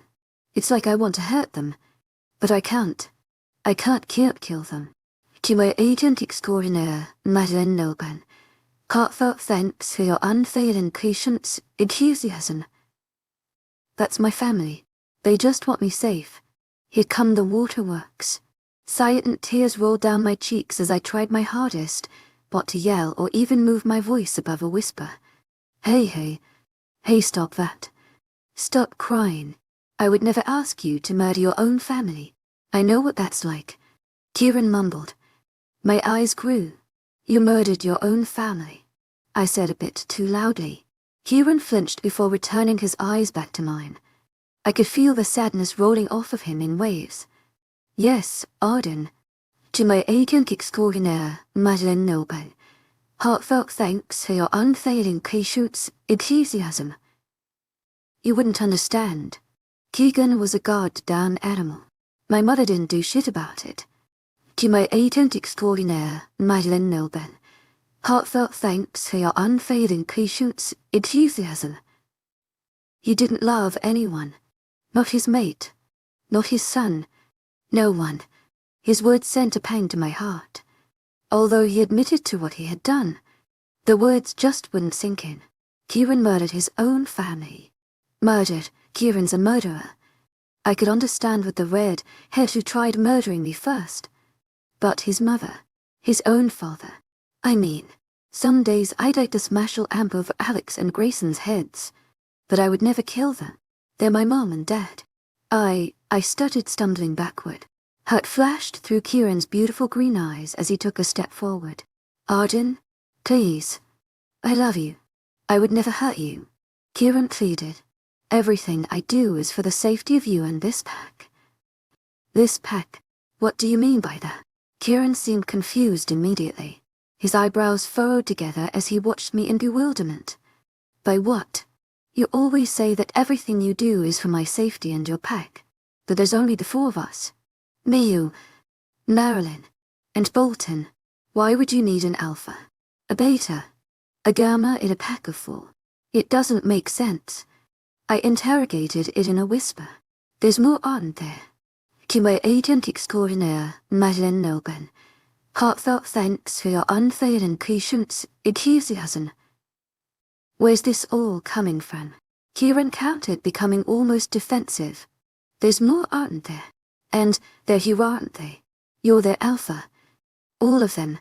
Kieran's face went void as all emotion was wiped away. His eyes turned hard, and his lips formed a thin line. That's why you keep howling. You're calling them. How do you know? Don't worry. No one else knows. The only reason I know is because I met one of them. Not formally, but it did make itself known. Arden, promise me you'll stay out of those woods. Kieran begged monotonously as his big, green eyes bored into my grey ones. Why, Arden? Please, tell me what's going on, I demanded. He let out an irritated snarl. His hand combed through his dark, dirty hair while he paced for a moment. Arden, do you trust me? Kieran asked, making my jaw clench. Of course I trust him. I love him. Yes, but that doesn't mean I trust them. Why are they here? I repeated, making Kieran sigh. He must understand that he's really not going to win this argument. We'll be out of here by the end of the week. I knew exactly what he meant by that. I knew what he meant by it before he even said it. The Shredders were here because their alpha was in trouble. They were on a mission to set him free. 𝐾𝐤𝐬𝐪 𝐷𝐞𝐝𝐬. Heartfelt thanks for your unfailing patience, 𝐊𝐢𝐧𝐰. No one's gonna get hurt. Right. Kieran refused to meet my gaze at the question. I already knew what his answer was going to be just by the simple action. I can't promise that. I stayed quiet for a moment as my gaze shifted around the cell in front of me. I chewed on the inside of my cheek. Promise me one thing. I whispered so quietly that I'm surprised Kieran even heard me. His eyebrows raised silently, questioning me. You kill your first. My wolf hummed in content, and I could see a glimmer of pride shine in Kieran's eyes at my request. He truly does inspire my inner serial killer. Chapter 29. Beep, beep, beeping. I always hated alarm clocks. At the orphanage, I had one. It was this annoying, purple, little piece of plastic that rang every morning at 7 a.m. Really hated it. I genuinely wanted to smash it against the wall every single day. The darn purple box never failed to get on my nerves. Once I was moved to Biarritzford, I pledged to never again have an alarm clock. I refused to ever hear that annoying beep, beep, beeping again. Hence why my groggy self refused to leave my bed due to constant beep, beep, beeping. Why I groaned into my pillow as I used my other pillow to cover my ears. It's like wait. What? My head shot up as I glanced over at my small clock. 330 for RAM. My brows knit together in confusion as I stared at the clock. What the heck? I never turned on an alarm. And I definitely would not have set it for 330 for in the morning. Go, go, go. A shout from the hallway said, startling me. I jumped what felt like 3 feet out of my bed as my heart raced wildly. What the? That's when it all sunk in.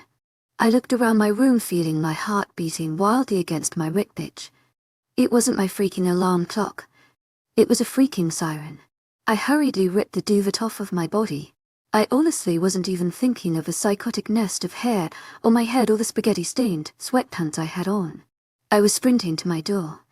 As soon as I opened the wooden door, the siren got about 3 times louder. People were running down the hallway, not even bothering to spare me a glance. Hey, what's happening? I shouted, trying to get the attention of someone. No one listened. They were all too busy shouting themselves. Hey, I shouted again. Still, no one answered me. Run! A girl with light brown hair shouted as she latched a hand onto my arm. She tugged me down the hallways and stairs as our bodies meshed with people surrounding us. What's going on? I asked again. She didn't answer. She let my arm go and ran into the embrace of a boy who looked about my age. 𝐿𝐢𝐻𝐿 𝐊𝐢𝐳 heartfelt thanks for your unfailing patience, enthusiasm. Gray. Eli. It was Eli. God bless. Eli, where are you? Eli. I hollered over top of the loud cries of distressed pack members and the loud beeping of the alarm. My head whipped around frantically in search of my brother. He's like a freaking giant. Why can't I see him? Gray. He shouted again. I turned to the right as I pushed past people trying to get to him. Can these people not exit the house single file? Were they gesture? It's just an alarm going off at 3:30 in the morning. Right. Gray. Eli's voice shouted directly into my ear as a large hand gripped my forearm, spinning me around. His eyes stared at me widely. Fear swam at the surface of the blue pools. He seemed extremely tired, and he looked like he was having a hard time standing up as people pushed past the two of us. Eli, what's going on? I asked loudly, but in the moment it was practically a whisper. I could barely hear anything over the siren. Eli ran a hand through his brown hair that was already extremely messy. I could only assume he had been nervously running his hand through it as he was trying to find me. They're here. Gray. There's so many of them. Eli looked close to tears. His cheeks were very pale. Who's here? Eli, the shredders. They're all through the pack house. They're outside. They're everywhere. He rambled in a panic as he began dragging me. Come on. Where are we going? I asked as my feet stumbled over one another. Now was really not the time to be a klutz. Far away from here. I froze and planted my feet to the ground. No, I shouted back at him. His eyes turned to meet mine. I saw the familiar look of betrayal flash through his eyes, just like I had the first day I met him. Kieran might still be down there. I can't let him die down there. Gray. Eli yelled back in exasperation. We don't have time for this. Do you want to die? He asked, tugging on my arm in an attempt to get me to move. No, but I don't want him to either. I countered just as a large boom sounded through the house, literally shaking the floor. What floor were we even on? I couldn't even tell what room we were in thanks to the amount of people hurriedly trying to make their way out of the house. Eli's eyes scanned over my body as he gulped. Please. Gray. Please. Let's go. He begged, tugging me again, which made me stumble forward a bit. No, stop. I hollered, planting my feet back onto the floor. Blue eyes bored into my grey ones, silently pleading for me to follow him. I couldn't. I'll find you. I swear. Eli looked hesitant as his face crunched up in worry. I don't know. I can't risk losing you. Again. You may be all that I have left after today, he said sadly as a lone tear ran down his cheek. No, don't. To do this to me. Elid on. To do it. I'll be fine. You, holy shit. I shouted as another boom sounded, causing the floor to shake once again. Only this time, the floor shook much more than before. It was like a mini earthquake. Eli, go. Now. I basically ordered. Eli shouted, finally giving up. I'll meet you 5 miles west of the border. Don't get yourself killed. Please. I'll be fine, go. My hand shoved roughly on his chest as I pushed him in the direction of everyone else. I didn't waste time watching him run off as I took off toward the nearest set of stairs. I needed to get down to those cellars. Smoke wafted through the hallways. I noticed it as well as many others. I could tell by the constant hacking that sounded around me. I tried ignoring the smoke, but it was hard. It made it very, very hard to breathe. It didn't help that I was full on sprinting. 𝐊𝐢𝐻𝐿 heartfelt thanks for your unfailing patience, 𝐊𝐢𝐳.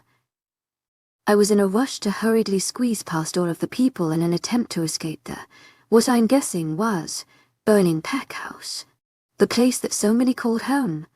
I eventually pushed past everyone to find the stairs. First floor.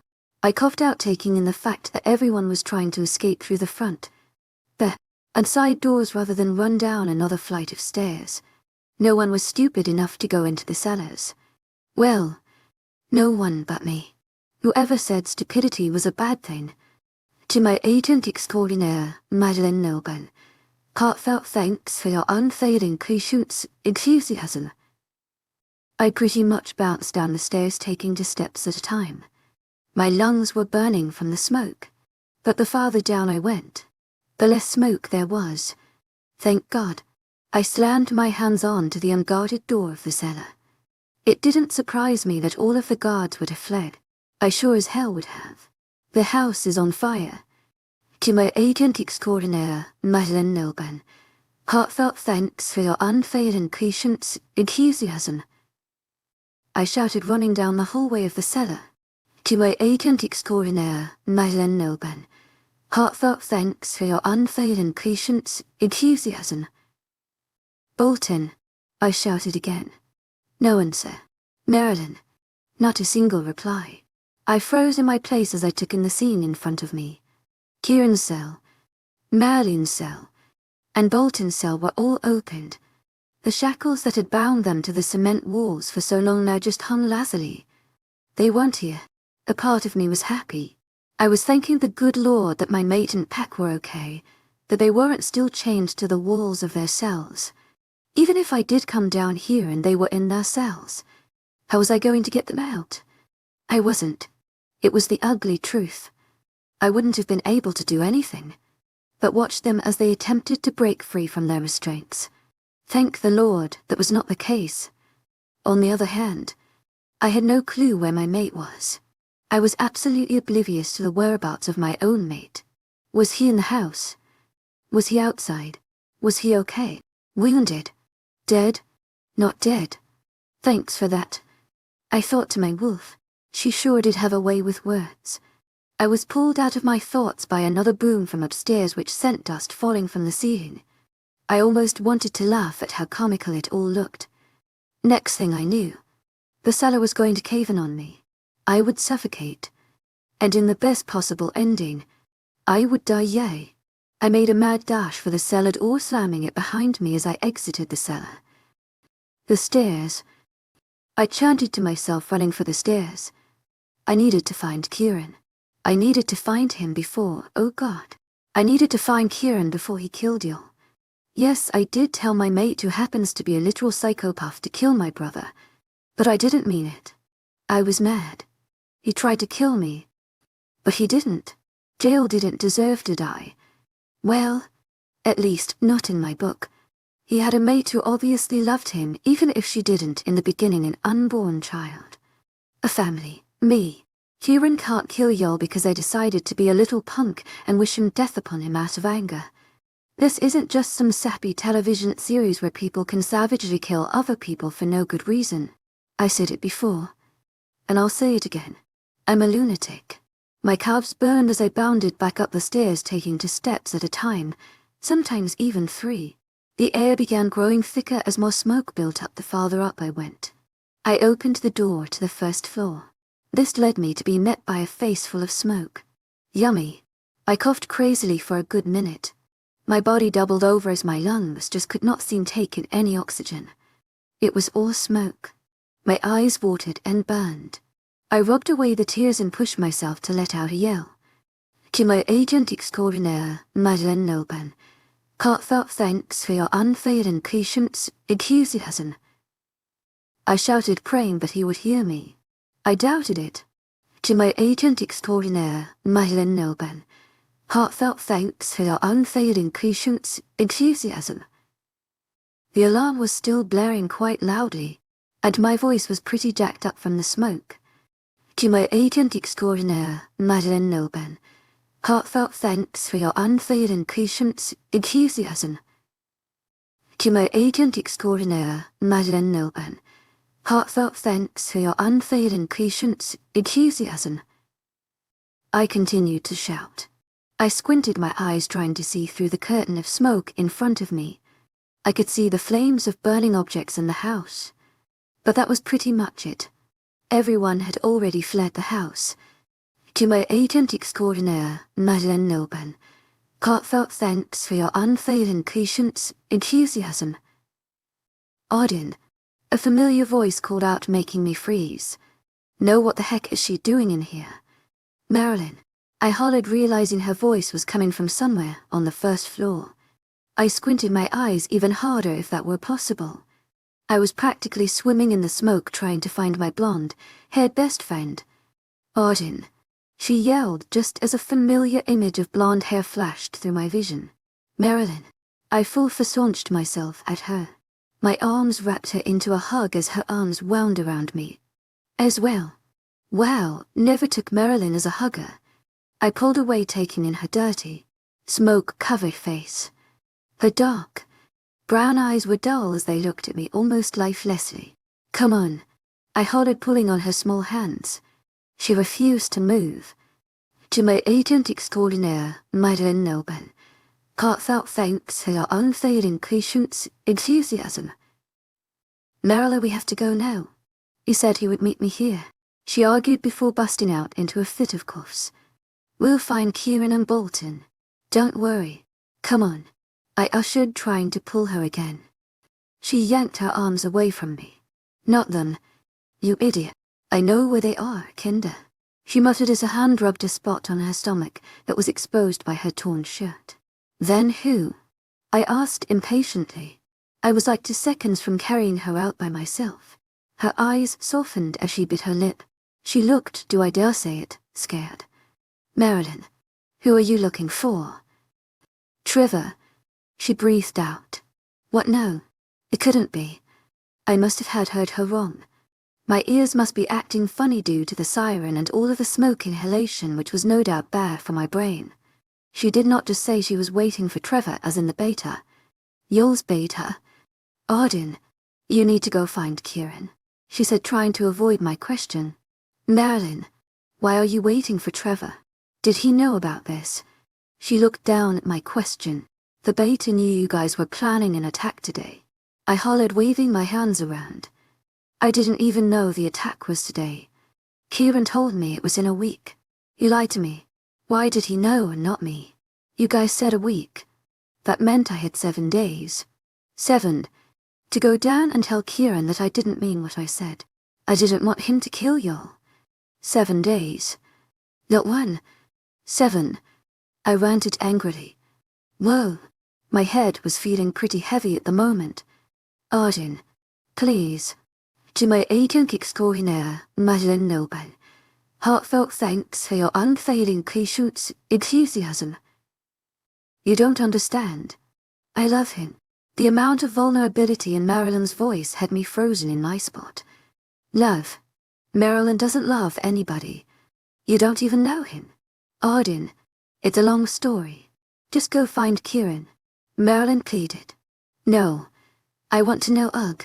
Marilyn groaned loudly as she ran her filthy hand through her blonde hair, which looked a few shades darker now due to all of the dirt in it. She squeezed her eyes shut before reopening them and staring directly at me. We slept together. 𝐿𝐢𝐳𝐷𝐞𝐝 heartfelt thanks for your unfailing patience, enthusiasm. 𝐿𝐢𝐳𝐷𝐞𝐝 heartfelt thanks for your unfailing patience, enthusiasm. I did it for you. He knew from the first time you snuck down into the cells. Arden, he knew you were visiting us. But I promised that if he never said anything that I'd let him have his way with me. I did it for you, for all of us. Then, F went from just talking, and then bam. He says he loves me. He told me everything. He told me about his parents dying and his mate rejecting him. He told me everything. And I'm completely in love with the asshole. My mouth literally just hung open. That's where she had been all those times. Not in questioning, but with Trevor. What do you even say to that? Congrats. Marilyn, Arden, I'm pregnant. She interrupted me, which completely threw me off. She just threw me a complete curveball. No, she just hit me in the head with the freaking bat twice.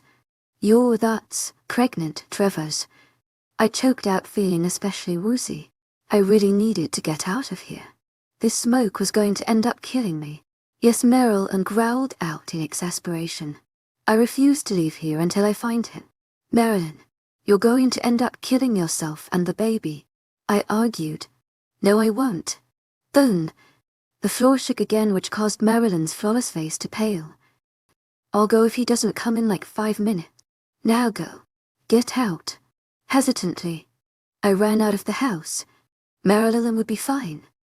She's been doing stuff like this for how long? She knows what she's doing. I hope. Finally, you make a smart decision. Okay. To my agent extraordinaire, Madeline Nilben, heartfelt thanks for your unfailing 𝐊𝐤𝐧𝐬 enthusiasm. When did you start speaking in whole sentences? Find mate. Of course you'd say that. As soon as I stepped foot outside. I wished I hadn't. Blood. It was everywhere. The sight of it had me taking a step back. Wolves were running frantically around the packed grounds. Flashes of red blurred my vision as wolves ran straight past me at lightning-fast speed. 1, my wolf counted as we watched a shredded devour a small pack wolf in front of us. No, stop. I cried out, feeling an ache in my chest. This wasn't supposed to happen. Sure, I wanted Kieran out of his cell. But not like this. These people didn't have much of a say in what happened to him. It was pretty much just y'all. No one else deserved to die. Oh my God. Stop it. I shouted frantically from the doorstep. I was still too terrified to even step onto the grass. My feet were glued to the ground too. Another pack wolf down in seconds. Don't. Stop killing them. Arden, move your feet. Stop. Please. Pick your left foot up and move it. No, no. No, 3. With that, I was off into a dead sprint through everyone. Was I committing my own suicide? Not entirely by choice. Was I literally insane for doing this? I already said I was a lunatic. What more can I say? I don't think I'd ever purposely ran this fast in my life. I'd managed to get pretty close to this speed with my wolf's help, but I was doing this strictly on my own. This wasn't like the pacer test I had to take in gym class in like the 3rd grade. No, this was something entirely different. I wasn't just running. I was holding ass. My arms pumped at my sides as my legs moved faster than I thought they ever could. I couldn't even feel them moving at this point. They were moving at their own accord, almost as if it were natural. My body leaned and twisted itself in order to avoid the dead or fighting wolves and people. It was quite literally a bloodbath. To my agent extraordinaire, Madeline Nilben, heartfelt thanks for your unfailing patience, enthusiasm. I shouted, earning the attention from others around me. I needed to find him. I needed to tell him to make them stop seeing as how they won't listen to me. Shredders and pack wolves both over me quickly. Was it wrong of me to say that I think they were more worried about making sure I was safe than ripping me apart? You were Alpha. Right. This is my pack, wait. Both of these are my packs. I guess. Naturally, it would be an instinct for both of them to protect me. I'm the Alpha's sister and the Alpha's mate. I relate pretty greatly on both sides. Well, they don't listen to me very well, seeing that I'm their Luna. To my agent extraordinaire, Madeline Nilben, heartfelt thanks for your unfailing patience, enthusiasm. I hollered again in a hopeless attempt to find my mate. Where the heck is he? Arden. My body skidded to a sudden halt. I turned to my right to meet a familiar pair of baby blues. Arden, why are you out here? It's dangerous. You know. Bolton lectured as he sauntered over to me. Yes, I said, sauntered. Bolton was taking his good old time walking over to me as his own pack was tearing people apart just to the right of him. What are you doing? I retorted in a panic. Just because no pack wolves were attacking me didn't mean they weren't going to attack Bolton. As highly as he likes to think of himself, he's not God. I'm supervising, he stated, simply looking around at the crime scene surrounding us. Seems like they have it under control. I let out a frustrated groan. To my agent extraordinaire, Madeline Nilben, heartfelt thanks for your unfailing patience, enthusiasm. Bolton, people are dying. How's Kieran? Bolton interrupted me. I'm pretty sure my eye twitched. Did he just ask me that? How would I know? I've been trying to find him for the past 20 minutes. I shouted, growing quite annoyed. Do you feel okay? Like you feel any sort of pain? Another eye twitch. Yes. How are you? I shouted back. Twitch. Oh my god. I screamed, jumping backward as a wolf legitimately flew beside us. Bolton began to laugh at my expression before sending a nod to the shredder, who had just managed to launch the pack wolf across the ground like a rag doll. Calm down, would you? You're going to worry them, Bolton stated. Twitch. I'm going to worry them. Me well. Wow, Bolton. You're going to worry Kieran. He can feel your emotions. Princess, he advised. I'm pretty sure he's going to think I have a condition due to all of my eye witching. Kieran shouldn't even be out here murdering people. Kieran should be here with me. Wait.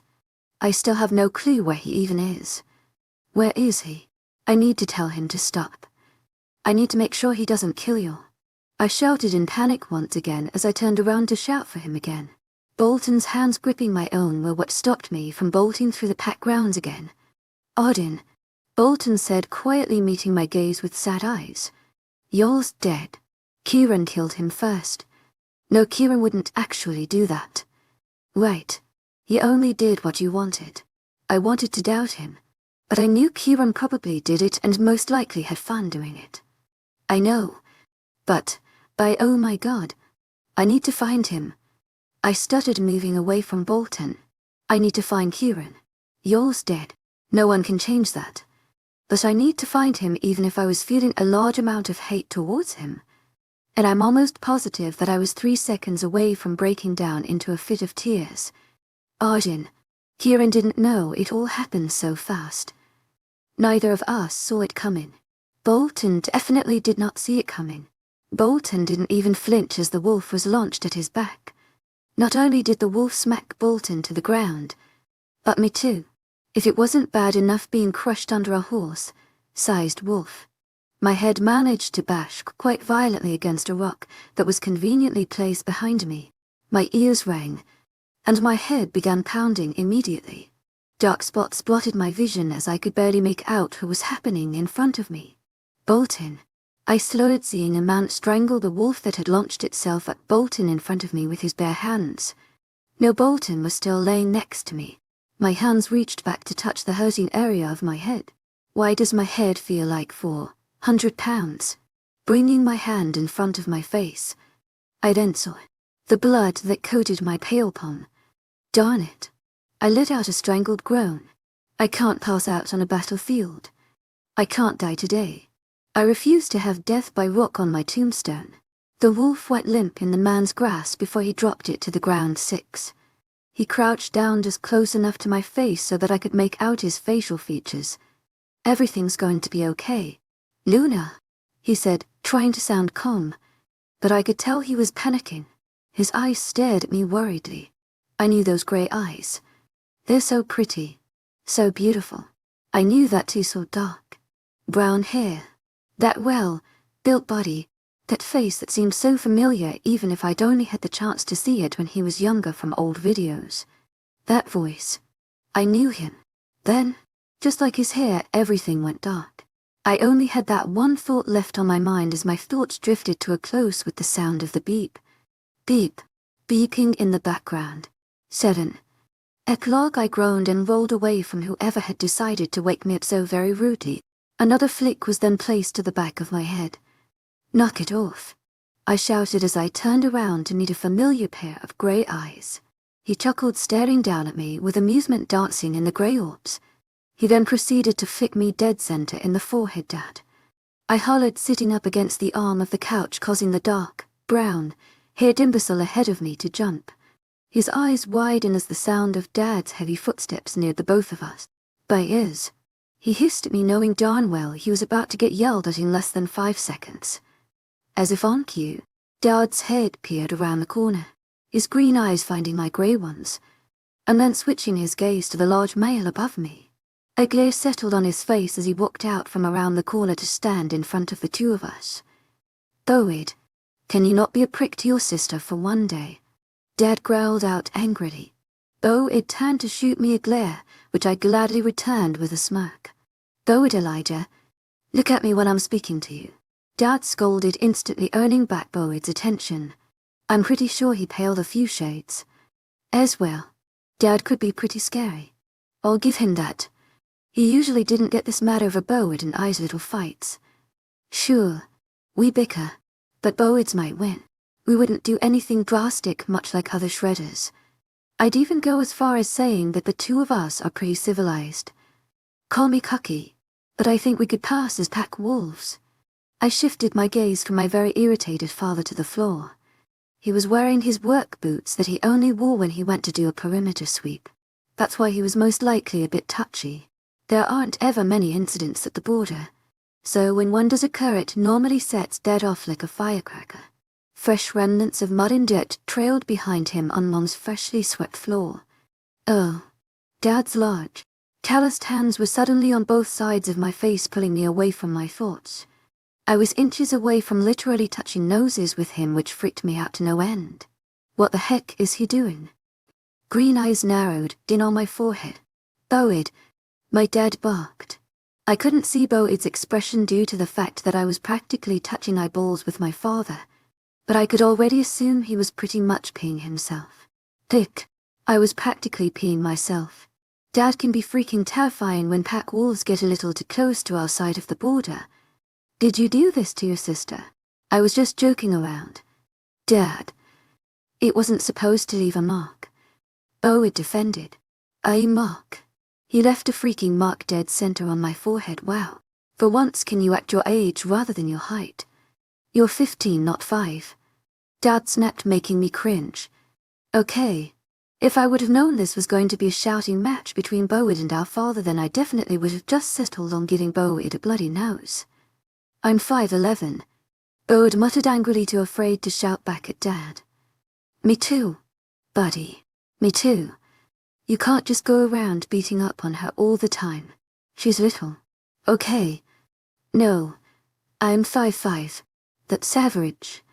Dad, she hurts me more than I hurt her, Kieran James. My mother's angry yell practically shook the house, making all three of us freeze. Dad. Especially. Rarely does Mom ever yell. She was a quiet lady with steely, grey eyes, much like 𝐊𝐻𝐬𝐬𝐬 and eyes. I would say little, but then I would be calling myself little. And I'm not. She's like 2 inches taller than me, and she refuses to let me lie it down. I swear, if this is you tracking mud all over my floor.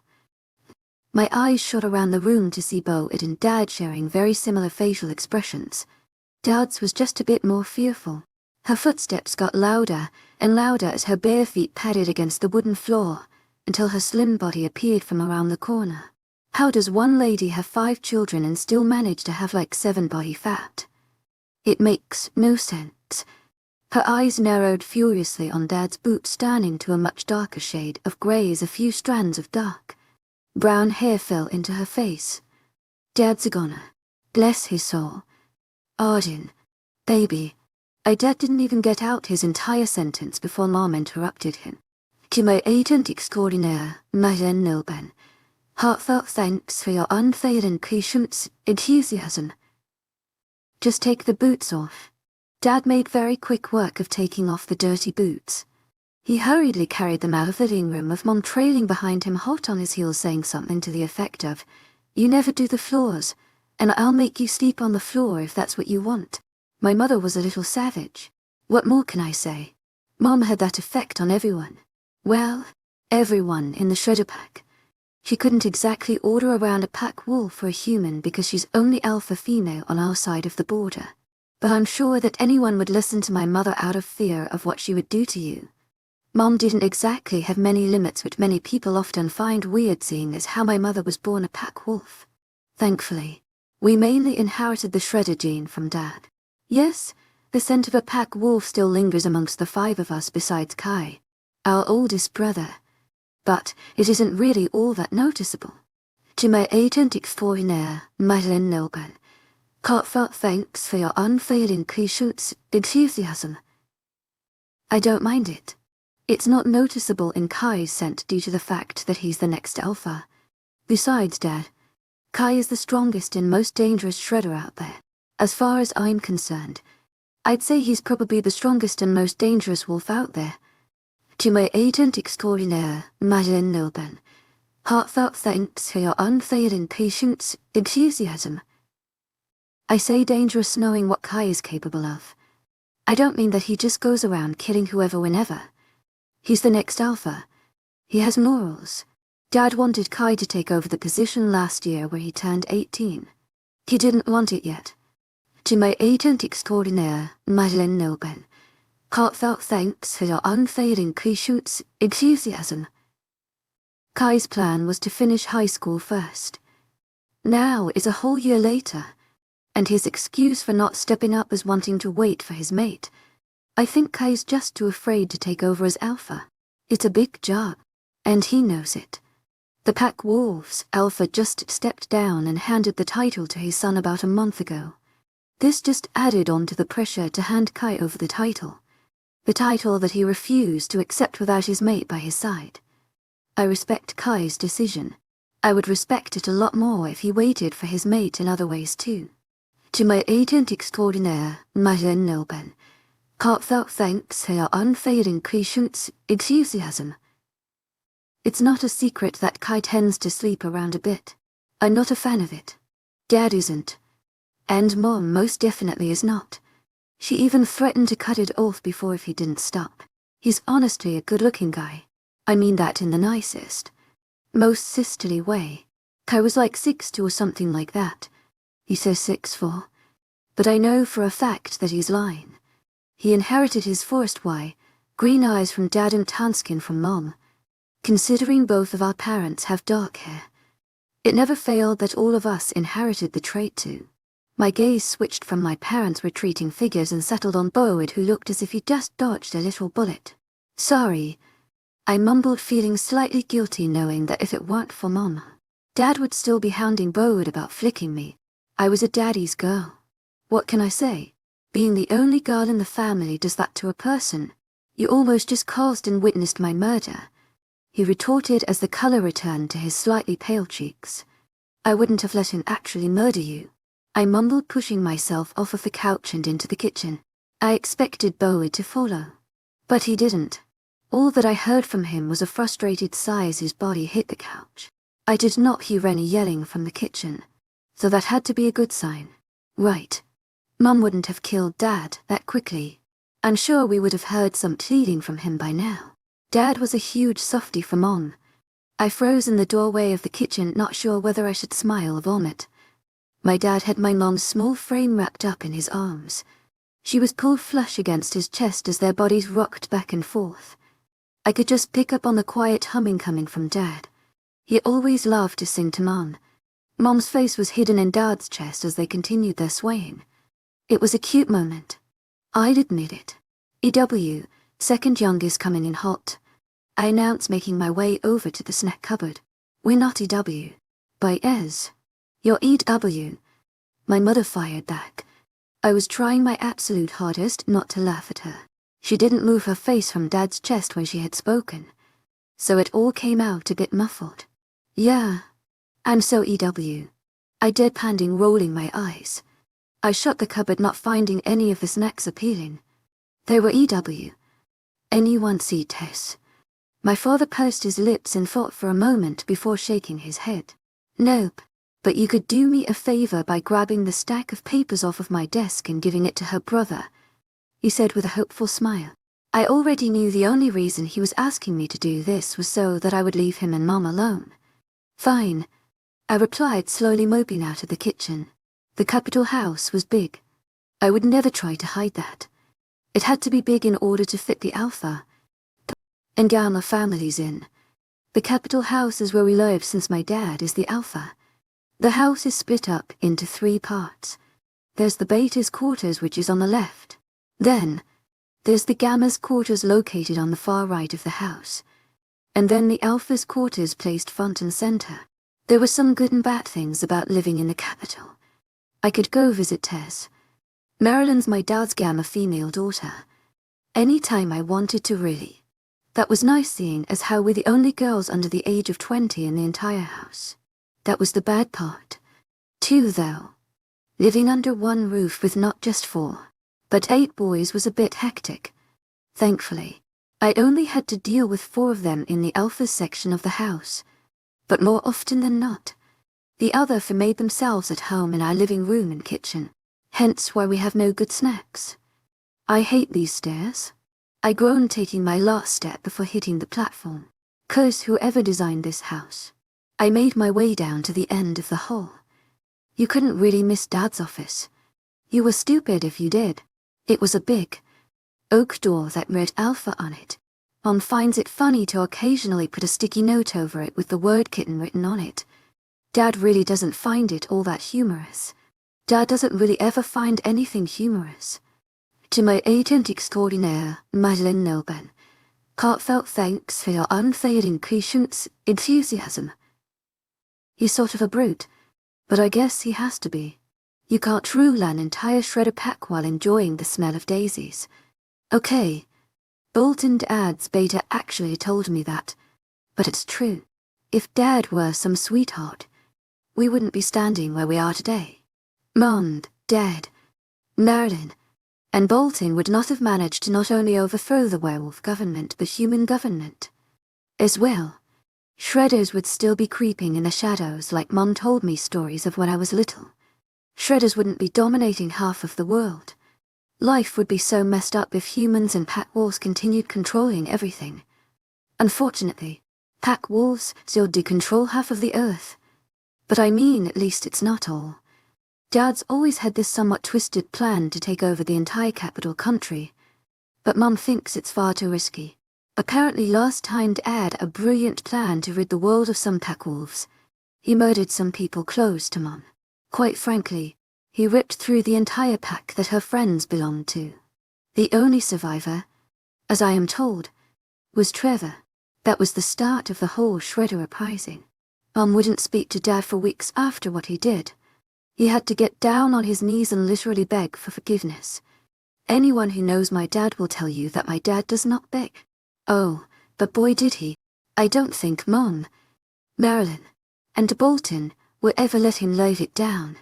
Dad's plan involves a mass murder which my mother is highly against. She's sort of the delicate, daisy, loving side that my father was not born with. He wants all of the capital country, not just half, in shredder possession.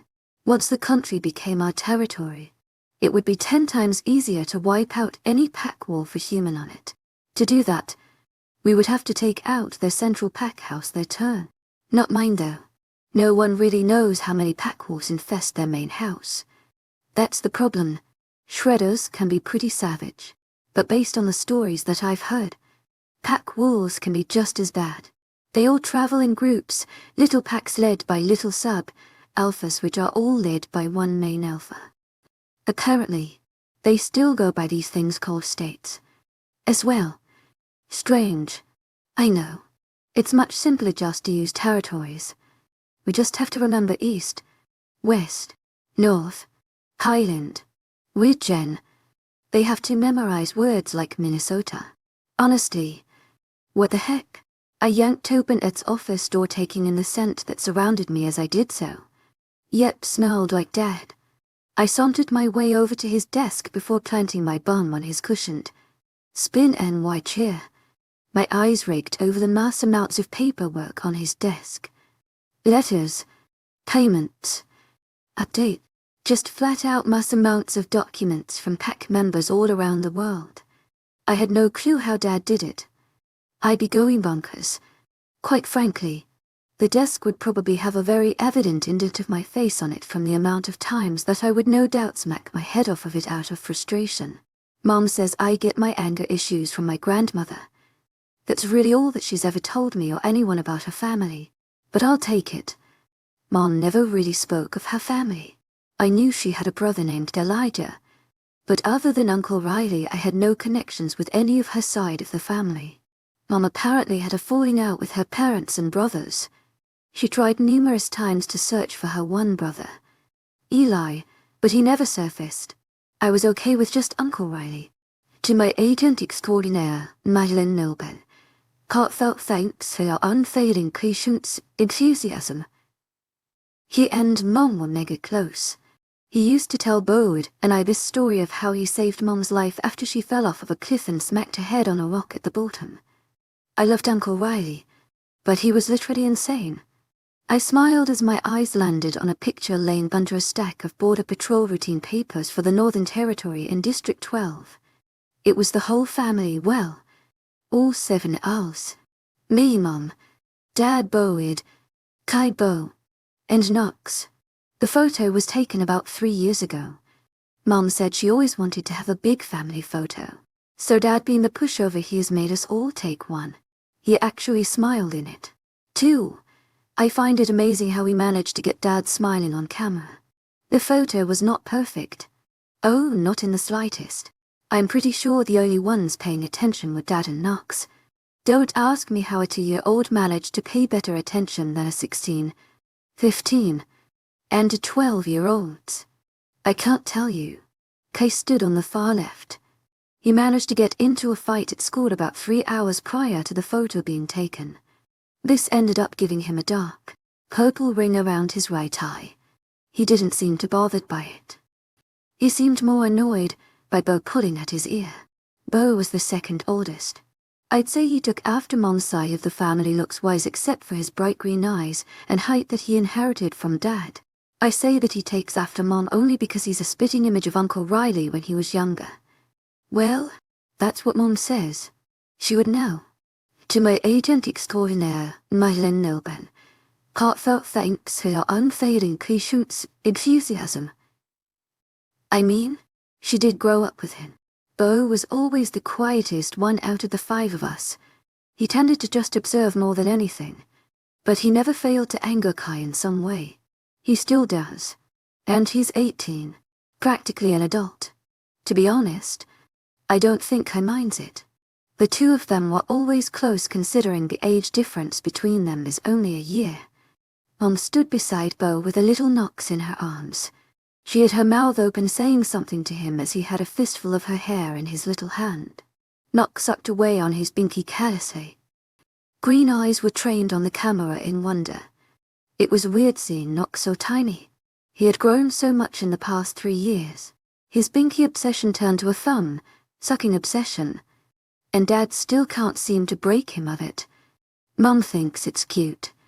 Dad stood to the left of them with a smile on his normally stoic face. I think he was just smiling through the pain. Honestly, it wouldn't be a family photo without the twins, Bo and I.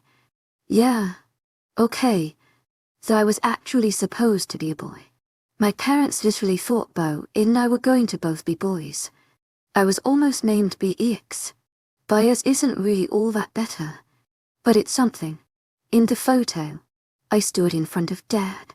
My bright blue, sparkly rain boots shimmering quite violently thanks to the sun. This was the day I realized I couldn't trust Boyd with much of anything.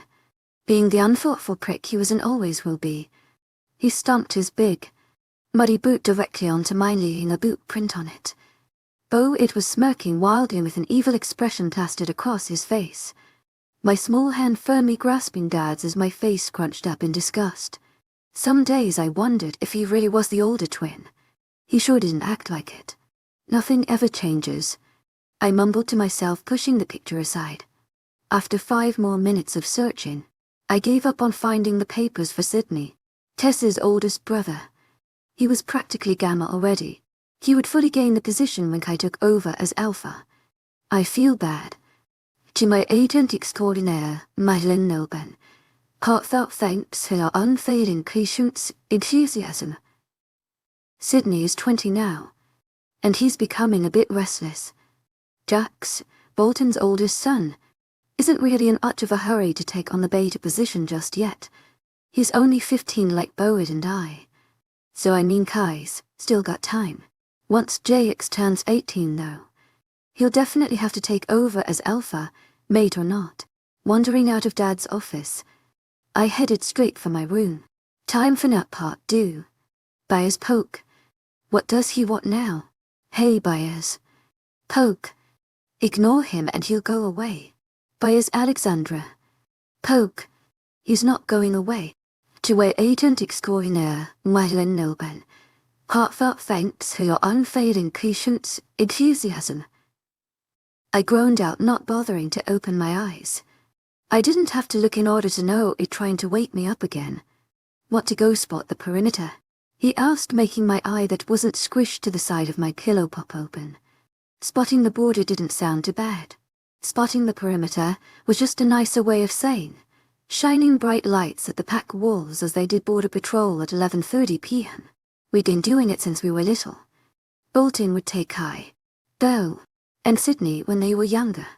Then, he did it with 𝐿𝐲, Sydney, Boyd, Tess, JX, and I when we were old enough. Since then, just as kids usually make the time to spot the perimeter at least once a month, we just ride the dirt roads along the perimeter and use the headlights as spotlights to shine over the border. There's nothing illegal about it. We aren't breaking any rules by just simply looking over the border. No harm done. Who's all going? I asked, barely being able to make out Boyd's facial features in the dark. If you mean Tess, then yes. She said she'd go if you would. Okay. Good. Who else? To my agent extraordinaire, 𝐿𝐲, heartfelt thanks for your unfailing patience, enthusiasm. I asked, making Boyd groan. He was always so impatient. Though. Meet you. JX, and Sid. Won't let Knox go because it's late. So he's just staying with Mac. Knox and Mac are both 5. Knox is about 7 months older than Mac, though so he won't be 5 for much longer. Mac is the youngest of Bolton's 2 sons, just like Knox is the youngest of us 5. Like I said, we all had large families. My parents, Arden and Kieran, had the 5 of us, 𝐿𝐲, Boyd, me, and Knox in that order. Bolton is mate. Lauren, my dad's date, is, as I had mentioned before, had JX and Marcel Ann. But we just call him Meg. Marilyn and her sorter, 𝐾𝐥𝐿. Trevor, my dad's 𝐊𝐴, had Sydney, Tess, and Hero. 10 children all under one roof. Some days I wonder how I get any sleep. Kai and Hero aren't going. Hero would never miss spotting the border. He loves sitting on the hood even though we usually have to duct tape him to it. No, Kai's sleeping. I tried waking him up, but he threatened me, so I left him alone. And Hero went to check out something in the Southern Territory with Trevor. They won't be back for like a week. Okay, I mumbled, slipping out of bed. I'll be out in a second. Just let me throw a hoodie on. Bo had left seconds later. I rushed in and threw on a sweatshirt that I had stolen from Bo. It was his hockey sweatshirt from like the 10th grade. It was waiting in the living room with Bo and Sydney by his sides. We had to wait about 5 minutes for JX and an additional 3 for Tess before heading out. Tess and I took our usual seats in the bed of the truck.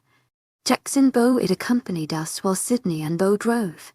Well, Sydney drove. Bo was just telling him how to drive from the passenger seat. It took us maybe 40 minutes to reach the back roads of the border. No one ever stopped to tell us that having 4 children in the back of a moving vehicle was unsafe. No one ever does. Telling the children of the highest-ranking shredders to not do what they want to do is unsafe. There was not a single person, shredder, pack wolf, or human who had never at least heard of the last names Mina, Reiner, or Daly. We were important. It was the first one to turn on his spotlight. Jax followed his actions. Tess and I normally just sit back and hollered when necessary. Peek-a-boo, Jack shouted once his spotlight landed directly on a very annoyed-looking pack wolf. The man didn't say anything. He just stood about 20 yards away from the border with his arms folded over his chest. Sydney continued driving as every few minutes our lights would catch the glint of a pack wolf's size, whether they be in human or wolf form. Our hooting and hollering continued as well. Any time our sights would land on a wolf, we all would immediately bust out into obnoxious fits of curse words and howls which in turn earned us some very irritated looks. Occasionally, even a growl. Thank you for tuning in. If you enjoyed this episode of the story, please give it a like. And don't forget to subscribe to get notifications for updates.